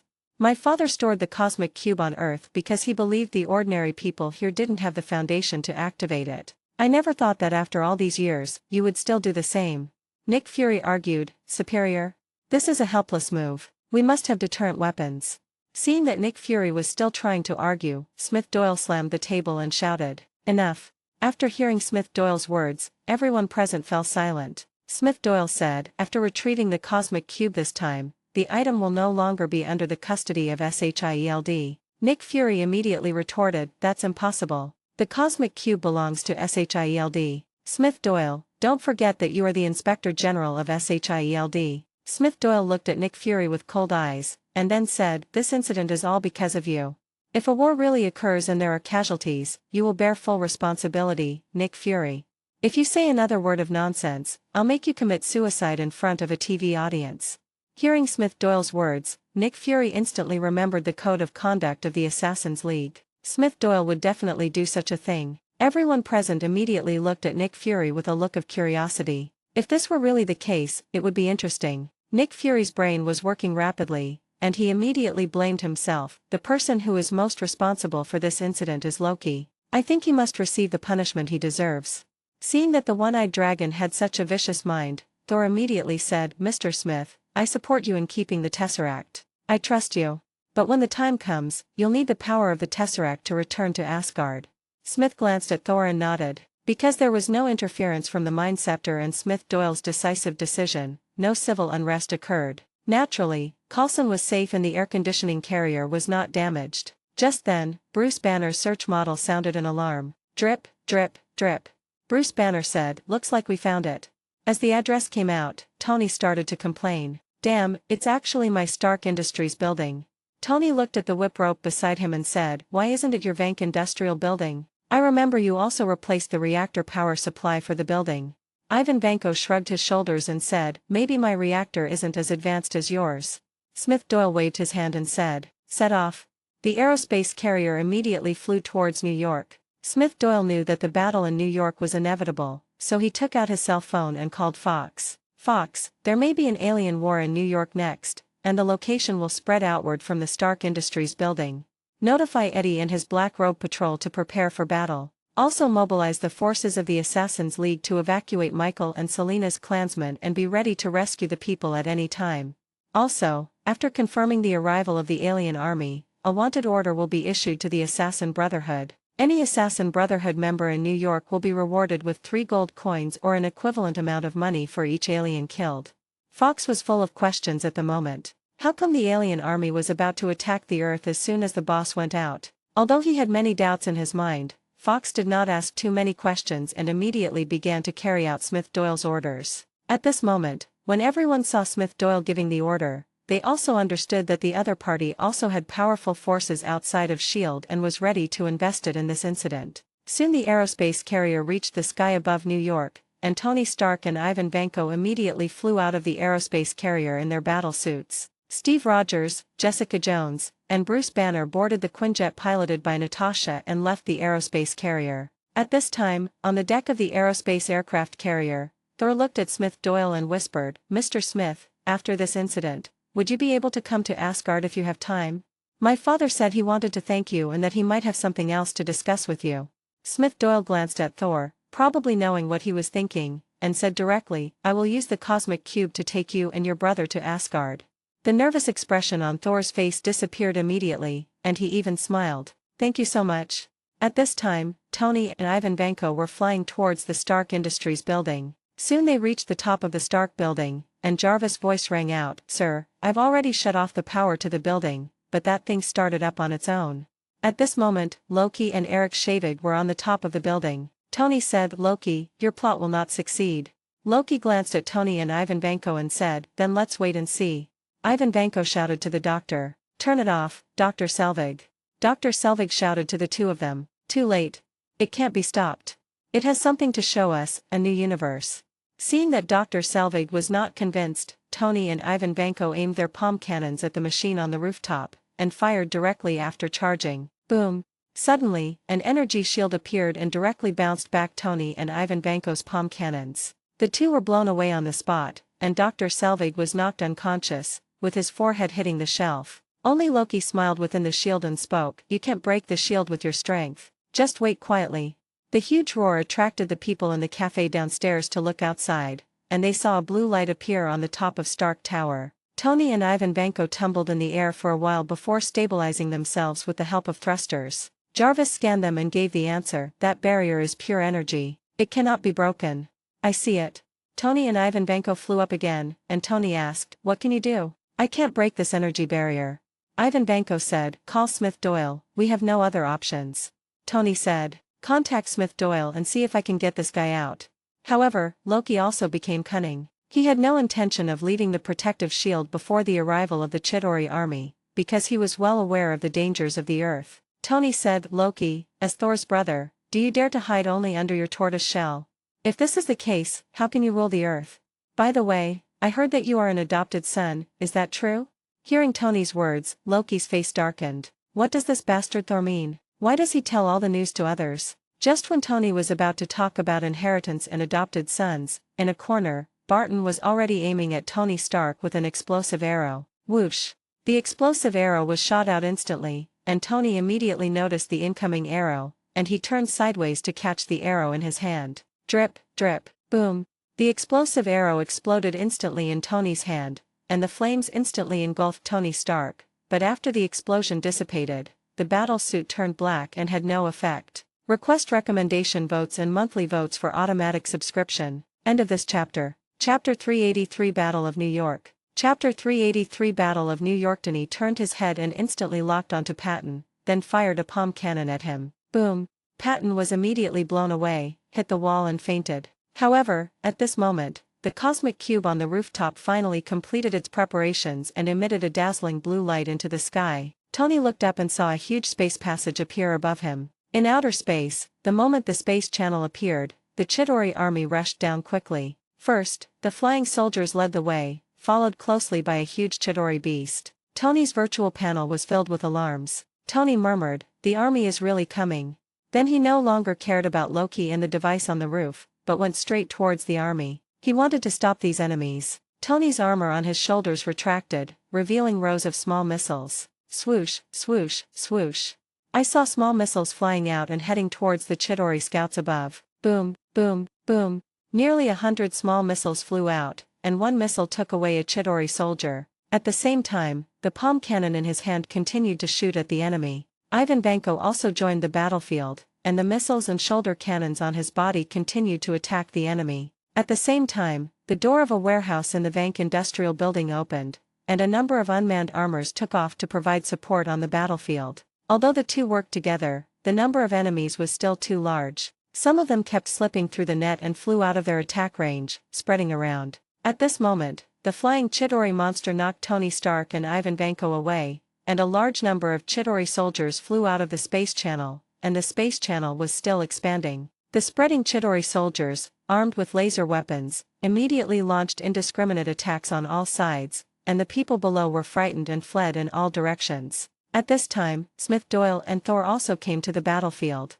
Thor looked at the Chidori soldiers who were rushing in, and rushed up waving Thor's hammer. Smith Doyle did not take action immediately, but instead observed his surroundings. He wanted to see if there were any Avengers who had traveled through time. After sensing carefully, Smith Doyle did not detect the same aura. Instead, he saw Master Ancient One on the balcony, and Master Ancient One's voice appeared in his ears. "Guardian of the Dragon Balls, what are you looking for?"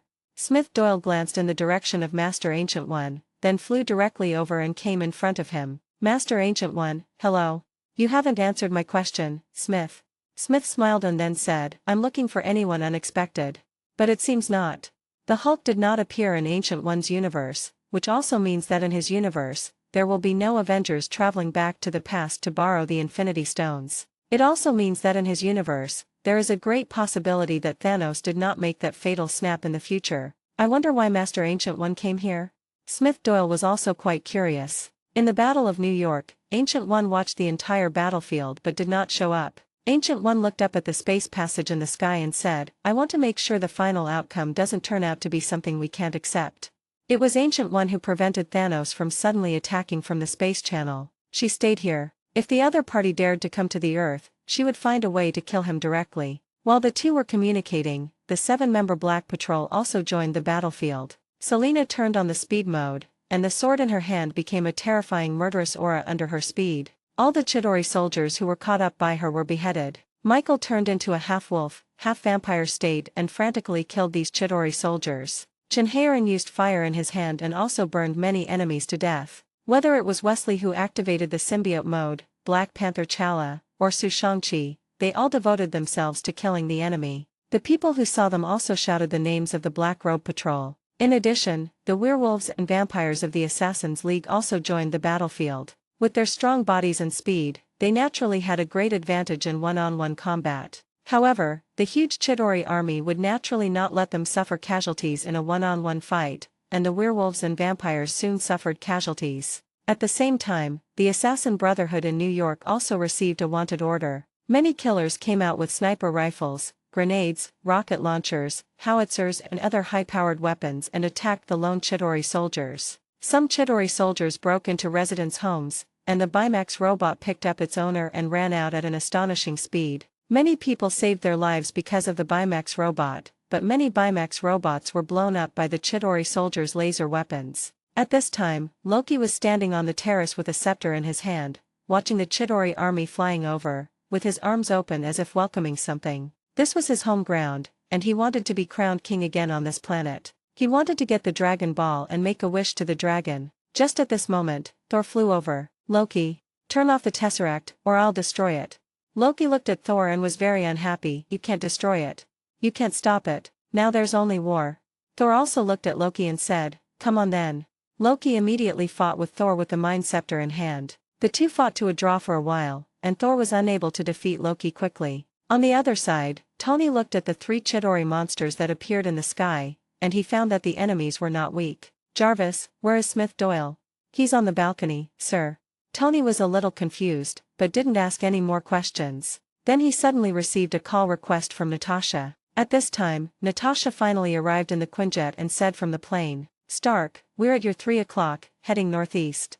Looking at Natasha's communication, Tony complained. It took you so long to get here, did you guys go get takeout? Go to Park Avenue, and I'll lure them over there and make them your targets.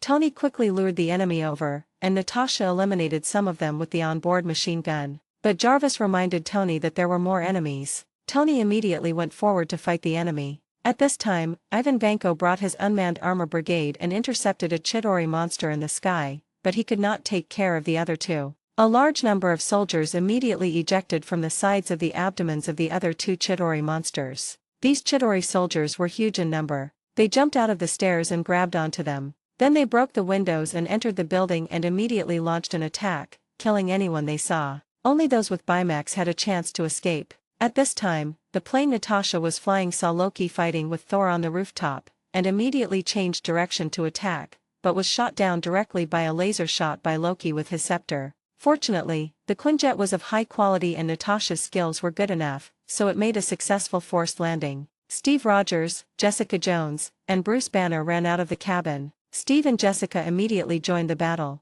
Bruce Banner looked at the huge Leviathan in the sky and said, dude, now's the time to get mad. The next second, Bruce Banner transformed into the Hulk and immediately rushed into the battlefield. At this time, on the roof of Stark Tower, Loki used his scepter to lock Thor's neck and pressed him to the edge of the terrace. Ha ha ha, Thor. Ah!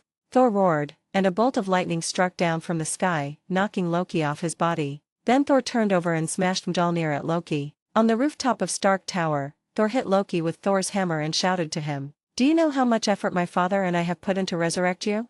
A hint of unnaturalness flashed across Loki's expression, and then he sneered. I heard it, it's just repeated defeats. Thor looked at the battlefield below and continued, look for yourself, see it all. Do you think that once you become king, the madness will end? Loki looked at the city below that had become a battlefield, turned around and said to Thor, it's too late. It's too late to stop it.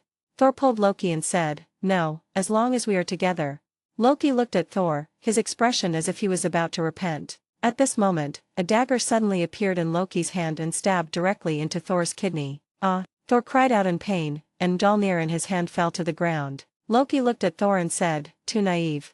However, Loki's behavior angered Thor again, and Thor stood up and kicked him, then lifted him up and slammed him heavily to the ground. Loki now realized that he could not gain any advantage over Thor, so he jumped off the building in a flying vehicle called Chidori and left, throwing the scepter on the ground. When Thor saw Loki leave and disappear from his sight, he immediately joined the ranks of killing the Chidori. Above the sky, a Chidori escort spaceship flew out from the space channel. It was 4 times the size of the Chidori beast and floated in the air like a huge dark cloud. Steve Rogers, Natasha, and Jessica had just killed a group of Chidori soldiers together when they saw the giant monster appear in the sky and said, oh my god, here comes another bigger guy.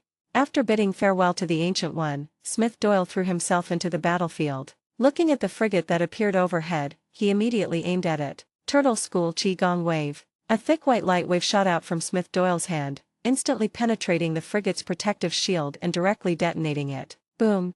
The Chidori frigate turned into a huge fireball on the spot and exploded and disintegrated in the air. The Chidori soldiers who saw the scene immediately roared in anger. Tony couldn't help but sigh after seeing this. Good job, Smith.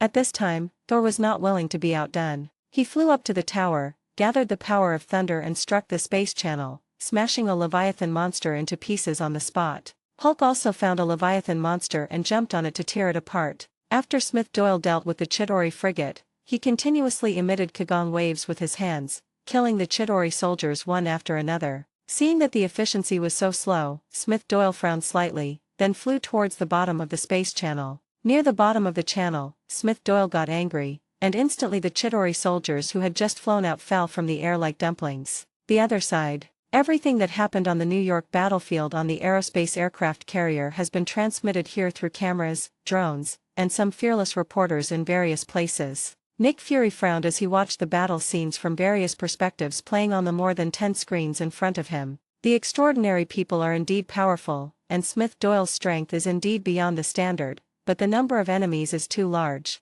At this moment, Hill walked over and said, "Director Fury, the council has video access and is calling you to attend the meeting now." "Okay, I get it." Nick Fury walked into the conference room and members of the Security Council appeared on the LCD screens. At this time, one of the male representatives spoke up. "Nick Fury, we've seen the performance of the Avengers. They've managed to control the scope of the battle so far. But I ask you to prepare for the worst, in case the Avengers and the extraordinary people who participate in the war are unable to control the scope of the war. For the sake of global security and to curb the Chidori army, I will request that the United Nations Security Council decide to launch a tactical nuclear bomb at the New York Space Corridor." Counselor A, I agree with this proposal. Counselor B, I agree with this proposal. Counselor C, I agree with this proposal. The American congressman was silent for a few seconds and then spoke up, "I agree with this proposal." The congressman who proposed the decision said after seeing that everyone agreed, "Very good, since everyone agrees with this decision, Nick Fury should start preparing. If it is not possible, prepare for the worst."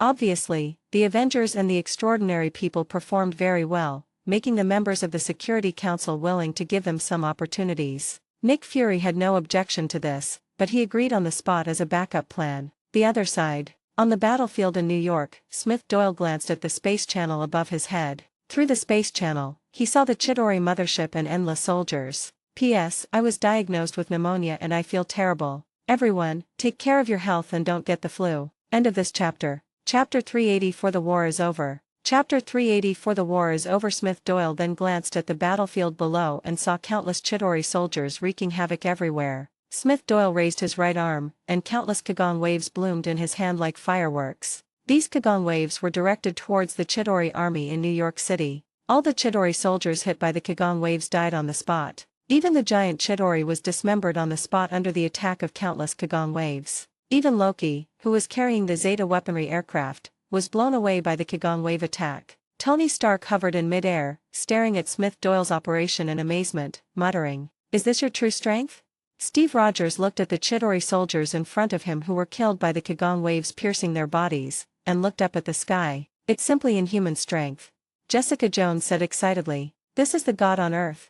Natasha also looked at the sky in disbelief. She knew that Smith Doyle was very powerful, but she didn't expect him to be so powerful. At this moment, all the superheroes and extraordinary people looked up at Smith Doyle above their heads. Loki, who got up from the ground, had a dark face at this moment. He had already informed the Chidori leader that there were powerful enemies on Earth, but it turned out that he still did not take it seriously enough. After Smith Doyle released a wave of Kagon, killing all the Chidori soldiers on Earth, he looked up at the Chidori army that continued to swarm in from the space-time channel and made a signature move of a king. With a single finger, he gathered the energy, and instantly a terrifying energy bomb that was powerful enough to destroy the Earth gathered in front of Smith Doyle. When the gas bomb condensed into a large enough size, Smith Doyle threw it directly towards the location of the space channel. Countless Chidori soldiers were instantly disintegrated when they came into contact with this terrifying energy bomb. Even a giant Chidori beast could not avoid being vaporized if it crashed into it.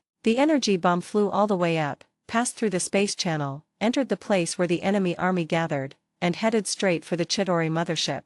Boom! A dazzling light flashed across the universe. After doing all this, Smith Doyle said, "It looks like the war is over." Then Smith Doyle slowly came to the roof of Stark Tower, picked up the Mind Scepter left by Loki, and came to the device to open the space channel. Because of Smith Doyle's death gas bomb that was powerful enough to destroy the planet, the opposing Chidori army was completely killed or wounded, and no enemy came out during this period. Dr. Eric Shalvig, who who had regained consciousness, warned. The scepter is the key to closing the portal. Smith Doyle held the scepter and used it to shut down the teleporter and took the cosmic cube into his possession. The other side. Many soldiers on the Sky Carrier saw Smith Doyle's performance. First, he eliminated all the enemies in New York, then threw a huge energy ball at the opposite side, and then no enemies came out again. Finally, he directly closed the transmission channel. Everyone was very excited. At this moment, only Nick Fury had a complicated expression. He hoped that the war could be resolved, the enemy could be eliminated, and he could accept that Smith Doyle was unique in his strength, but he did not expect that Smith Doyle would be so outrageously powerful. In that short period of time just now, the enemy killed so many Chidori soldiers that the number was impossible to count in a short time. Moreover, these energy waves seemed to have their own navigation, attacking every Chidori soldier accurately. This trick can kill the enemy and naturally also kill their own people. Nick Fury held the pager in his windbreaker and became a little unconfident. Danvers, can you do it? Although Nick Fury was full of thoughts, he still spoke. The war is over. With the death of the Chidori soldiers, the Avengers immediately ran towards Stark Tower. Thor even captured his younger brother Loki. This time, after seeing how powerful Smith Doyle was, Loki naturally stopped plotting any tricks and was arrested obediently. As the Chidori soldiers were silenced, the Avengers immediately ran towards Stark Tower. Although the war is over, the story is not over yet. At this time, the Avengers gathered at Stark Tower. As for the other werewolves, vampires and even the Black Patrol who came to support, they did not come to join in the fun. After the war, they all left here with their injured or even dead tribesmen and returned to the Assassins' League. The Black Patrol went to the Red Ribbon Group. Looking at the tied-up Loki, the other members of the Avengers and even the people in SHIELD found it difficult to deal with the situation. After all, the person in front of them was the second Prince of Asgard and Thor's younger brother. At this time, Thor looked at Smith Doyle, then looked at everyone and said, "Smith and everyone else, Loki is a member of Asgard. His crimes will be judged by Asgard. I will take him back to face punishment." After hearing Thor's words, both Natasha and Steve Rogers were a little unhappy, because the central area of Loki's Manhattan Island had been reduced to ruins. Not only was the economic loss incalculable, but the casualties were also a high number. However, Thor wanted to take Loki away and extradite him back to Asgard with just one word, which made them angry. But after seeing the Chidori army, they had to consider an Asgard that was even more terrifying than the Chidori. If they rejected Thor, what if Asgard forcefully took Loki back? Could they still go to war with Asgard? Of course, as long as Smith Doyle says no, that's fine. After all, in the eyes of everyone, Smith Doyle's performance today can be said to have solved a war by himself. Smith looked at everyone and said, "Thor, since you are taking Loki back to Asgard for trial, then take him away. I believe that after this incident, Loki will not have the chance to do evil again." Thor smiled and said, "Don't worry, when you return to Asgard, Loki will be tried. He will be imprisoned in Asgard for at least several hundred years. He will pay the price for his mistakes." Smith glanced at Thor. He didn't know what others didn't know, but for Loki's lifespan, a few hundred years was nothing. Moreover, he was imprisoned in Asgard's prison, and it was just a matter of Odin's words whether to release him or not. However, according to the normal development of the future, Loki would not live that long and would lose his life saving Thor. However, with him around, Thanos didn't have the chance to defeat Thor and kill Loki. But Smith didn't care about Loki. After all, his version of Loki would not become the god of stories or the god of time. Thor saw Smith's eyes and smiled innocently. He felt that Smith had seen through his thoughts, and then he said, "Smith, I'll need you to use the cosmic cube to send Loki and me back to Asgard." Smith Doyle nodded and said, "That's no problem." Everyone present had no objection. The only one who was loyal to SHIELD at this moment was the tied-up Barton. He was knocked unconscious by a palm cannon from Tony. Although he broke free from control, when he woke up, the battle was over and he was captured. At this moment, Smith Doyle thought of another problem, that is, the Mind Scepter. He had two choices. One was to keep the trophy as his own, just like the Cosmic Cube. As for Wanda and Pietro, they can only leave it to fate. It is not certain whether they can awaken or activate their abilities through other means. The second one is placed in the Avengers base, half transferred and half taken over, or lent to SHIELD under some excuse, with the ownership still in its own hands, and then taken back after Hydra activates Wanda and Pietro. Thinking of this, Smith Doyle said in his heart, "Why do I need to rely on others? I can just find the brother and sister myself and activate them when the time comes. Giving it to Hydra for research would be a complete waste of resources." After confirming Loki's situation, Tony asked. How do we divide up the weapons, behemoths, and even corpses left behind by the Chidori? Smith said. We took all of this down, so naturally the Avengers will take over. Our base is quite large, and the amount of logistics we have is absolutely astonishing.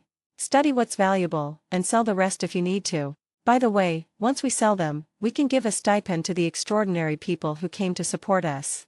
Hearing Smith Doyle's thoughtful consideration, Captain America, Banner, Ivan Vanko and others all had no objections. As for Thor, he didn't need any of this junk. At this time Ivan Vanko said, the damage in Manhattan is so severe this time. Is the foundation behind our superhero property insurance going to go bankrupt?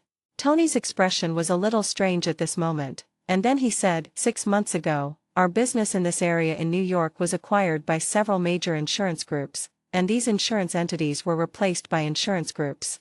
The main reason is that there are few criminals, few people making claims, and many people paying premiums, so these insurance companies have all intervened. But it looks like a large number of them are going to go bankrupt. Everyone looked at each other and nodded, without saying anything else. The discussion was basically complete at this point, and Thor said, Smith, when are you going to send Loki and me back to Asgard? If there's nothing else, I'd like it to be as soon as possible. Smith smiled and said, Saul, since you are going back, don't you say goodbye to your girlfriend? Hearing Smith mention his girlfriend, Saul murmured, Jane. Smith, is that enough time? Smith smiled and said, don't worry, Thor.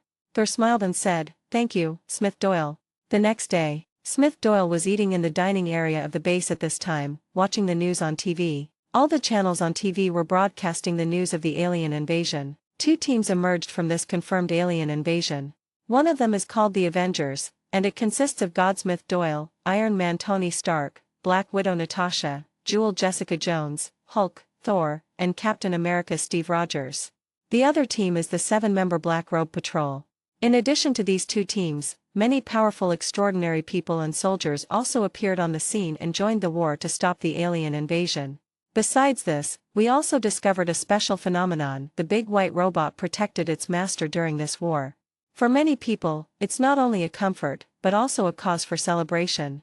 Later, reporters interviewed the surviving citizens of New York. They were full of praise for the 2 groups of people and the extraordinary people who appeared. Of course, there were also inappropriate voices among the praise. Some people did not recognize superheroes, some felt that the government was hiding something from the public, and some even wanted to attract attention and let these people come out to pay for the destroyed city. Smith Doyle didn't care about his doubters. He knew that a large number of insurance groups were going to go bankrupt this time. However, Smith Doyle was thinking about a problem. A lot of people died in this war. Not only ordinary people died, but also werewolves and vampires. After all, they were pierced through the vitals by lasers and died on the spot. That is the next time Dragon Ball makes a wish, whether it can revive the creatures that died in this war, but it will take some time for Dragon Ball to be resurrected. It is unknown how much impact this large-scale resurrection of the dead will have on the real world. However, the revival of Dragon Ball will not take too long. It will not be like the snap of fingers where so many years have passed and there is no way to settle them after they come back. In the end, Smith Doyle decided to consider resurrecting those who died in the war as his second wish. Just as Smith made his decision, Thor came to the dining area with Jane Foster in his arms. Thor walked over with Jane, whose face was flushed, then sat down and said, Smith, thank you for giving me time to say goodbye to Jane. Jane also said, thank you, Smith. Smith waved his hand and said, Saul, you are too polite. We are friends. Thor then spoke. Smith, there are still many things to do in Asgard. I won't stay here for long. Please send Loki and me back to Asgard today. It just so happens that my father also has something to discuss with you. When Jane heard that Thor was leaving, she was reluctant but didn't say much. Thor told her about this last night and promised to find a chance to come to Earth to see her. Smith heard Thor was so anxious, then nodded, okay, let's do it in the afternoon, there's no problem on my side. End of this chapter. Chapter 385 Nick Fury Knows Dragon Ball. Chapter 385 Nick Fury Knows Dragon Ball. The Other Side. On the aerospace aircraft carrier. At this time, Coulson was reporting to Nick Fury. Sir, Agent Barton and Dr. Eric Shalvig have both returned to normal. Based on their own statements, it's certain that if they sustained a severe blow to the head, they would have had a chance to escape Loki's control. But currently, Loki's scepter, like the Tesseract, is in Smith Doyle's hands. According to the information they revealed, Smith Doyle will visit Asgard. Nick Fury nodded and said, I know about this. How is the recovery of the Chidori equipment going? Coulson said, Smith Doyle believes these are all spoils of the Avengers and has asked the staff at the Avengers base to sort them into categories. In addition, the Universal Capsule Group, Bank Industries, and Stark Industries have established a disaster incident handling center to specifically handle the remaining Chidori equipment. Smith Doyle stated that the Black Robe Patrol and the extraordinary individuals who contributed during the war will receive corresponding rewards afterward. Nick Fury frowned slightly and asked, these alien technological devices should be handed over to SHIELD for handling and arrangement. Coulson explained. The Inspector General said that the Avengers are also part of SHIELD, and that whatever happens to the Avengers will be dealt with by SHIELD. Nick Fury was also somewhat helpless, and then he said, let the staff at the Avengers base count first, and then we will conduct research and replication. Coulson was not surprised and said, the Inspector General said that once the statistics are completed, these devices can be sold to SHIELD and government agencies for research and development. Nick Fury nodded, then asked, what other information did you obtain? Coulson took out the information he wanted to report to the director before the Tesseract incident, as well as 2 other confession documents. Director, this was originally the information we needed to know on the day of the incident at the Cosmic Cube Laboratory. I suspected it was related to the Sky Curtain. After hearing Coulson's words, Nick Fury picked it up and looked at it curiously. The information only recorded that the Universal Capsule Group purchased an uninhabited island in the Atlantic Ocean and developed it there, and several satellite images were attached. In addition, before the Sky Curtain incident, the Assassin's League's plane took Bruce Banner, Tony Stark, Su Shang-Chi, Su Xialing, the Wakanda King and his family, and others to the island. There are 2 such similar chances in total, both of which occur before the Sky Curtain. Looking at the information above, Nick Fury murmured, no wonder they all knew Smith Doyle. I was curious about how Dr. Banner and Smith Doyle knew each other. It turns out this is the case. What is Smith Doyle's purpose in summoning these people to the island? At this time, Coulson took out a piece of information, which was told to Coulson privately by Patton after he woke up, and was not within the scope of the public interrogation investigation. This is the information Patton told me. To be honest, if I hadn't confirmed it with him again and again, I would have thought he was crazy. Nick Fury also became interested, picked up the document curiously, and said, what kind of intelligence could possibly cause such incredible surprise in a knowledgeable agent like you? As he spoke, Nick Fury began to read the information above. The next second, Nick Fury stood up from his chair, holding the document tightly in his hands, and asked, who knows about this? Coulson said, a lot of people know about it. Barton learned it from Dr. Eric Shalvig, although he only told me. But the number of people who know the information about the Dragon Ball is greater than we thought. Especially the Dragon Ball battle, and there are spots for spectators. Nick Fury frowned. How could the world allow the existence of Dragon Balls that can fulfill any wish? I remember we investigated Dragon Ball, and the conclusion we reached was very different from this. Coulson nodded helplessly. Perhaps none of our people had access to the real Dragon Ball, so naturally no one had the real information. This led to our misjudgment, believing it was an item Smith Doyle had released to eliminate the gang. Nick Fury took another look at the information above and said in disbelief, since the Dragon Ball can grant any wish, why would Smith Doyle give up the opportunity to make a wish? Still in the form of a ring battle, what good will this do him? Coulson shook his head. Sir, I haven't considered the Inspector General's motives. But I suspect that the Inspector General's unreasonable strength may be related to the Dragon Balls. Perhaps he once wished for great strength. Nick Fury nodded and said, it's not impossible. Coulson, you will visit Tony, Ivan Vanko, and Bruce Banner from the Avengers and talk to them about Dragon Ball. Ask them why Smith Doyle released the Dragon Ball. Then, I'll ask indirectly, what was the final wish made during the 2 previous Dragon Ball battles? Also, the true information about the Dragon Balls has been upgraded to level 10 top secret. No one is allowed to access it without my authorization. Yes, sir. As Coulson left, Nick Fury stood at the window, looking at the sky outside the helicarrier and fell into deep thought. Through the information provided by Coulson and his understanding of Smith Doyle, Nick Fury believes that the danger of Dragon Ball is far greater than that of the Tesseract. Even if the Tesseract wants to cause destruction, it will take a process and not everyone can do it. But making wishes with Dragon Ball is different. What if an evil person makes a wish to become the master of the earth? If the other party makes an extreme wish, the harm will be too great. Moreover, Smith Doyle doesn't care about the Dragon Balls at all. He just throws them away openly and holds the Dragon Ball battle every year. Who will be responsible if something happens to the earth? Who will be responsible if something happens to humanity? At the same time, Nick Fury was also very annoyed because he was helpless against Smith Doyle. The opponent's strength was too abnormal. The strength shown by the opponent in the Battle of New York once again refreshed S.H.I.E.L.D.'s prediction for Smith Doyle. Nick Fury had already mentally classified Smith Doyle as someone he couldn't mess with, but he couldn't let the Dragon Ball issue go unnoticed. It seemed like after Coulson got the information from the others, he'd have to find an opportunity to have a proper talk with Smith Doyle about the Dragon Ball issue. At this moment, Hill came over and said, "Director, the Security Council meeting has begun." Nick Fury nodded and walked towards the conference room to attend the briefing meeting held by the Security Council. With the arrival of Nick Fury, the Security Council meeting officially began. At this time, a congressman asked, "The Avengers performed very well this time. What are the plans for the future?" Nick Fury replied, "I don't have any other plans for now. S.H.I.E.L.D's next focus will be on post-war cleanup and ensuring that alien weapons and equipment do not leak out." At this time, a female member of parliament asked, "We should reward Smith Doyle for saving the world this time. How about a Nobel Peace Prize?" Nick Fury crossed his arms and said, "I think the Inspector General will not refuse these awards, but this time it wasn't just this one person who contributed, there were other members of the team as well. Of course, Smith deserves the most credit." At this time, a white congressman spoke up, "By then, we can arrange group and individual awards. It won't be a problem. But what are the plans for the Avengers? What if?"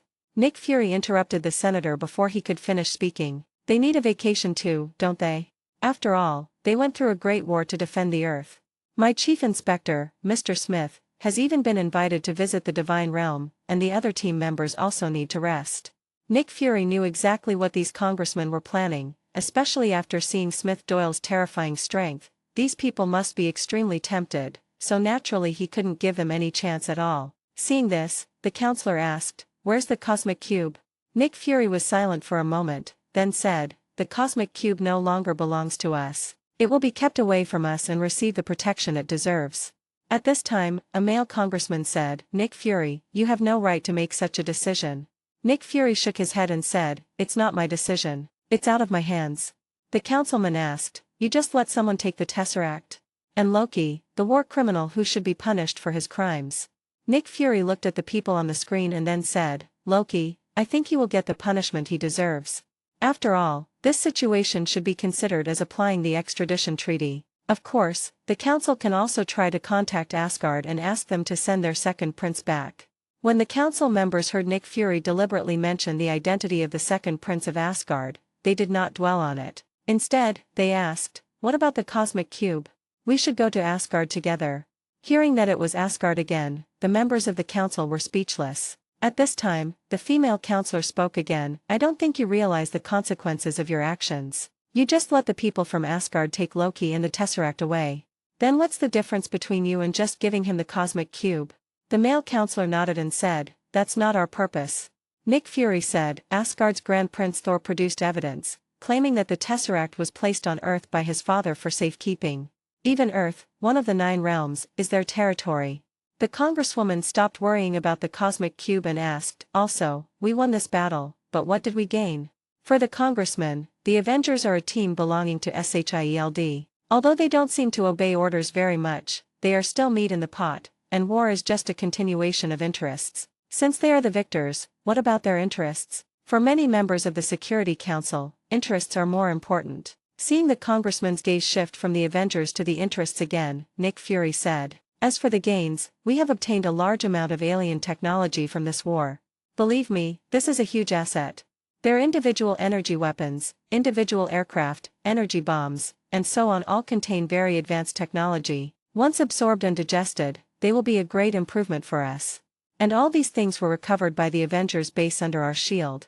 Besides, this incident also tells us one thing, that is, we are not alone in the universe. We have enemies as well as friends. There are countless resources in the universe, waiting for us to develop." Hearing about those alien technologies, the congressman nodded. If they could really absorb and transform those things, they would not lose out. The male congressman who spoke first said, "Nick Fury, I have a mission for you. Work with NASA to develop a spacecraft that can sail. At the very least, you need to make some achievements in the solar system, like sending people to the moon." A flash of inspiration struck Nick Fury, and he thought of the destroyed Life Fund route. Then he said, Member, I need financial support. Okay, we'll approve a special fund for you. If you need anything else, you can apply through Pierce on the board of directors. Yes, Congressman. Then the meeting ended and the video was turned off, and Nick Fury walked out of the conference room. The other side. It was afternoon. On the lawn of the base, Smith Doyle, Thor Odinson and Loki Odinson stood in the middle. Thor held a section of the device in one hand and Loki in the other. Loki was wearing special shackles and his mouth was sealed by Thor's equipment. Surrounding them were Jane Foster, Bulma, Fox, Tony, Ivan Vanko and other Avengers. Thor glanced at Jane, waved his hand, and said, "Wait for me." Jane Foster looked at Thor reluctantly and nodded, "I'll wait for you." Smith Doyle glanced at everyone and said, "Let's go." Then Smith Doyle twisted the device, and the cosmic cube emitted blue energy, taking the three of them away from the Earth and heading straight for Asgard. As Smith Doyle, Thor, and Loki left, the Avengers said hello and left the Assassin's League base. End of this chapter. Chapter 386 Odin and 039's Plan. Chapter 386 Odin's Plan. The Other Side of the Universe. Thanos sat on his throne, looking at the news that came in, including the scene of Smith Doyle gathering energy bombs to attack the Chitauri army. Dragon Ball? Smith Doyle. Interesting. With a flash of light, Smith Doyle brought Thor and Loki to the outside of the Asgard palace. Jotunheim had obviously been waiting here for a long time. After seeing the three people, he said, "Welcome to the Dragon Ball Guardians. Your Highness Thor, Your Highness Loki." Thor looked at Heimdall and said, "Thank you for your hard work, Heimdall. Smith and I need to go see our father first." Smith Doyle also nodded to the Asgard gatekeeper. Soon Smith Doyle and Thor brought Loki to the palace, where Odin was sitting on the throne. After watching the three people come in, Odin just glanced at Loki and said to Smith Doyle, "Mr. Smith, thank you for bringing my two sons back." Smith said with a smile on his face, "You're welcome, God King." Loki looked at Odin on the throne, with a strange look in his eyes. He was upset that the action failed. He once again failed to prove himself. At the same time, he was full of curiosity about the Dragon Ball. He did not get this treasure. Odin looked at Loki and said, "Come, take Loki to prison." As Odin spoke, a group of Asgardian soldiers outside the temple came over, took Loki from Thor, and took him to the prison. As the soldiers escorted Loki away, Thor said, "Father, the war that Loki brought to Earth has been resolved, but he has never spoken about the person behind Loki. I suspect someone is using Loki to test Asgard. After all, everyone in the universe knows that the Nine Realms are nominally ruled by Asgard, and with the recent shattering of the Rainbow Bridge and the rebellion of some worlds." Odin looked at Thor's words and nodded secretly in his heart. His son finally knew to think about problems with his brain instead of the hammer. Smith Doyle on the side did not speak, but he knew that this was a test, and he was very clear that the person behind the Chitauri soldiers was the Eternals from Titan, Thanos. However, Smith Doyle was a little curious. With his current strength, could he kill Thanos by combining his full strength with the Kaioken? After all, with his current star-destroying strength, even if he cannot reach the level of a single universe as a whole, the destructive power should be enough. If Thanos' performance was only like that in the movie universe, I could compete with him. However, Smith Doyle didn't know that the Thanos in his universe was not the Thanos in the movie universe who wanted to become the director of the National Population and Family Planning Commission. However, Thanos did not come to Earth because of the existence of Odin and Ancient One. They regarded Earth as the final place to conquer. He originally just wanted to let Loki test the depth of the Earth, but ended up leaving the Mind Stone he collected on Earth. Odin then spoke. "Thor, you're right. With the destruction of the Rainbow Bridge, not only the Nine Realms, but also other forces in the universe are ready to take action. But don't worry about these guys now. The Rainbow Bridge can be repaired soon." Hearing that the Rainbow Bridge could be repaired quickly, Thor said in surprise, "Father, can it really be repaired quickly? Didn't they say that the Rainbow Bridge cannot be repaired once it's broken?" Thor was worried before that after this separation from Jane Foster, he didn't know how long it would take for them to see each other again. Since Loki was not dead, he didn't have to wait for the next Dragon Ball battle. Odin looked at Smith Doyle and said, "Mr. Smith, the cosmic cube should be in your hands. I need to borrow it to repair the Rainbow Bridge." "Don't worry. Since Thor promised that this thing belongs to you, I have no intention of taking it back." Odin, the God King of Asgard, the ruler of the Nine Realms, once had the idea of collecting 6 Infinity Stones, and even asked the Dwarf King to make him a glove that could be inlaid with Infinity Stones. But in the end, when searching for the Soul Stone, Odin gave up the idea of collecting the Soul Stone after learning the conditions for obtaining the Soul Stone. Without being able to gather all the Infinity Stones, the power of these things would be greatly reduced. Odin completely gave up the idea of collecting all the stones and even returned the collected infinity stones. He even threw the cosmic cube containing the space stone directly to the earth. Odin knew that the infinity stones would eventually represent trouble, and countless ambitious people would eventually embark on the path of collecting them, so he had no intention of keeping this hot potato. After all, even Odin cannot exist forever in the universe. When he passes away, this thing will be a big trouble. If his heirs are not capable, the thing will be left on Earth and let the guardians of the Earth deal with it. If the future heirs are capable, they can also collect it on Earth. As for whether others gathering the infinity stones would bring trouble to Asgard, Odin was not worried at all. When his father was alive, he sealed one of the infinity stones in a place no one knew, and according to legends outside, that stone had been destroyed. Smith was not surprised at all when he heard Odin's request. He knew that the cosmic cube could repair the broken rainbow bridge, so he had considered this matter when he was invited to Asgard. Smith waved his hand, and the cosmic magic box was taken out from the system space. Then he said, "Since the Divine King needs it, then take it and use it first. Just return it to me later." Odin waved his hand, and the cosmic magic tool came directly into his hand. Then he spoke, "Mr. Smith and Thor, come with me to witness the restoration of the Rainbow Bridge."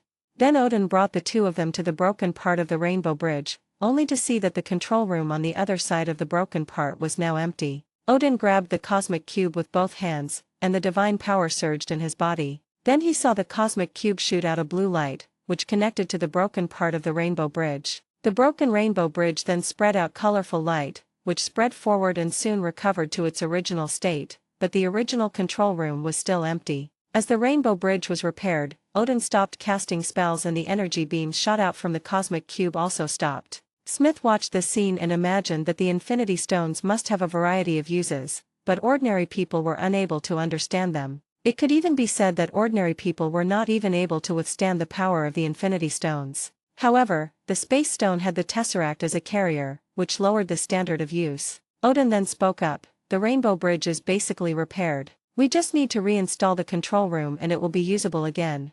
Thor looked at the Rainbow Bridge stretching out in front of him, a smile on his face. "Now the mobility of my Asgard has finally been restored." Odin glanced at Thor. He knew that his son probably just wanted to make it easier for him to meet the Earth Girl. "Thor, after the Rainbow Bridge is fully restored, you will lead the Asgardian warriors to visit the other 9 realms that are still in turmoil and quell the chaos there."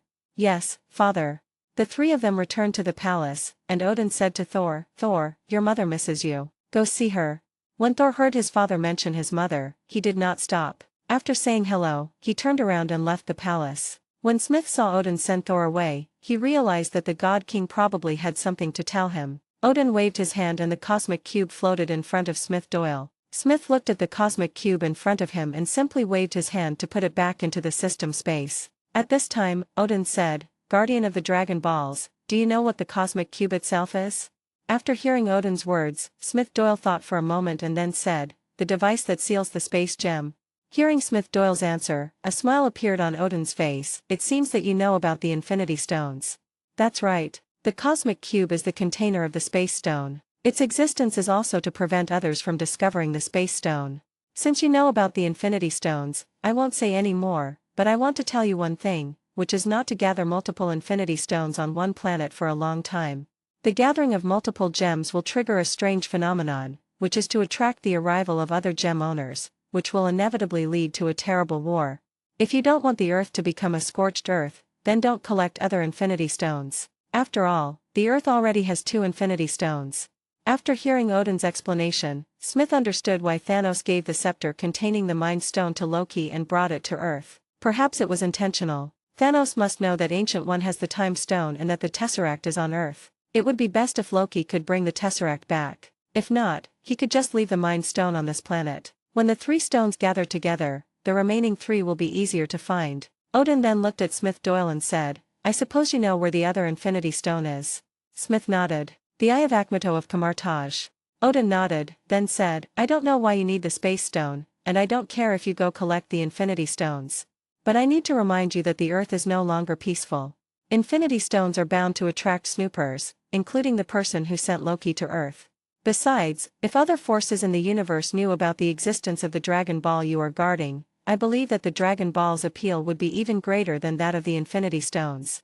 In Odin's opinion, the conditions for using multiple infinity stones are harsh. Even with just one infinity stone, the bodies of ordinary individuals may not be able to withstand the impact of the infinity stones and may collapse. There are very few people who can use more than one. Among them, the time stone is in the hands of the Ancient One, and the conditions for exchanging the soul stone are harsh. The reality gem was sealed by his father in a mysterious place and never saw the light of day, but there were no strict conditions for the use of the Dragon Balls. As long as you collect 7 Dragon Balls, you can make a wish to the dragon, and any wish can be fulfilled. Although the previous wish has always been to resurrect the dead, for a god like Odin, the value of resurrection is extremely high. The ones who really have the ability to resurrect others are none other than the 5 great gods, such as death and eternity, but the dragon can actually do the same thing, and can even snatch the soul from death, and nothing has happened until now. This makes Odin even more impressed with the ability of Dragon Ball. Hearing Odin's reminder, Smith Doyle nodded and said,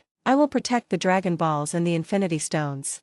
In Smith Doyle's view, the Earth is the center of the universe, and wars are inevitable in the future. As long as he continues to improve his strength, regardless of how powerful he is, as long as he has the strength of Super Saiyan 1, he can basically be invincible in a single universe. If he makes up for some shortcomings such as not being able to live in the universe, he will be even more powerful. As for more powerful existences, he is not worried. After all, there are Super Saiyan 1, Super Saiyan 4 waiting for him, as well as Super Saiyan God, Super Saiyan Blue, Ultraman, etc. He is not afraid even of a multiverse war. Odin looked at Smith Doyle, who didn't look worried at all, and didn't say much. After all, this guardian of the Dragon Ball was quite powerful. Odin also saw the feat of destroying the Chidori army with that move, and the power was great enough to destroy a planet. Especially since the last time he wanted to meet Ancient One, he stopped him, but now he doesn't care at all about the other party coming to Asgard as a guest, which shows how quickly the other party's strength is improving.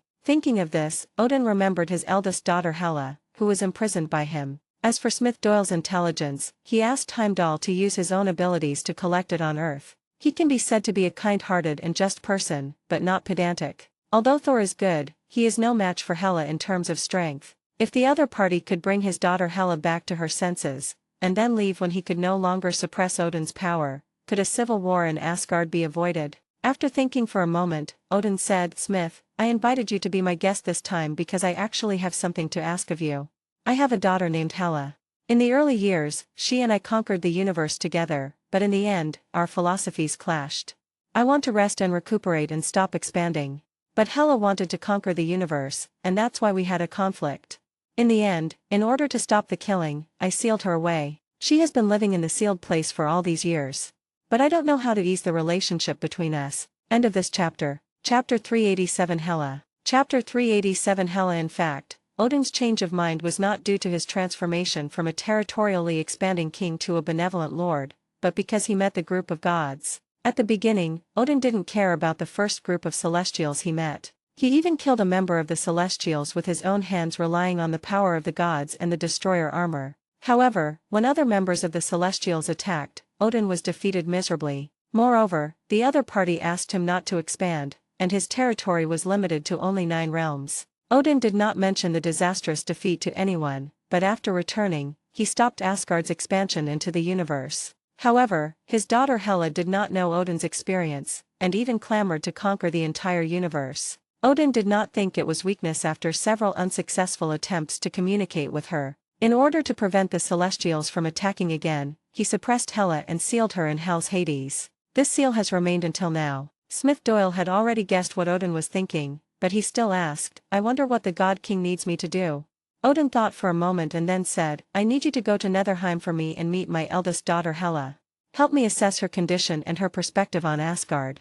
As a reward, I will teach you the knowledge about the cosmic cube." After hearing Odin's words, Smith Doyle was not interested in the usage and related knowledge of the Tesseract. He just wanted to see Hela, a powerful woman. "I've accepted your mission."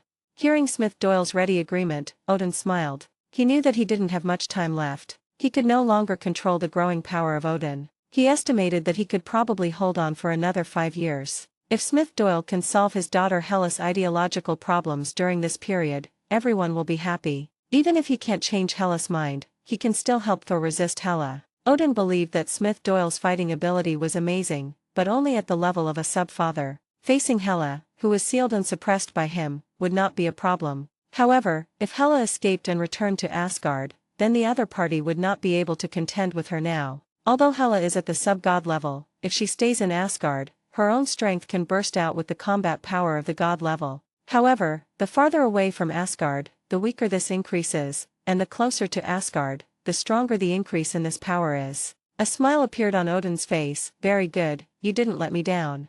Odin waved his hand, and an ancient book appeared in the air. This is a magic book that records how to use the space gem. It contains various spells that can be used with the space gem. Now I will give it to you. With a wave of Odin's hand, the book flew directly in front of Smith Doyle. Smith didn't hesitate to take the book and said, "Thank you, God King." After getting the book, Smith did not look through it, but directly put it into the system space. Odin then took out a golden token, handed it to Smith Doyle, and said, "These are the coordinates of Hellas underworld. With this token, you can enter Hela's sealed place." Smith Doyle nodded and said, "Then let me go meet this Miss Hela." Odin nodded, "Okay, I'll tell Thor you're leaving." Smith Doyle nodded, and after saying goodbye to Odin, he used the cosmic cube to go directly to Hel's Hades, the place where Hela was sealed. Hel Hades. Hela sat bored on the stone platform. She had been sealed in this barren land for thousands of years. But she did not give up, nor did she complain about herself. She knew clearly that Odin could not seal her here forever. When Odin could no longer control the power of Odin, she would inevitably face death, and that would be the day for her to escape. She will let the glory of Asgard spread throughout the universe again and complete her unfinished work. All she can do now is wait for Odin's death and then return to Asgard to take back everything she once had. Smith Doyle took the coordinates given by Odin and used the power of the space stone to go directly to the place where Hela was sealed in Hel's Hades. Looking around, the whole world was gray and the sky was extremely gloomy, giving people the feeling of despair as if it were a dark world. Smith Doyle looked down at his feet and saw a sealing array composed of runes. He then took the token and entered the seal. As soon as I entered, a woman's voice came to my ears. "After so many years, he actually sent people in here? Is this old fellow Odin about to die?"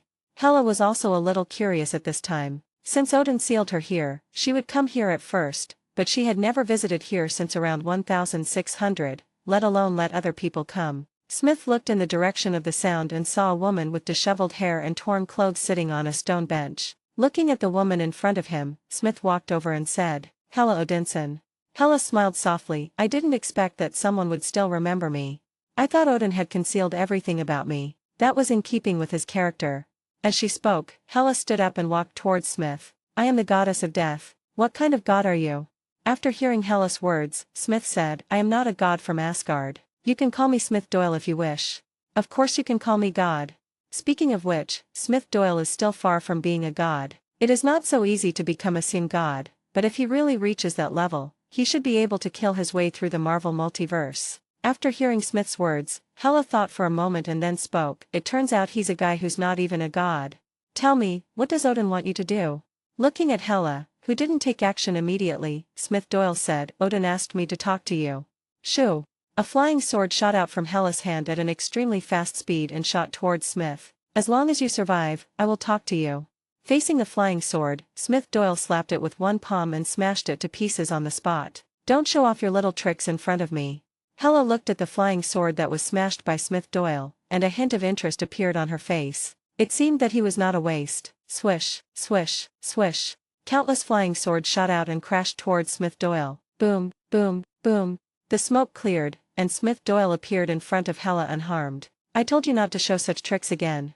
Drink." Smith Doyle erupted in anger, and the flying swords that were stuck around him instantly shattered and spun back in all directions. Simultaneously, a terrifying gust of air formed beneath his feet, crushing Hela. Facing the pressure of Smith Doyle's imposing aura, Hela conjured two swords in her hands and charged towards Smith Doyle. Ding, ding, ding. Facing Hela's fast break, Smith Doyle blocked it all. After this fight, Smith Doyle felt that Hela was much stronger than Thor in terms of strength, even though she was sealed by the formation. No wonder she beat the Thor brothers like beating children. When did Asgard produce someone like you?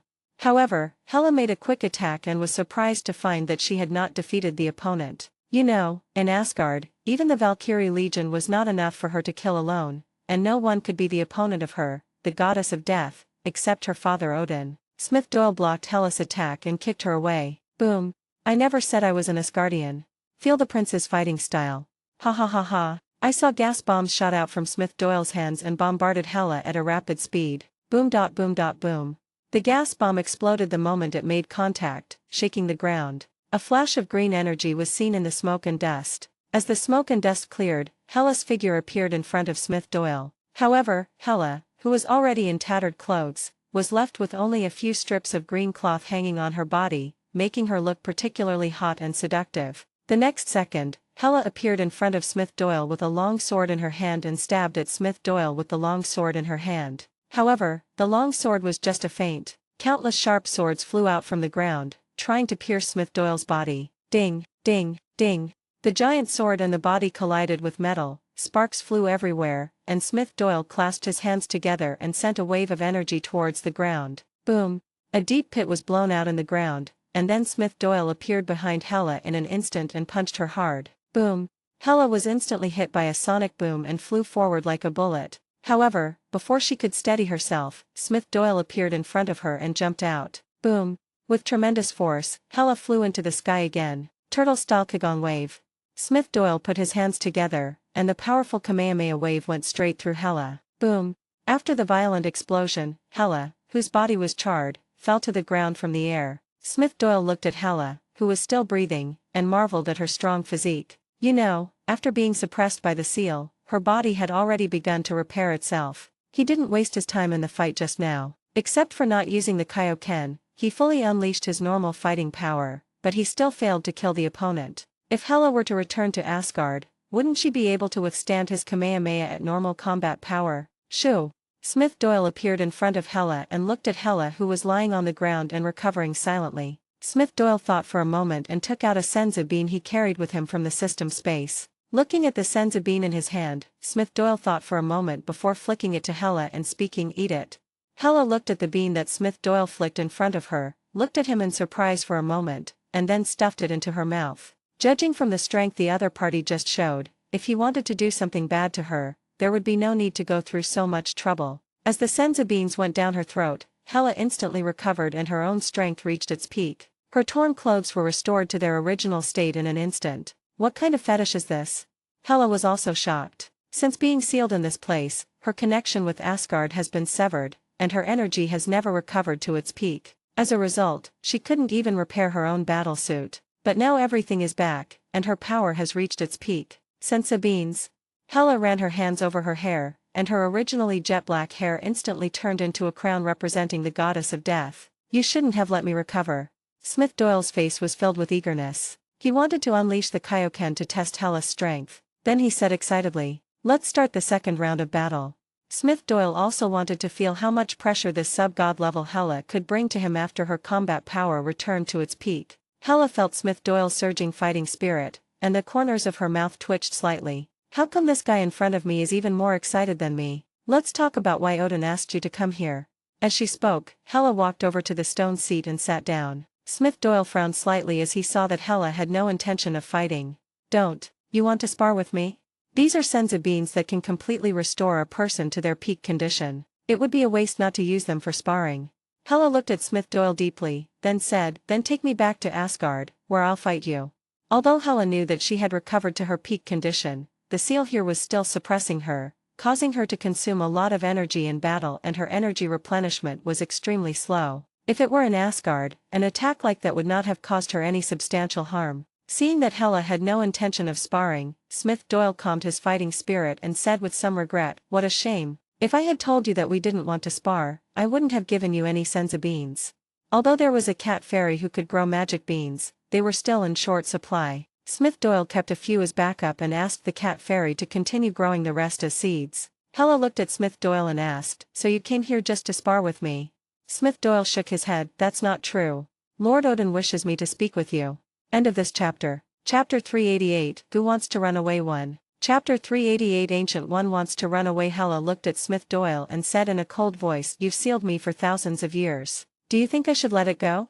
Smith Doyle was also helpless. Look at what Odin had done. He sealed his daughter in Netherheim and then ignored her. When he realized that he was about to die, he wanted to persuade Hela himself. If he were Hela, he would never let Odin get his way. You said that if Odin had come to talk to Hela from time to time over the past thousands of years, or if that didn't work, he would have suppressed Hela physically and used verbal persuasion. Hela would have accepted it over the years. But now he just ignored her, and her anger and hatred were suppressed. Smith Doyle thought about his words and said, "I will not interfere in your family affairs, nor will I persuade you to let go of your hatred for Odin.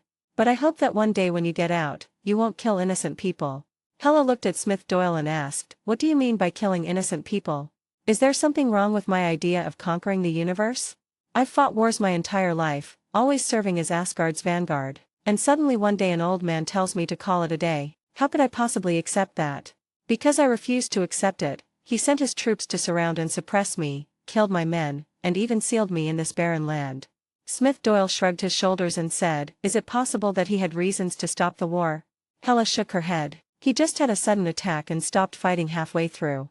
Smith Doyle couldn't tell Hela that Odin had the Celestials beaten up and forced them to behave themselves. Odin has been ashamed to tell Hela about this over the years, as there is really no need for him to reveal it. "Hela, the universe is very deep, and it's not as simple as it seems. With your strength, you still have a long way to go before you can conquer the universe. If one day you leave here, I hope you will understand that slaughtering your own kind is not the way a strong person should behave." After saying this, Smith Doyle used the power of the cosmic cube to leave Netherheim and return to Earth. In fact, Smith Doyle was somewhat interested in Hela, the powerful and warlike goddess of death, but the fact that she was eventually sealed in Netherheim meant that Odin's education had failed. But the matter was done. Smith Doyle didn't think he had the charisma to make Hela let go of her hatred for Odin. The only thing he could do was to have a few more fights with Hela so that she wouldn't kill innocent people of her own race after she left. As for the other party wanting to start a war in the universe, there are many big guys who will teach Hela a lesson. At least Big Mom Marvel is the obstacle on Hela's way, and she acts as a superhero in the universe. Hela looked at Smith Doyle as he left and curled her lips. "It's boring, I'm leaving now. I thought we could come up with something interesting. I don't know where this old guy Odin found such a helper." No matter what Smith Doyle said, Hela was very aware of his strength. However, Hela was also a little curious about his strength. He said that the universe was very complex. Could it be that some ruthless person had appeared during the thousands of years that she was sealed? As for slaughtering fellow tribesmen, as long as they don't get in the way and don't prevent her from declaring war on the universe, she will naturally not take action against the Asgardians. After all, they are her people. Smith Doyle had just returned to the Assassin's League base through the cosmic cube when a circle of light appeared in front of him. He knew it was the portal to Kamartaj. At this time, the voice of Ancient One came from the portal. "Mr. Smith, I have something to talk to you about." Smith Doyle was a little confused. He didn't know what the Supreme Sorcerer Ancient One wanted him to do. It couldn't be that he wanted to take him in as his disciple and let him take over as the new Supreme Sorcerer. Smith Doyle smiled at the thought, drove the weird idea out of his mind, then stepped into the portal and came to Kamartaj. After entering the portal, Smith came to the room of Master Ancient One, where he saw the Supreme Sorcerer Ancient One sitting cross-legged with 2 cups of tea in front of him. "Sit." Hearing Master Ancient One's invitation, Smith Doyle did not hesitate to sit down on the futon, then picked up the teacup and took a sip of hot tea. Smith Doyle did not say anything, just looked at Ancient One quietly. Gui was not in a hurry. He picked up the teacup and drank the tea slowly. The two looked at each other. After drinking the tea, Smith Doyle couldn't help but ask, "I wonder why Master Ancient One invited me here?" Ancient One looked at Smith Doyle and said slowly, "I wonder what Mr. Smith thinks of the Earth in the future." Hearing Master Ancient One ask how he viewed the Earth, Smith thought for a moment and said, "The center of the universe, where everything began, will not be peaceful in the future." Ancient nodded. The Infinity Stones and Dragon Balls gathered on Earth now would not allow the planet to be peaceful, not to mention that there was a Thanos who was eyeing them covetously from the outside world. "What does Mr. Smith think of Kamartaj?" Smith Doyle looked at Ancient One with some surprise, then said, "The guardian of the Earth's alternate dimension, the holy land of the mystic wizards. As a holy place for magicians, Kamartaj has been guarding the other dimension for the Earth to prevent the invasion of demons from other dimensions. It can be said that everyone has his own expertise. Although the Sorcerer Supreme after the Ancient One was far less powerful than the Ancient One, he at least managed to guard the other dimension and prevented demons such as Dormammu from conquering the Earth." Gui looked at Smith Doyle seriously and said, "I would like to take you as my disciple and pass on the title of Supreme Mage to you. What do you think?" Ancient One realized that Smith Doyle had a talent for learning magic, and with his own powerful strength combined with magic, he would surely become a supreme sorcerer who would be even more powerful than Stephen Strange in the future. "Then you will be the guardian of the Eye of Akamoto, and the power will belong to you. I think you will become the most powerful wizard in the universe." Hearing what Ancient One said, Smith Doyle was stunned at first, then he realized that Master Ancient One was ready to give up and run away, thinking of the price of using arcane magic, which even Strange could not avoid as the Sorcerer Supreme, and exposing himself to stomach pain in exchange for the use of magic. Smith Doyle immediately shook his head and refused. "Thank you for your kindness, Supreme Sorcerer, but my path is not in magic." Because of his Picnamic background, Smith Doyle's magical talent can be said to be very good, especially in Marvel Earth. It may be even better, but with the Dragon Ball system, it is naturally impossible for him to take the path of a magician. As for the title of Supreme Sorcerer, it is even more unnecessary. Smith Doyle does not care about this. As for taking over the power of Kamartaj, Smith Doyle has no interest in it. It is better to leave this stall to Stephen Strange. After all, he didn't intend to stay on Earth forever. He planned to plant spirit trees throughout the universe after obtaining the spirit tree seedlings. As for the Eye of Akamoto and the Time Stone within, Smith Doyle was somewhat curious, but he didn't care. Ancient One looked at Smith Doyle seriously and said, "You really won't consider it again?" Gui made a hand gesture, and the Eye of Akamoto on his chest floated into the air. "I will pass the Eye of Akamoto to the next Supreme Sorcerer after I step down. This is a divine object no less powerful than the Cosmic Cube." Seeing that Ancient One directly tempted him with the Time Stone, Smith immediately and firmly refused. "Forget about the mage. I am the guardian of the Dragon Ball. As for the magician lineage, I believe you have a suitable successor." Hearing Smith Doyle's insistence, Ancient One naturally had no intention of forcing him to become his disciple, and immediately put away the Eye of Akamoto. "Forget it, since you don't have this idea, I won't force it. But you mentioned that you are the guardian of the Dragon Balls, so I reminded you. The allure of the Dragon Ball is even more coveted than the Eye of Akamoto. Some people in the universe have already noticed the Dragon Ball." After hearing this, Smith Doyle nodded solemnly and said, "I will protect the Dragon Ball. Anyone who wishes to make a wish for the Dragon Balls must meet my standards and follow my rules. No matter if they are powerful beings in the universe or demon gods from other dimensions, if they dare not follow the rules, I will send them to meet death." Ancient One understood what Smith Doyle meant by death. Thinking about the way the other party improved his strength, it didn't feel like cultivation at all, but rather like retrieving something. "Then show your true strength and make sure no one underestimates you." Smith Doyle nodded and said, "Master Ancient One, I have some important matters to attend to, so I won't stay long."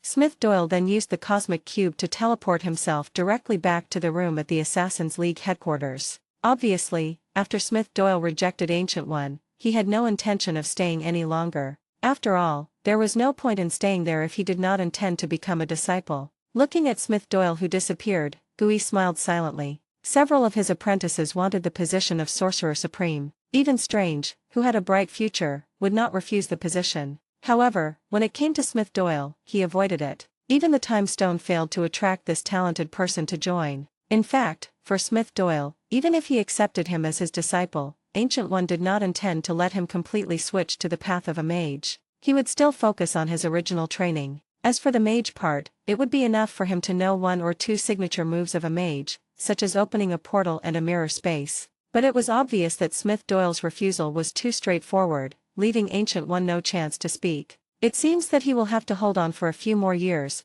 waiting for the arrival of Stephen Strange, before he can completely step down and follow the Eternal God. Thinking of this, Ancient One used the Eye of Akamoto and his soul came to a special dimension. At this moment, the Trinity of Vishanti appeared before the Ancient One, and Agamotto, the All-Seeing One, asked, "Is he willing to accept the position of Supreme Sorcerer?" Ancient One shook his head and said, "No, he refused." The Almighty Oshut said, "I told you that the little guy wouldn't accept it so easily. His cultivation system is different." The old hog said, "Even the Eye of Akamoto couldn't impress him. It seems he's very confident in his own mysterious system." At this time, the all-seeing Agamotto spoke. "Ancient One, we know you have a potential successor, but Smith Doyle is different. He has a systemic energy that we don't know about. I hope you can try it out. If there's really no way, don't give up. If he can join the lineage of mystics and become a supreme mage, I can forgive half of the loans you've taken out over the years." The other two nodded when they heard the conditions proposed by Agamotto. "This is our common will." When Ancient One heard the conditions offered by Vishanti, he found them very tempting. If it were any other supreme sorcerer, they would surely accept it with pleasure and carry it out seriously. They would even have to tie Smith Doyle up to take over the position of supreme sorcerer, even if it was just a supreme sorcerer in name only. But Ancient One didn't care about Vishanti's conditions. Not to mention that she only had to pay half the price, she didn't plan to pay a single cent back on the day she left office. She, Gui, had already found a way out for herself long ago. If these three had the ability, they would go to the eternal god to collect the debt. However, she still showed gratitude on her face and said, "I will do my best to win him over and have him take over as the supreme sorcerer. But if he refuses to agree, there's nothing I can do. After all, you all know that the other party has another path." The old hog said, "Go ahead, Ancient One. We'll be waiting for your good news." The next second, Ancient One's soul left the dimension where Vishanti was and returned to his own body. Looking at the two teacups in front of him, the corners of Guyi's mouth curled up slightly. It seems that the three adults are very interested in Smith Doyle's cultivation system. They are willing to forgive half of the debt. Tisk, tisk, tisk. What a generous act. On the other side, Smith Doyle, who ran back to the room, breathed a sigh of relief, with the corners of his mouth slightly raised. It seems that the magical talent brought by Piccolo's bloodline is really extraordinary. Even Strange was about to give up on the Ancient One and wanted him to be his successor to take over as the Sorcerer Supreme. Unfortunately, the secret magician lineage is too deceptive, and he has no intention of learning the lending magic. Although he doesn't have to pay back the debt if he kills the creditor, who can blame him for having the more powerful Dragon Ball system. As for the Time Stone, he is not in a hurry at all if he has the chance to obtain it in the future, and he doesn't care even if he doesn't have the Time Stone. After all, he already has 2 Infinity Stones in his hand, so whether he gets more is not a big deal. After all, the path he is taking does not require Infinity Stones. As long as he does not give others the opportunity to collect them, it will be fine. End of this chapter. Chapter 389 Searching for Wanda and her siblings. Chapter 389 Searching for Wanda and her siblings. Smith Doyle opened the book on the use of the cosmic cube given by Odin and read the contents of the book. He didn't know that he had attracted the attention of the big boss Vishanti, and he didn't know that what actually attracted the other party was the training system from the Dragon Ball universe. As he continued to read, Smith discovered that the book recorded many methods of using space gems, including directional teleportation, random teleportation, space channels, and other mobile methods, as well as attack methods, space fragmentation, space exile, space distortion, and even methods that can be used to create a small black hole. It can be said that anything related to space is more or less involved in the magic book given by Odin, but the only requirement is that it needs to be used in conjunction with the space gem. Of course, the cosmic cube containing the space gem can do it. After briefly flipping through it, Smith did not immediately learn the knowledge in the magic book, but took out the cosmic cube and Loki's scepter from the storage space. Looking at the two things in front of him, this was Smith Doyle's biggest gain in the New York battle. Looking at the 2 Infinity Stones in front of him, Smith began to think. Because his own universe is not Earth 199999-6161, Smith does not know whether these Infinity Stones are 6 energy singularities forged during the Big Bang as in the movie universe, or whether they are Infinity Stones born from death like in the comic universe, or whether all the Infinity Stones in the universe, number 93060, come from Nemesis. In this parallel universe, there is a 7th Infinity Stone called the Ego Stone. When the Ego Stone is put together with the other 6 Infinity Stones, they become a whole, namely Nemesis. There is also a version that Tony Stark has a wisdom gem in his brain, a version of 7 Infinity Gems. The 4 different Infinity Stones represent 4 different concepts of power. Although the power of the Infinity Stones is the same, there are deviations in concept and quantity. Smith Doyle didn't know which type of Infinity Stone he saw, but a good reference was Thanos' dream. After all, he couldn't pry open Tony's brain to see if there was a wisdom stone inside. If Thanos' dream is to continue to be the director of the universe's family planning commission, and there are no so-called self-gem, wisdom gem, or the like, then the Infinity Gems are likely to be the same as in the movie universe, strange objects that link the 6 energy dimensions. But if Thanos' dream is for Lady Death, and killing is to attract Death's attention, then there is a high probability that these 6 Infinity Stones came from the hands of Death, and there is a small probability that they are still the product of the Big Bang. If a self-gem comes out, it is the decomposition of the goddess of vengeance. Things would also become more complicated if Tony had an extra gem of wisdom in his head. However, Smith Doyle doesn't know where Thanos is now, and he has no idea what his dream is. He doesn't even want to meet Thanos right now. After all, he doesn't know which version of Thanos it is. However, as time goes by, his strength will become stronger and stronger. When he meets Thanos again, no matter which version of Thanos it is, he will no longer be his opponent. As for which version this universe is leaning towards, he will naturally know it in the end. Looking at the cosmic cube and the mind scepter in his hands, Smith Doyle knew that 3 infinity stones had already gathered on Earth. In the future, as the 9 stars gathered together, reality stones would appear and attract the arrival of other infinity stones. Smith Doyle looked at the mind scepter in his hand, and thought of Wanda and Pietro, brother and sister. As the speedster of the Marvel Universe, Pietro's death can be said to be very hasty and his strength was epically weakened. However, in the drama Wanda's search for family, Pietro, created by chaos magic, turned into Quicksilver in the X-Men, which is really magical. After all, Quicksilver's performance is much better than Pietro's. At least Quicksilver will not die from gun bullets. But putting aside Quicksilver's hasty death, if Pietro could actually improve his physical fitness, then in theory his speed would be faster and he would not die so hastily. In addition to Pietro's hasty death, another person that Smith Doyle cares more about is Wanda Django Maximoff, the Scarlet Witch. If Wanda, who masters chaos magic, fully awakens her powers, she could tear Thanos apart with her bare hands, and her magical prowess could even rip through the multiverse.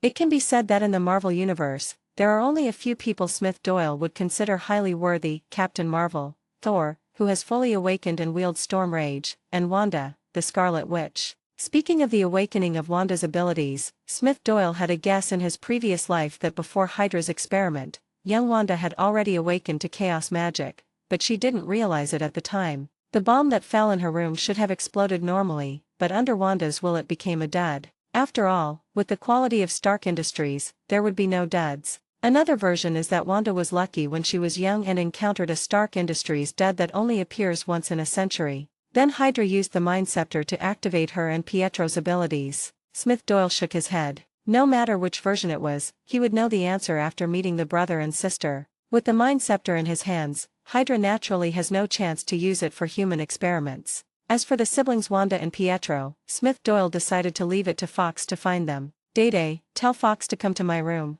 I need her for something.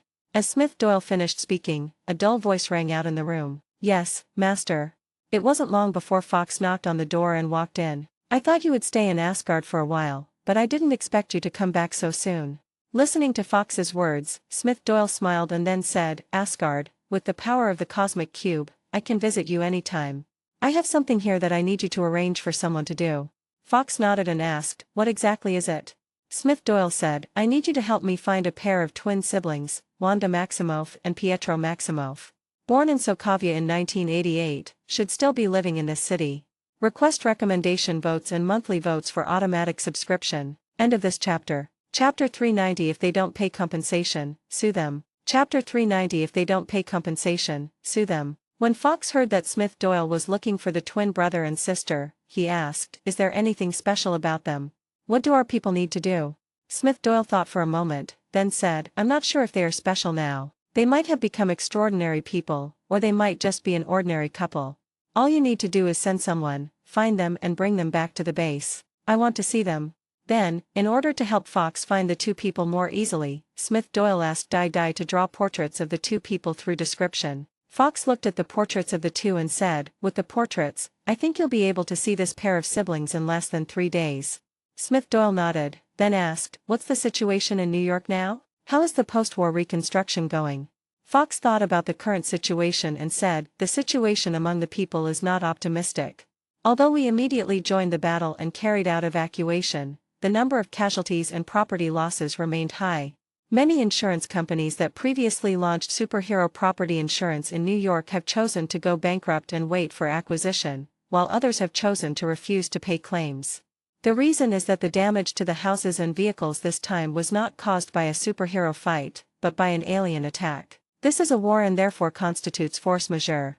After hearing what Fox said, Smith Doyle frowned slightly. He knew the nature of these capitals and it was impossible for them to lose money honestly. Through the post-disaster fund established by Tony, Ivan, and I, we are recovering the alien technology equipment left over from the war, and we are also helping the affected people sue the insurance companies that refuse to pay their claims.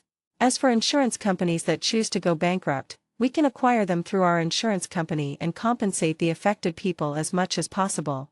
Fox nodded. What insurance companies call bankruptcy is being acquired. After all, this industry does not allow bankruptcy but only acquisition. This will result in higher investment for us. After all, these insurance companies choose bankruptcy acquisitions because they are unprofitable and the compensation is high. Smith Doyle thought for a moment and then said, I will have the Avengers base invest part of the proceeds from the sale of Chidori equipment and weapons into our insurance company for claims settlement. In addition, through our three-party corporate relationship, we will pass legislation in Congress to include similar losses in superhero property insurance. We cannot include them as force majeure just because of a mention of aliens. You can't just launch insurance with all sorts of promises and then refuse to pay claims if you say the enemy is aliens. After all, who can say whether our future enemies will all be aliens? Fox listened to Smith Doyle's words and asked uncertainly, are you saying that in the future, the enemies of superheroes will mainly be aliens? Smith Doyle thought for a moment, then said, it's not impossible. Fox silently noted this, then asked, any other instructions? Smith Doyle shook his head, that's all for now. Fox walked up, kissed Smith Doyle on the lips, and left Smith Doyle's room. She needs to arrange her men to go to Sokovia to find the twin siblings. Sokovia. Pietro was a little surprised when he saw the news on TV about aliens appearing in New York. Wanda, look, there's an army of aliens appearing in New York. God and the others have saved the world once again. Wanda glanced at the TV and then said, you should be thankful that this happened in New York, not Sokovia, otherwise we wouldn't have any superheroes here.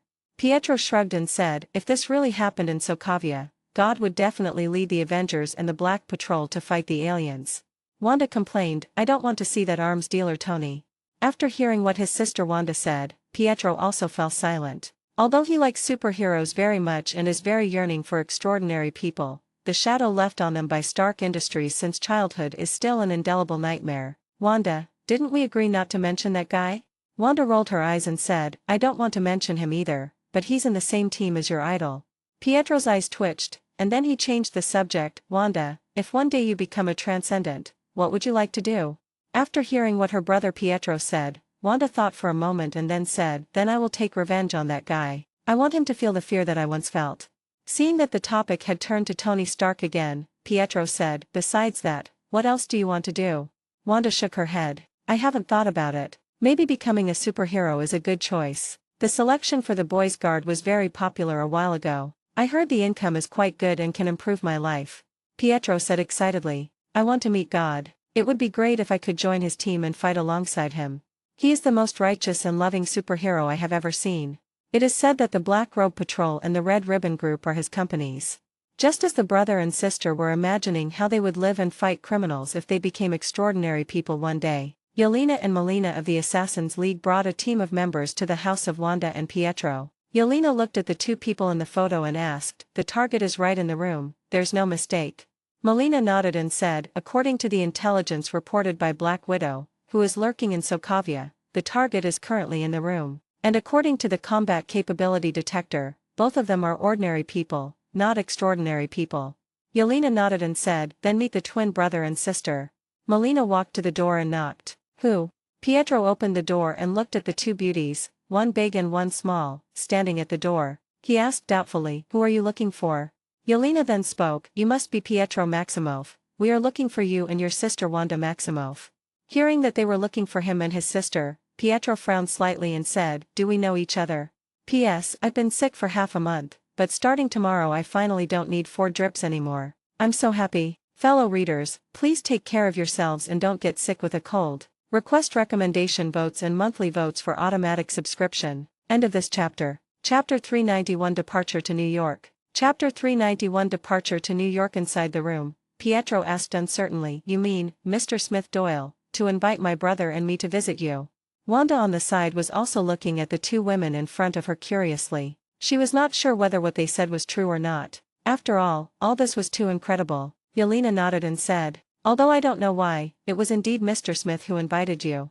Pietro murmured, this is unbelievable. How did he know about us siblings? We are not extraordinary people. Yelena shrugged her shoulders and said, to be honest, I'm quite curious too. Perhaps you have special abilities that haven't been discovered yet, or perhaps you've done something special that has let Smith know about you through some channel. Pietro and Wanda, brother and sister, stared at each other, both of them a little confused. After all, the brother and sister can be sure that they have not done anything worthy of God's memory. It is impossible that they will be remembered by luck just because they claim to be fans of Smith Doyle on the internet. Wanda said, to be honest, my brother and I haven't done anything worthy of God's memory, if Pietro's behavior of claiming to be a fan online counts. Melina then spoke, it seems that we won't get an answer to this matter for the time being. But you don't have to worry, although it may be a bit presumptuous, your situation is not worth being deceived. As she spoke, Melina took a look at the living environment of the two people, and her meaning was very obvious, you are in this situation, and there is no value in being deceived by others in a high-profile manner. Wanda opened her mouth, but finally chose to remain silent. Their lives were not rich, and there was really not much value in deceiving them. At this time, Yelena said, I'll take you to New York on a private jet. Maybe when you meet Mr. Smith, you'll understand why he wants to see you. At this time, Pietro pulled his sister Wanda and said, we need to discuss this. Yelena nodded, and Pietro pulled Wanda into the next room. Wanda, do you think what they said is true or false? Wanda thought for a moment, then said, it should be true. After all, even if someone wanted to scam us, they wouldn't pretend to be Smith Doyle and even arrange a private jet to take us to New York. Although it may sound unpleasant, we are truly not worthy of such a blatant deception. Pietro nodded. I think it's true too, so why don't we go with them and see why God wants to see us? Wanda looked at Pietro and said, are you excited to know that your idol knows you? Pietro chuckled and didn't say much, but Wanda knew what her brother meant. Soon the brother and sister came out of the room and said to Yelena and the others, we agree to go with you and see Mr. Smith. Yelena said, then let's go. I believe your trip will be worthwhile. New York, headquarters of the League of Assassins. After Pietro and Wanda stepped in here, they looked at everything here like a curious baby. On the sightseeing bus, Pietro exclaimed, my God, it's incredible that there is such a large manor in New York, where every inch of land is worth a lot of money.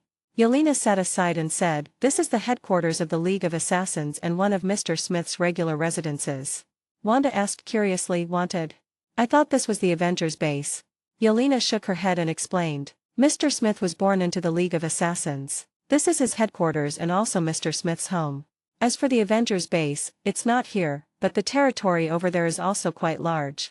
Pietro looked at the stone tower standing before him and exclaimed, what is this? It's such a tall stone tower. It feels like there's no end in sight, and there are quite a few people gathered there. Yelena glanced in the direction of Kylan Ta, then said seriously, that's the Kylan Tower, the holy place where the Assassins League practices. The people gathered should be challenging themselves to climb the Kylan Tower. Pietro didn't know what a holy place for cultivation was, but he vaguely saw someone climbing a stone tower with bare hands, which shocked him. The sightseeing bus moved forward and soon arrived in front of a building. Yelena got out of the car and said, I'll take you to Mr. Smith's office. He'll be waiting for you there. Pietro and Wanda nodded, got out of the car, followed Yelena, and walked into the building in front of them. At this time, Fox had just walked out of Smith Doyle's office and saw Yelena and Wanda and Pietro in the corridor. Yelena, are they Wanda and Pietro? Yelena looked at Fox in front of her and said, Secretary General, they are Wanda and Pietro, the siblings Mr. Smith wants to see. Fox nodded and said, it was done in 3 days. It seems our efficiency is pretty good. Go ahead, Smith Doyle is waiting for them in his office. After saying that, Fox left without stopping, taking the documents with her. She still had a lot of things to deal with, such as communicating with the congressman and dealing with the insurance companies that chose to be acquired. Pietro asked quietly, this Secretary General also knows us?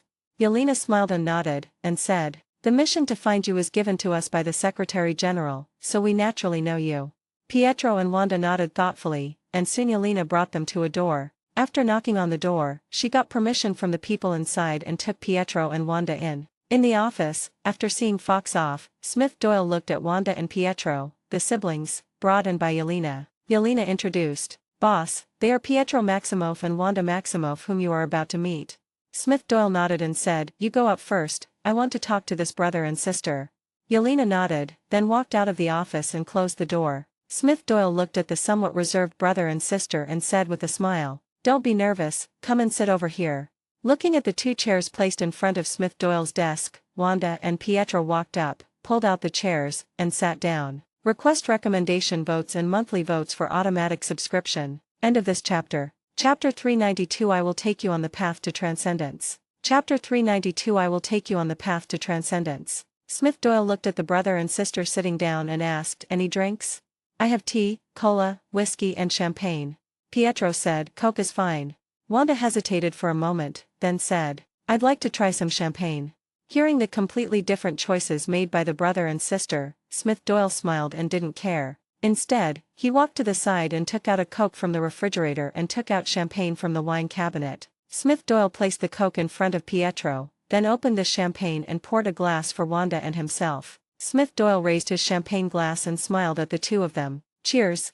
Wanda held a champagne glass and Pietro held a Coke, and they clinked glasses with Smith across the air. Smith Doyle took a sip of champagne and said, "I think you brothers and sisters are very curious about how I know you and why I want to see you." Pietro put down the Coke in his hand and said, "Yes, my brother and I were very curious on the way here." Wanda also spoke, "We can't understand how a big shot like you could know about us who are thousands of miles away." Smith Doyle looked at the two men, a smile on his face, and spoke the words he had prepared. "I had a dream after the Battle of New York. I think it was a precognitive dream. In the dream, I saw robots everywhere, and they wanted to destroy the world. And in it, I saw the figures of you and your sister. However, unlike in reality, in the dream, you all became powerful transcendents. You two brothers and sisters, fight hard to resist the attack of the robot army."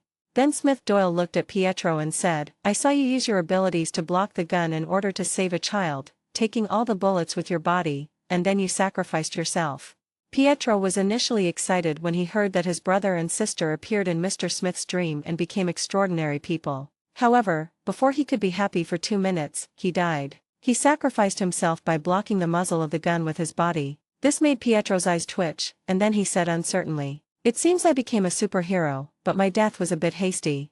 Wanda on the side held Pietro's hand and said, "Brother, this is all Mr. Smith's dream. You will be fine." Pietro nodded and assured his sister that he was fine. Smith Doyle didn't say much about Pietro's performance, but looked at Wanda and said, "And you, Wanda, in my dream, were also a member of the resistance against the robot army, and you showed outstanding fighting ability." Wanda said, "But in reality, Pietro and I are just ordinary people. We don't have any extraordinary powers." Pietro asked curiously, "Mr. Smith, in your dream, what abilities do Wanda and I have?" Smith Doyle did not hide it, but said directly, "Pietro, in my dream, you have an ability similar to extreme speed. You are very fast." Pietro murmured, "Speed? Is it the speed force like Barry the Flash? But it's really reckless for someone with such abilities to die from a bullet."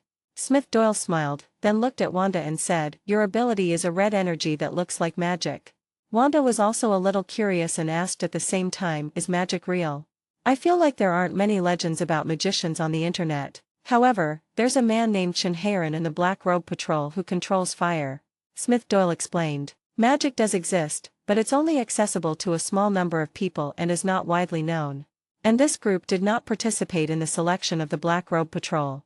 Wanda nodded thoughtfully, then said, "But Mr. Smith summoned my brother and me here just because of a dream. He's really bold and daring. After all, sometimes we also have some absurd dreams. But unfortunately, neither my brother nor I have the superpowers that Mr. Smith mentioned." Smith Doyle just smiled and didn't care about Wanda's words. He also knew that the two people in front of him had not awakened their respective abilities. Smith Doyle said, "Although it was just a dream, based on my ability, I can consider it a precognitive dream because everything in the dream has the potential to become reality." Pietro was surprised. "Including our siblings' superpowers?" Smith Doyle nodded, "Including your siblings' superpowers. Although you are still just ordinary people, according to the guidance in your dreams, I can help you find the power that belongs to you." Pietro stood up excitedly and said excitedly, "Mr. Smith, are you saying that it's really possible for my brother and I to become a powerful superhero like in your dream?" Before Smith Doyle could speak, Wanda asked, "What do we have to pay? If we really have special abilities as you said, what do we need to do?"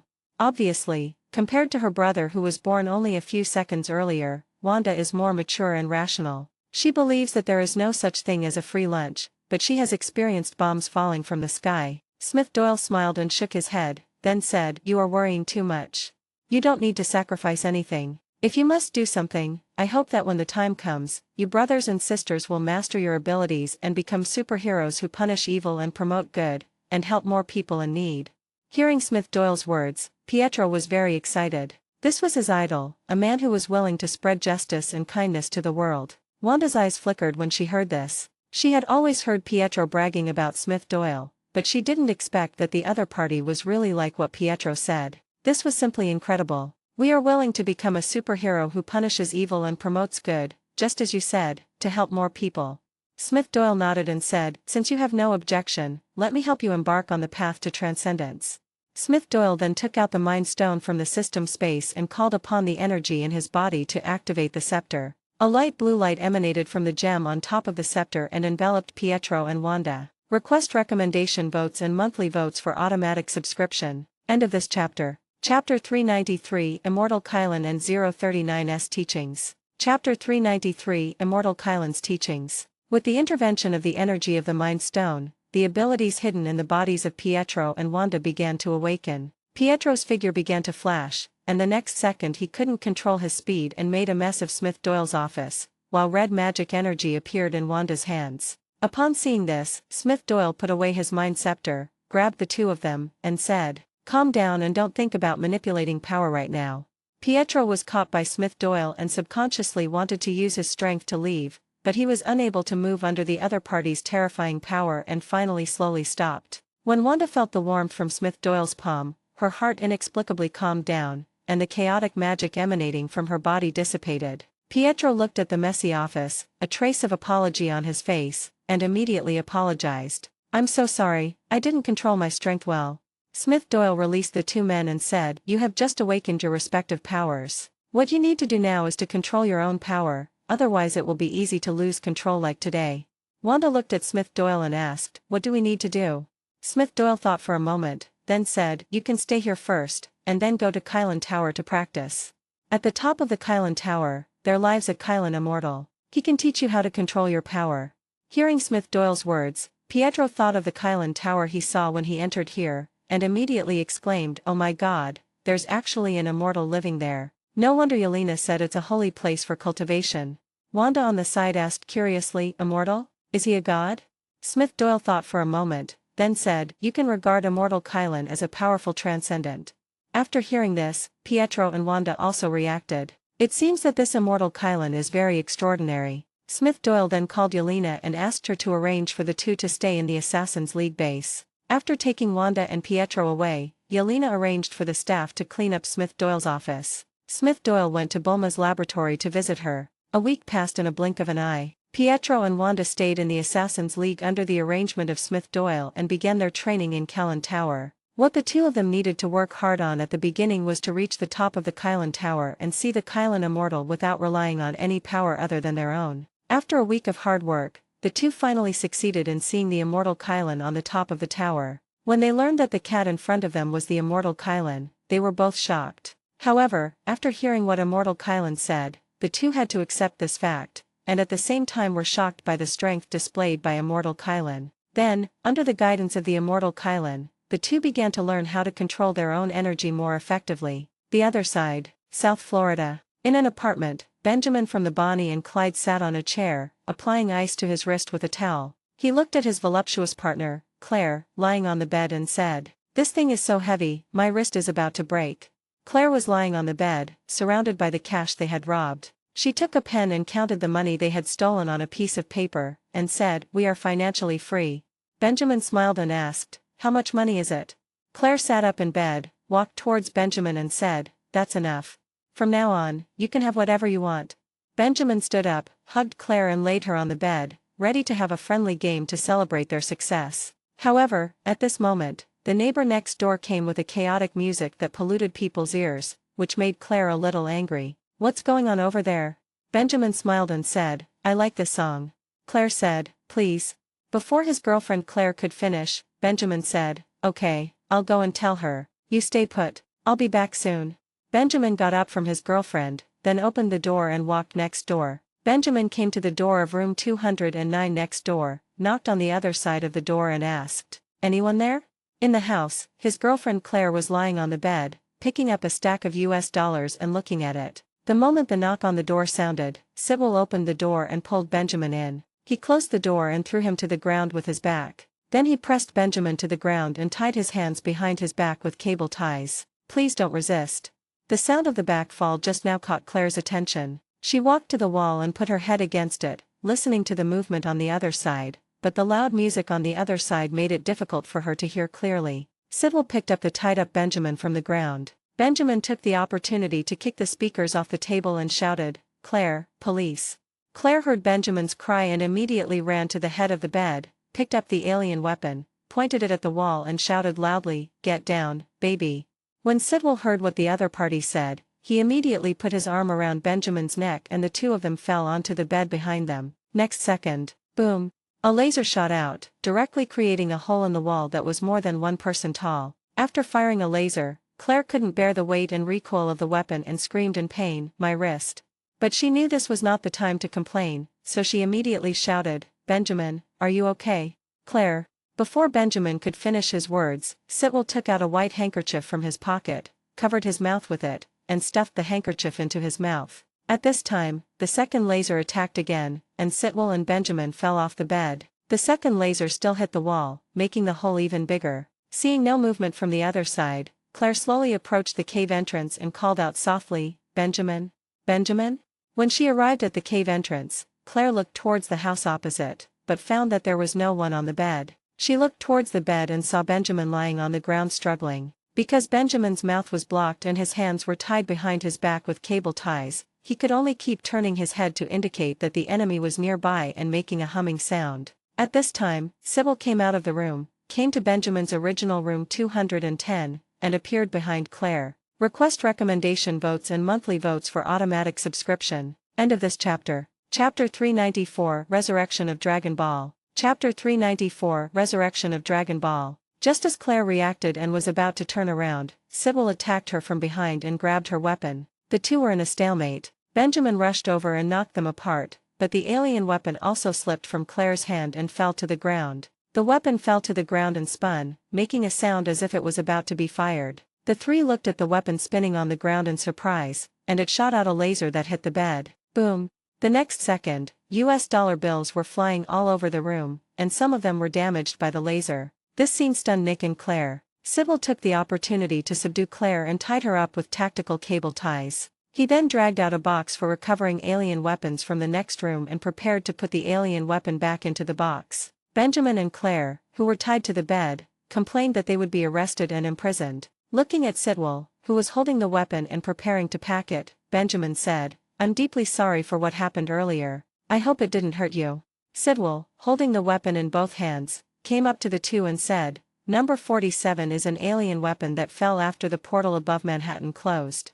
The others are broken." As he spoke, Sidwell put the weapons into the box, closed the box, sat on it, and continued facing the two of them. "Other than that, this one works fine. Why does this still work?" Claire looked at the box under Sidwell's buttocks, thought for a moment and said, "Benjamin fixed it." Benjamin looked at his partner with his eyes wide open as if to say, "How can this news be spread out like this? Wouldn't that be an even greater crime?" Claire met Benjamin's gaze and continued, "Why, isn't it?" Benjamin saw Sidwell's gaze, thought for a moment and nodded, "Yes, I can fix it for you." Claire also assisted from the side, "Let him take a look. If you don't believe it, he can fix it for you." Benjamin also nodded and said, "Absolutely. He's very willing to repair it and show you. Anything is fine, as long as I don't go to jail." After hearing what the two said, Sybil knew that there would be no problem in recruiting them into SHIELD, so he stood up and said, "Did I say jail?" Claire breathed a sigh of relief when she heard the other party's words, but her heart was lifted again the next second. "I'm here to recover the weapons and get rid of you." As he spoke, Sybil pulled out a dagger from his body and frightened the two men. Looking at the dagger in Sidwell's hand, both of them showed sad faces. "No, I don't want to die yet." However, the next second, Sybil put away the dagger in his hand and said lightly, "But now I have a new idea. Do you want a new job?" Seeing this, the two of them immediately agreed. At this time, a round stone rolled out from under the bed. Sybil looked at the round stone, picked it up and asked, "A very beautiful stone. Is it yours?" Benjamin and Claire looked at each other, then shook their heads and said, "No, not ours." Sybil nodded, put the stone into his pocket and said, "Then I'm lucky today. It seems I found a good gift."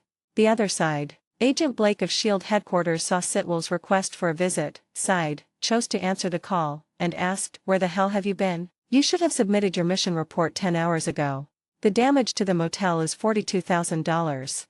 After saying this, he turned around and looked behind him. However, it wasn't just Sitwell who had arrived. There was also a man and a woman standing beside him. Benjamin, dressed in a suit and tie, greeted him. "Hi." Sitwell then began to introduce. "Agent Blake, may I introduce Claire Weiss and Benjamin Pollock." Benjamin Pollock immediately stepped forward and shook hands with Agent Black. Sitwell continued. "Benjamin has joined the SHIELD Research and Development think tank. He will help us analyze alien technology. Sybil looked at Benjamin and said, "Are you ready to join the gang?" Benjamin said excitedly, "Ready." Agent Black saw Sitwell about to leave and immediately shouted, "Sitwell, wait." Sitwell stopped and said as if he had realized something, "Oh, I forgot to mention that Claire is your new assistant." Blake asked doubtfully, "What?" Sitwell said, "I mean the new disciples." Blake said in disbelief, "That's ridiculous." Sitwell looked at Blake and said, "Please teach her everything that makes you who you are today." Blake politely refused, "Well, we don't have any more chairs here." Sitwell pointed at Blake and said, "That's ridiculous." After saying this, Sitwell ignored Blake's shouts and left the office with Benjamin. Blake called out to Sitwell 3 times, and when he saw him leave without looking back, he sighed. Looking at Claire who greeted him, Blake smiled slightly and asked, "Can you make coffee?" Blake shook his head and said, "Will not."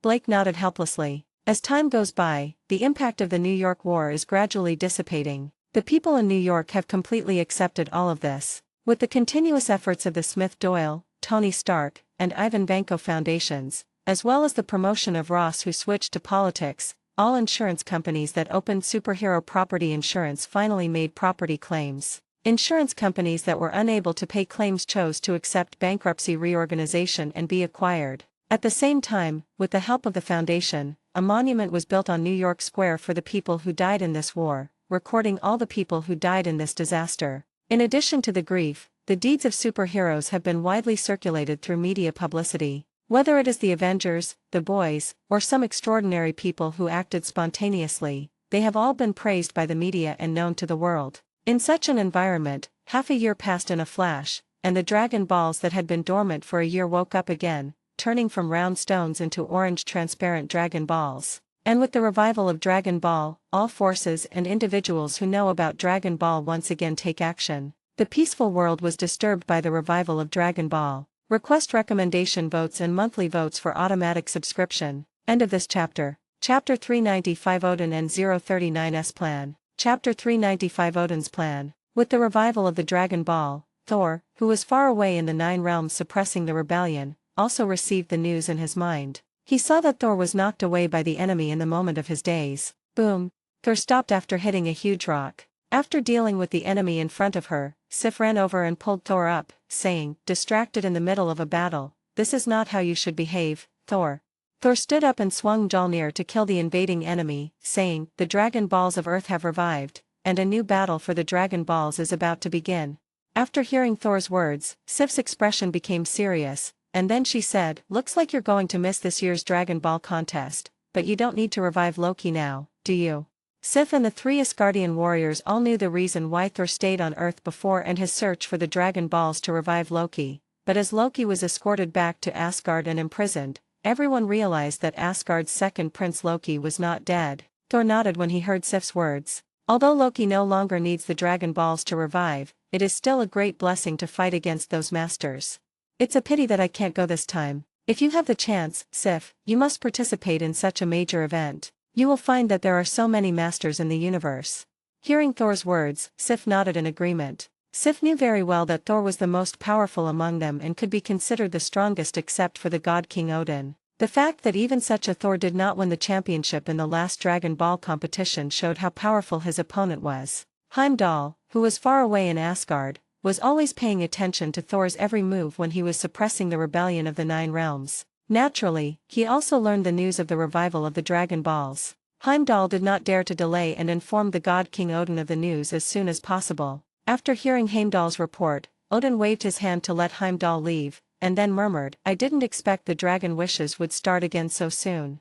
It was impossible for Odin to say that he had no idea about the Dragon Balls on Earth, but there were 2 people standing in his way. One was the Ancient One, the Guardian of the Earth, who had warned him not to disturb Smith-Doyle's peace. The other is the grown-up Smith-Doyle. Although Odin doesn't care about his star-destroying strength, he can easily destroy a star with his full firepower. He can even use the Rainbow Bridge to destroy a planet without having to do anything himself. But the current situation is that even Thor may not be able to become the champion and be qualified to make a wish. Thor's current task is to make a name for himself in the Nine Realms and quell the rebellion, paving the way for taking over the throne. As for those below Thor, no matter whether it was Heimdall, Sif, or the 3 warriors of Asgard, Odin thought that participating in the battle for Dragon Balls would be a waste of time. He couldn't let his own wife participate in the battle for Dragon Balls. Moreover, although Frigga was strong and had beautiful magic, she still seemed unsafe to Odin. One is a matter of face, the other is a matter of strength. As Odin thought about it, he recalled the candidates for the Dragon Ball battles in previous years,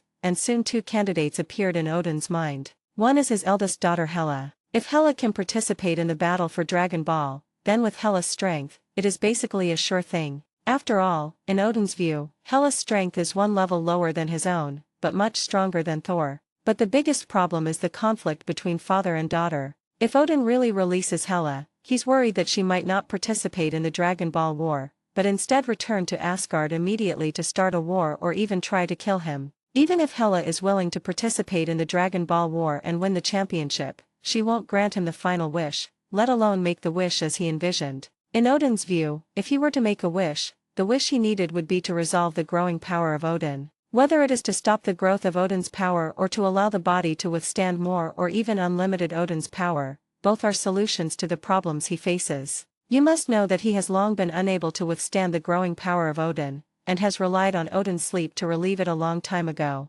However, this time Odin's sleep was interrupted because of Loki, and he only has a few years left. If the growth of Odin's power could be stopped, he would have more time to train and arrange Thor, and more time to protect Asgard. If Shenlong could make his body withstand more or even unlimited Odin's power, his lifespan and even strength would be greatly improved, and the future and even prophecy such as Ragnarok would no longer be a problem. But unfortunately, when he himself cannot leave, his wife is not safe, and his daughter is useless, Odin currently has only one candidate left, and that is the Asgardian banshee Lorelei, who is imprisoned in the prison. In Odin's opinion, Lorelei's strength is not outstanding, it can even be said to be very average, and she is not even a match for Sif. However, Lorelei is called the Banshee of Asgard because she has a special ability to charm any man she comes into contact with, whether he is a frost giant or a god of Asgard, will be captured by this charm and become Lorelei's subordinate. Even those who are weak can be conquered by just a glance from Lorelei.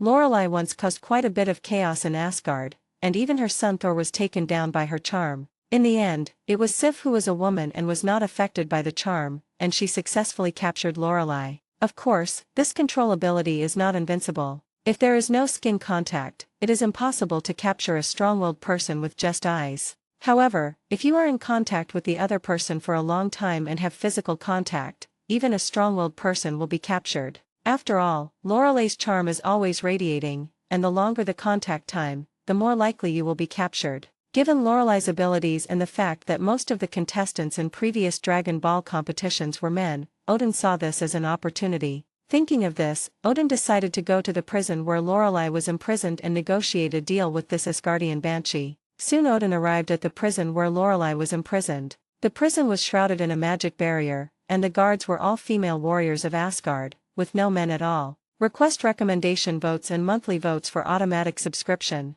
End of this chapter. Chapter 396 Reaching an Agreement. Chapter 396 Reaching an Agreement. Lorelei's eyes widened as she looked at the god King Odin who appeared. She had been imprisoned in prison for who knew how long. Then Lorelei laughed and said, "I never thought that one day I, Lorelei, would be able to see His Majesty the God King here."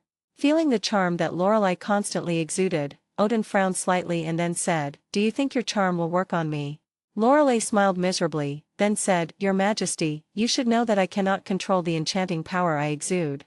After hearing what Lorelei said, Odin nodded. This was indeed the case. One of the reasons why Lorelei was imprisoned was that she could not control her charm. She could only amplify and deepen the impact and had no ability to turn off her charm. Odin looked at Lorelei and said, "Do you want to leave prison? I have a deal to discuss with you."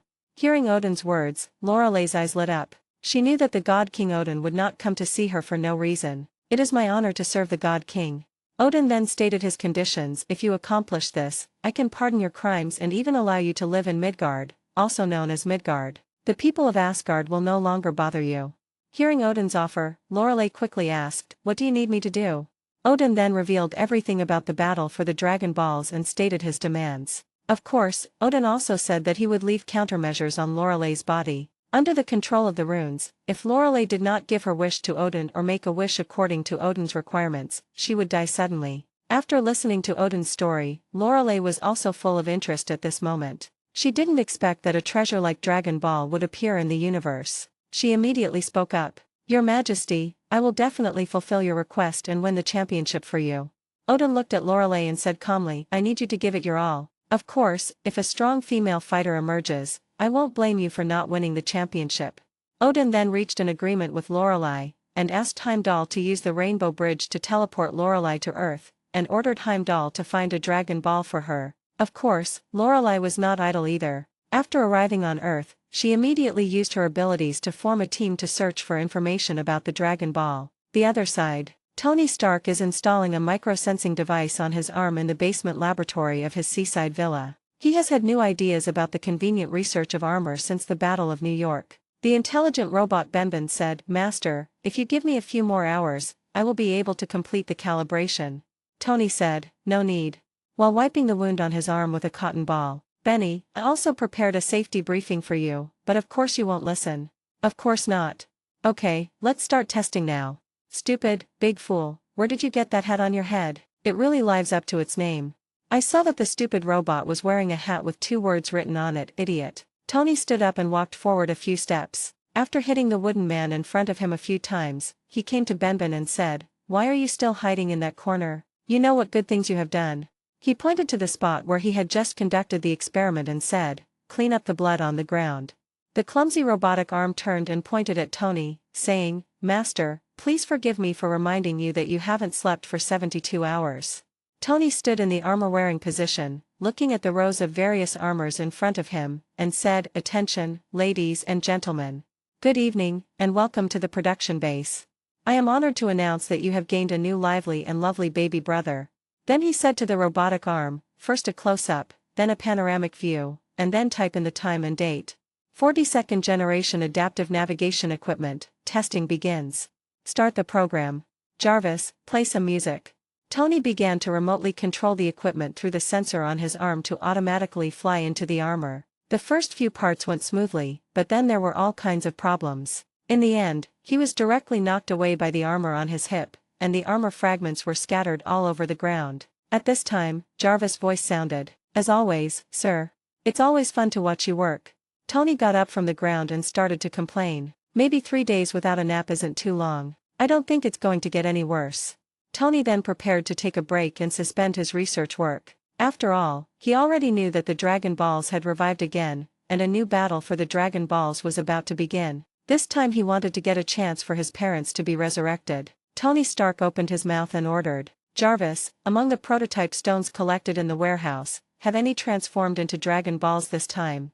Jarvis immediately called up the warehouse video and scanned all the stones in the warehouse. Since the last battle for Dragon Balls, Tony has never stopped searching for Dragon Balls, nor has he stopped collecting round stones. After all, that's how he got one of the Dragon Balls in the last session. I'm very sorry, sir, but this time there are no stones that have transformed into Dragon Balls. It seems that this investment has been completely lost.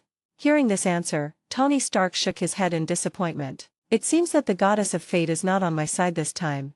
Jarvis, search the entire internet for information related to Dragon Ball. Track all searches related to Dragon Ball. At the same time, spread the news of the Dragon Ball acquisition on all online platforms. The starting price is $3,000 million US. If the true price of the item is confirmed, we can negotiate further. After hearing Tony Stark's instructions, Jarvis immediately made arrangements. Sir, online information tracking requires authorization, and the acquisition information has been released to the entire network. Tony immediately said, authorizes simultaneous tracking of information across the entire network. Jarvis's voice sounded, I hope you can successfully acquire the Dragon Ball this time, just like last time. After arranging all this, Tony took the remote control and turned on the TV. Instead of news and TV channels appearing on the television, the signal had been hijacked. A strange picture appeared on the TV, which was the self-promotion of Mandarin from the Ten Rings gang. It was a propaganda of terrorist speech. As the video ended, the TV channel returned to normal. Seeing the situation on TV, Tony was also stunned for a moment and muttered, what the hell is Su Wenyu doing? Does this mean the Ten Rings gang will be handed over? Tony Stark did not stay in the villa immediately. He planned to visit Smith Doyle and have a talk with him about the Mandarin and the Ten Rings gang. Request recommendation votes and monthly votes for automatic subscription. End of this chapter. Chapter 397 When Li Gui meets Li Kuei. Chapter 397 When Li Gui meets Li Kuei. In a restaurant 2 blocks away from the Assassin's League, Smith Doyle and Tony Stark sat at a table in the restaurant while various promotional videos of the Black Patrol members were played on TV. Tony jokingly said, "Eddie is pretty good, but why are the team members being made to look like idol stars?" Smith Doyle smiled and said, "This is Eddie's strategy. He reported it to us at the beginning." Tony was surprised. "It's appalling that I would agree to such a strategy. Hopefully one day the Avengers won't end up like this."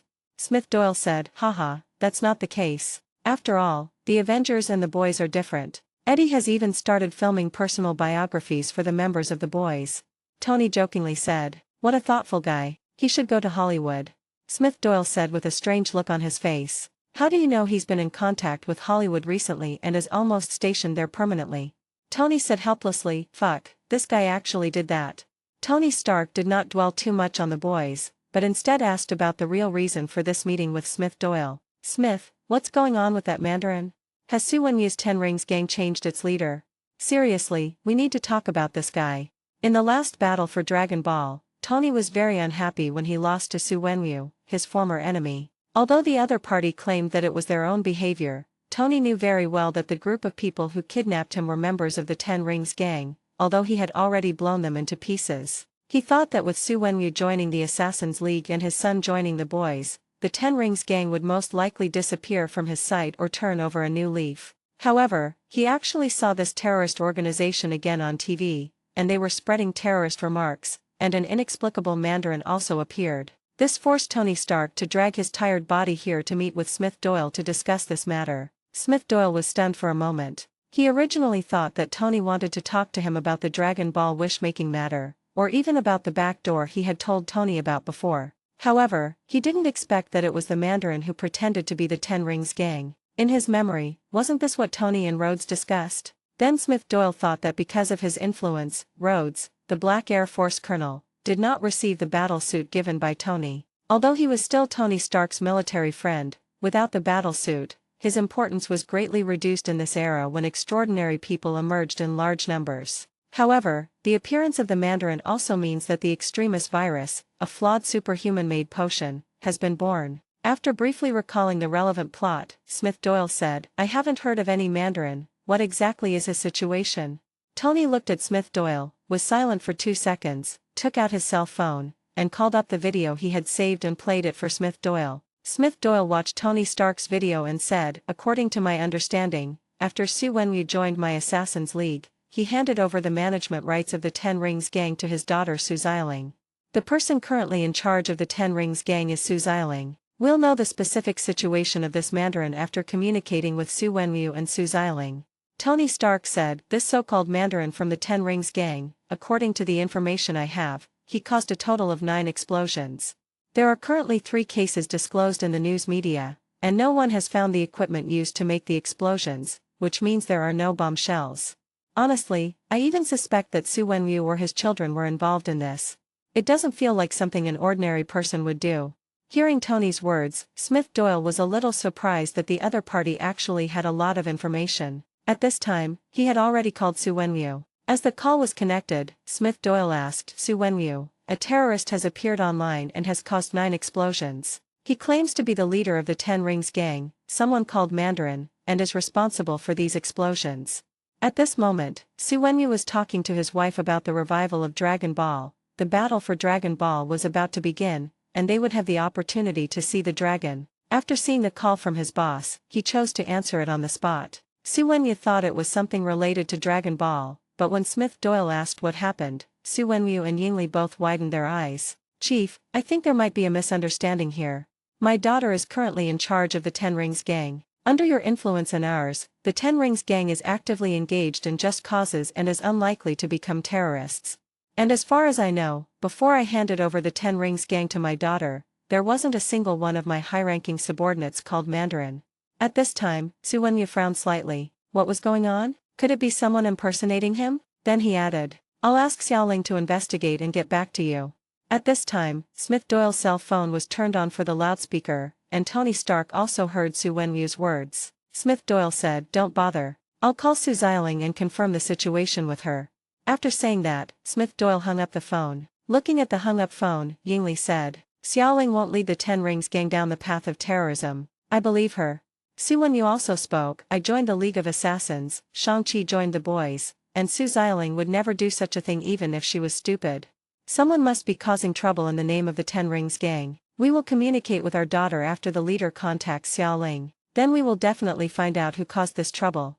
The other side. Su Xialing has been in charge of the Ten Rings gang for half a year. In the more than half a year since she took over the Ten Rings gang, she has finally straightened out the entire organizational structure and formulated a new development direction. At this moment, Su Xialing was in the base of the Ten Rings gang. Looking at her brother Su Shanki's online promotion and the information about his upcoming first solo movie, she felt a little depressed. Just because he had not awakened the heart of the dragon, he missed out on the opportunity to join the Black Robe Patrol. Compared to the leader of the Ten Rings gang, Su Xialing still preferred to possess extraordinary powers. It's a pity that I don't have this luck, and I have another burden from Taro Village by my side. Request recommendation votes and monthly votes for automatic subscription. End of this chapter. Chapter 398 Angry Su Xialing. Chapter 398 Angry Su Xialing. This burden is a young talent selected by Taro Village. He is considered Su Xialing's boyfriend. He is strong enough to fight Su Xialing without losing. Slightly stronger than Su Xialing. At this time, Su Xialing was stunned when she looked at the incoming call information on her mobile phone. Ever since she saved Smith Doyle's phone number, this number has never rung on her mobile phone. After all, she didn't have much interaction with a big shot like Smith Doyle, even though she was Su Wenyu's daughter. After all, she couldn't join the Assassin's League. Su Xialing answered the phone and heard Smith Doyle's voice. Is it Su Xialing? I'm Smith Doyle. At this moment, Tony watched Smith Doyle hang up the phone and then called Su Xialing directly. Yes, I'm Su Xialing. I wonder what Mr. Smith wants to tell you. Smith Doyle heard Su Xialing's voice and said, there is something Tony Stark and I need to confirm with you. Recently, a terrorist appeared in the American media and committed 9 bombings, which had a very negative impact. The other party claims to be the leader of the Ten Rings gang, and his name is Mandarin. Su Xialing, what do you think about this matter? When Su Xialing first heard Smith Doyle say that a terrorist appeared in the United States, she was a little curious why he called her about such a thing, but when Su Xialing heard the other party claiming to be the leader of the Ten Rings gang, Mandarin, she felt like her head was about to explode. She immediately retorted, it's slander, it's blatant slander. Mr. Smith, I can say with absolute certainty that among the members of the Ten Rings gang, none of their leaders are called Mandarin. Besides, I just redefined the Ten Rings gang's business policies. We absolutely cannot possibly be terrorists. Mr. Smith, as you know, my parents are both in the Assassin's League, and my brother also joined the Black Robe Patrol. These are all righteous organizations. My Ten Rings gang is also considering this direction. We absolutely will not do something as self-destructive as becoming terrorists. Hearing Su Xialing's voice, Smith Doyle looked at Tony. Tony also frowned slightly. He didn't expect that this matter had nothing to do with the Ten Rings gang. It seemed that he was an imposter. Smith Doyle said, okay, Tony, and I believe you. Regarding this so-called Mandarin, I think Tony will investigate thoroughly. Su Xialing was very grateful to Smith Doyle for believing in her, and she also spoke out. Mr. Smith, someone actually dared to pretend to be a member of the Ten Rings gang and cause trouble. This is a provocation to me and the Ten Rings gang that my father founded. I will absolutely not tolerate this. Please give me a chance. I will definitely find this guy who is waving the banner of the Ten Rings gang. Smith Doyle was not surprised to hear Su Xialing's words, but said, you should discuss this matter with Tony. He also wants to find this guy. Su Xialing immediately nodded and said, okay, Mr. Smith, I will bring my men to New York and discuss the handling of this matter with Mr. Stark.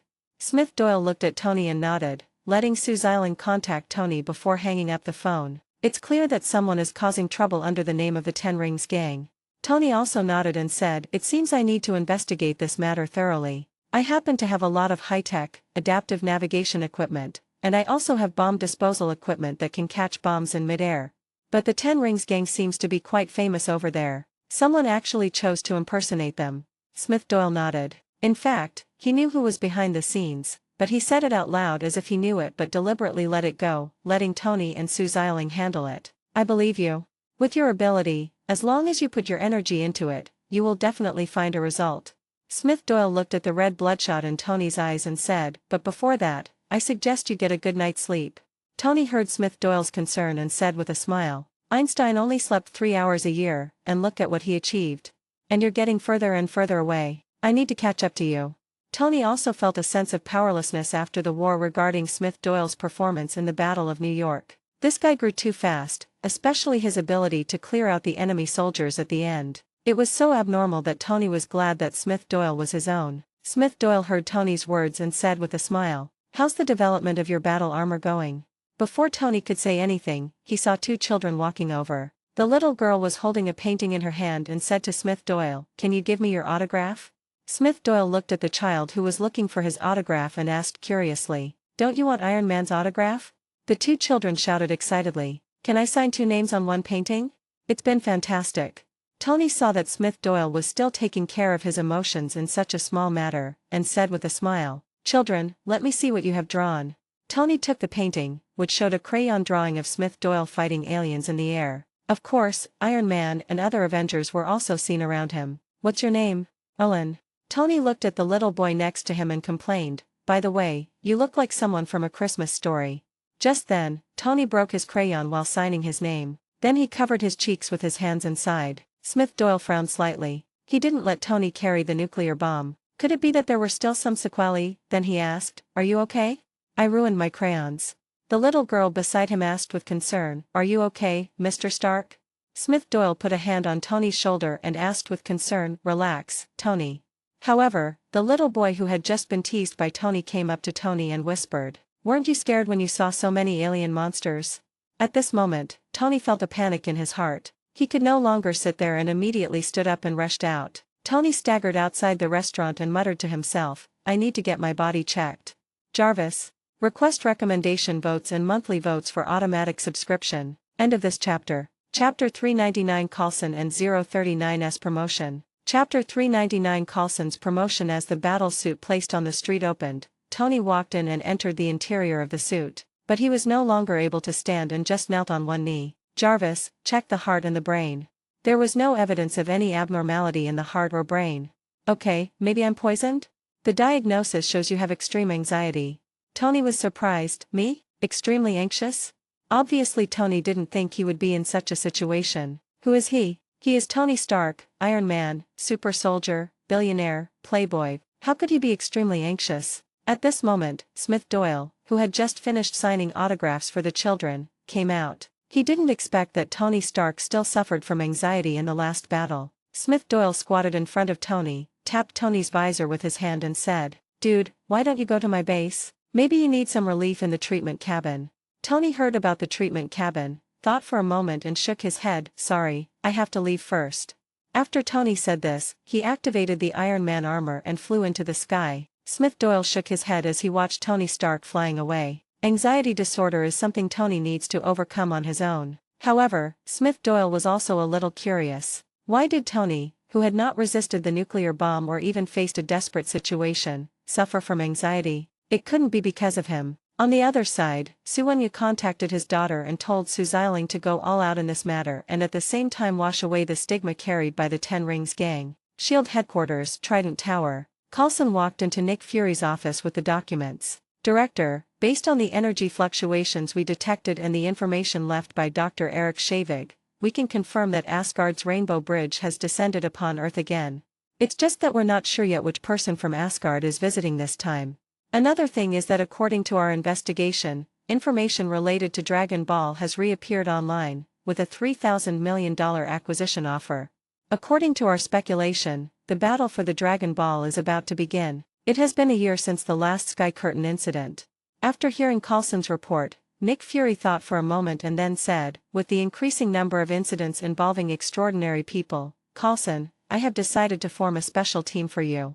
This team, under your command, will fully assist you in handling the extraordinary incident." However, Nick Fury discovered that as Coulson was responsible for more and more things, he could no longer handle everything well by himself. At this time, forming a team for him would be a good choice. Coulson was also surprised when he heard what Nick Fury said. It seemed that he had been promoted. After all, anyone with a discerning eye can see the difference between an agent who leads a team and one who doesn't. "Thank you for your cultivation, Director. I don't know about the selection of candidates." Nick Fury pulled out a file and placed it in front of Coulson, then said, "You can choose to form your own team from among these agents, but I must remind you that your mission is very important and you cannot waste too much time on this." Coulson took the file, held it in his hand, and said, "I will complete the formation of the team as soon as possible and not let it delay the work of the Bureau." Nick Fury nodded and said, "Next, I will mobilize the resources of the Bureau to search for all the information about the Dragon Ball and strive to obtain it before the battle for the Dragon Ball. While you're forming your team, why don't you go to the landing site of the Rainbow Bridge and see who's coming from Asgard this time? Furthermore, with the timing of this, I have to suspect that the other party is here for the Dragon Ball." Hearing the director's guess, Coulson nodded and said, "I will investigate this matter and try to find the Dragon Balls if I can." Nick Fury nodded and said, "I'll leave these matters to you." Coulson left Nick Fury's office with the file bag. At this time, Sitwell on the next floor, after receiving the information in his head, looked around cautiously and then locked the door of his office. He didn't expect that the stone he obtained in the previous mission would actually be a Dragon Ball. At the same time, he already knew all the information about the abilities of the Dragon Balls and the need to collect 7 Dragon Balls to participate in the Dragon Ball battle. At this moment, an idea came to Sitwell's mind: what would be the result if he made a wish to the dragon and Hydra ruled the world? As soon as this idea came into being, it took root in Sitwell's mind. However, Sitwell soon discovered that ordinary people like him had no chance of winning the Dragon Ball Championship. If Hydra wants to achieve its wish of ruling the world, the matter of Dragon Ball still needs to be handed over to Alexander, and it may even be necessary to gather all the power of Hydra. Sitwell no longer hesitated and carefully opened the drawer. Looking at the Dragon Ball that had turned from stone into a 3-star ball, Sitwell took out a suitcase and put the Dragon Ball in it. Then Sitwell took the box and walked towards the top floor office where Alexander Pierce was. While walking inside the Trident building, Sitwell ran into Coulson, who had just come out of Nick Fury's office. Coulson looked at Sitwell, glanced at the suitcase he was carrying, nodded to him, and watched him enter the elevator. Sitwell walked all the way to the door of Alexander Pierce's office. On the way, he met many colleagues, and none of them showed any abnormality, but he was very nervous inside. He even imagined the scene of his suitcase being knocked away by a reckless colleague. Sitwell let out a breath and immediately knocked on the door of Alexander Pierce's office. As the door opened, Sitwell walked into Alexander Pierce's office. Alexander Pierce looked at Sitwell and asked doubtfully, "You just said on the phone that you had something important to report to me." Sitwell glanced around, making sure there were no other people in the office, and then asked, "Is it safe to talk here?" After hearing Sitwell's words, Pierce's face became solemn. He knew that Sitwell said this because there must be something important. Pierce immediately said, "Come, sit on the sofa first." Then he walked to the office door and locked it to ensure that no one would come in suddenly. Request recommendation votes and monthly votes for automatic subscription. End of this chapter. Chapter 400, Sitwell, the winner of 3 planets. Chapter 400, the winner of the 3-star ball, Sitwell. After locking the door of his office, Alexander Pierce went to his desk and took out a tool the size of a recorder from the drawer. Pierce came to the sofa and sat down, opened the tools in his hand and placed them on the table. This is a gadget developed within SHIELD. When activated, it creates an energy field that covers a certain area. Communication within this range will not transmit sound. After saying this, Pierce asked, "What is it that you have to report to me at the bureau instead of coming to my house after get off work?" Sitwell picked up the suitcase, placed it on the coffee table, entered the password and unlocked it with his fingerprint, then opened the suitcase to reveal the 3-star ball inside and said, "This is a round stone I got by chance, but now it has become a Dragon Ball, and it is called the 3-star ball." Pierce didn't say anything, just looked at Sitwell quietly, waiting for the other party's next explanation. Sitwell continued, "At the same time the stone turned into a Dragon Ball, a message appeared in my mind. There are 7 Dragon Balls in total, ranging from 1-star ball to 7-star balls. The difference between them is the 5-pointed star inside the ball. If someone can collect all 7 Dragon Balls, they can summon a dragon and make a wish for it, and any wish will come true. If all 7 Dragon Balls are not collected before the Dragon Ball contest, the Guardians of the Dragon Balls will hold a Dragon Ball contest. The winner of the contest will have the opportunity to make a wish." Hearing Sitwell's words, Pierce frowned slightly, then asked, "Are you sure you're not hallucinating, or something like that?" Obviously, Pierce would not easily believe that there was a dragon in this world that could fulfill any wish just because of Alexander's words. Sitwell explained, "Regarding the Dragon Ball incident, before I obtained this information, there was actually another version of the information inside S.H.I.E.L.D. Hearing this, Pierce became interested and asked, "What kind of information is there about Dragon Ball in the S.H.I.E.L.D. files?" Sitwell said, "The confidentiality level of Dragon Ball's files is not high, only level 4, so I can easily check it. The reason there's a 4th level is because it involves Smith Doyle." When he heard about Smith Doyle, Pierce also became serious. After all, this extraordinary person was really extraordinary, especially his performance in the New York battle, Sidwell continued. According to S.H.I.E.L.D.'s internal intelligence, the reason Dragon Ball first appeared was Smith Doyle. It was Smith Doyle who released the Dragon Balls, and they were obtained by the underground killer John Wick. Later, under Smith Doyle's guidance, John Wick collected all the Dragon Balls. At the same time, he destroyed many gangs along the way, including the Kingpin organization, the Continental Hotel, the High Table, etc. After this, John Wick joined the League of Assassins, often appearing as Smith Doyle's full-time driver. SHIELD once analyzed that the Dragon Balls were props released by the Assassins League to lure people out and eliminate gangster forces. After listening to this, Pierce said, "The gap between the two is quite large." Sidwell nodded and then said, "But from what I understand, there are forces on the black market that have been collecting Dragon Balls, and the price they're offering has reached a whopping $3,000 million. Secondly, based on the information that appeared in my mind this time, I believe that the Dragon Ball wish-granting thing is true. Combining the two pieces of information, we can conclude that the guardian of the Dragon Ball is most likely Smith Doyle. As for the other party's combat power that far exceeds that of other extraordinary people, it is very likely related to the Dragon Ball wish.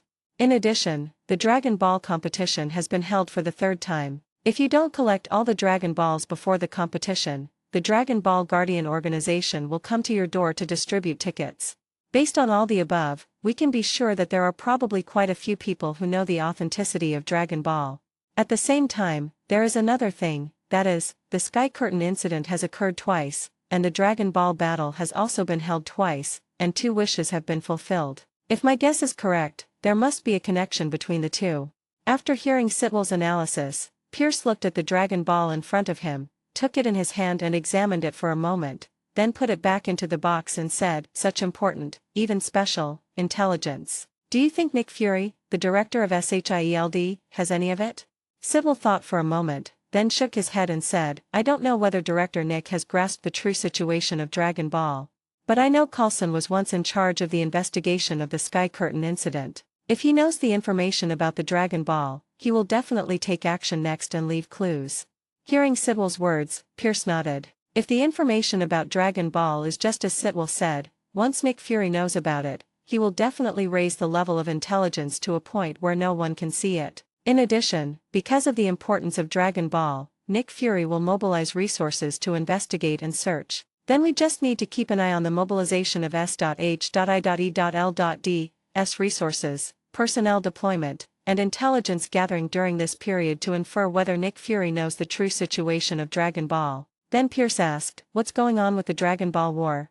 Sidwell shook his head. "I don't know the specifics, but judging by the name, it seems to be a battle between those who have obtained the Dragon Ball. So I think only extraordinary people have the opportunity to participate in and win the championship, which may require us to use our strength." Pierce thought for a moment, then said, "I will keep an eye on S.H.I.E.L.D.'s every move and analyze whether Nick Fury knows about the Dragon Balls and how to find them. Besides that, I will use the power over there to collect the other Dragon Balls for us. If I can't collect all the Dragon Balls before the Dragon Ball battle, I will arrange for the extraordinary people to participate." Sidwell nodded and said, "If we can get the chance to make a wish, then we can wish to the dragon to let us rule the world." Looking at the somewhat excited Sidwell, Pierce said, "If the dragon god can truly grant any wish, then we will step forward and completely rule this world. Long live Hydra! Long live Hydra!" End of this chapter. Hello everyone, this is Shadow. Due to copyright restrictions on YouTube, I can't publish many of the audiobooks you love. That's why I've created a special paid service where you can enjoy over 300 high-quality audiobooks from platforms like Webnovel, Pocket FM, Audible, Wuxia, and more. Each novel comes as a one-time purchase, no subscriptions, no hidden fees. After payment, you'll receive full access via Telegram, along with all future updates for that novel. You'll find a wide selection of your favorite genres and titles, always in premium audio quality. Check the full list of available novels in the description. DM me now to get your favorite stories in audiobook form and start listening today. Also, you can request any novel so I can turn into audiobooks. Check out our Patreon for more details.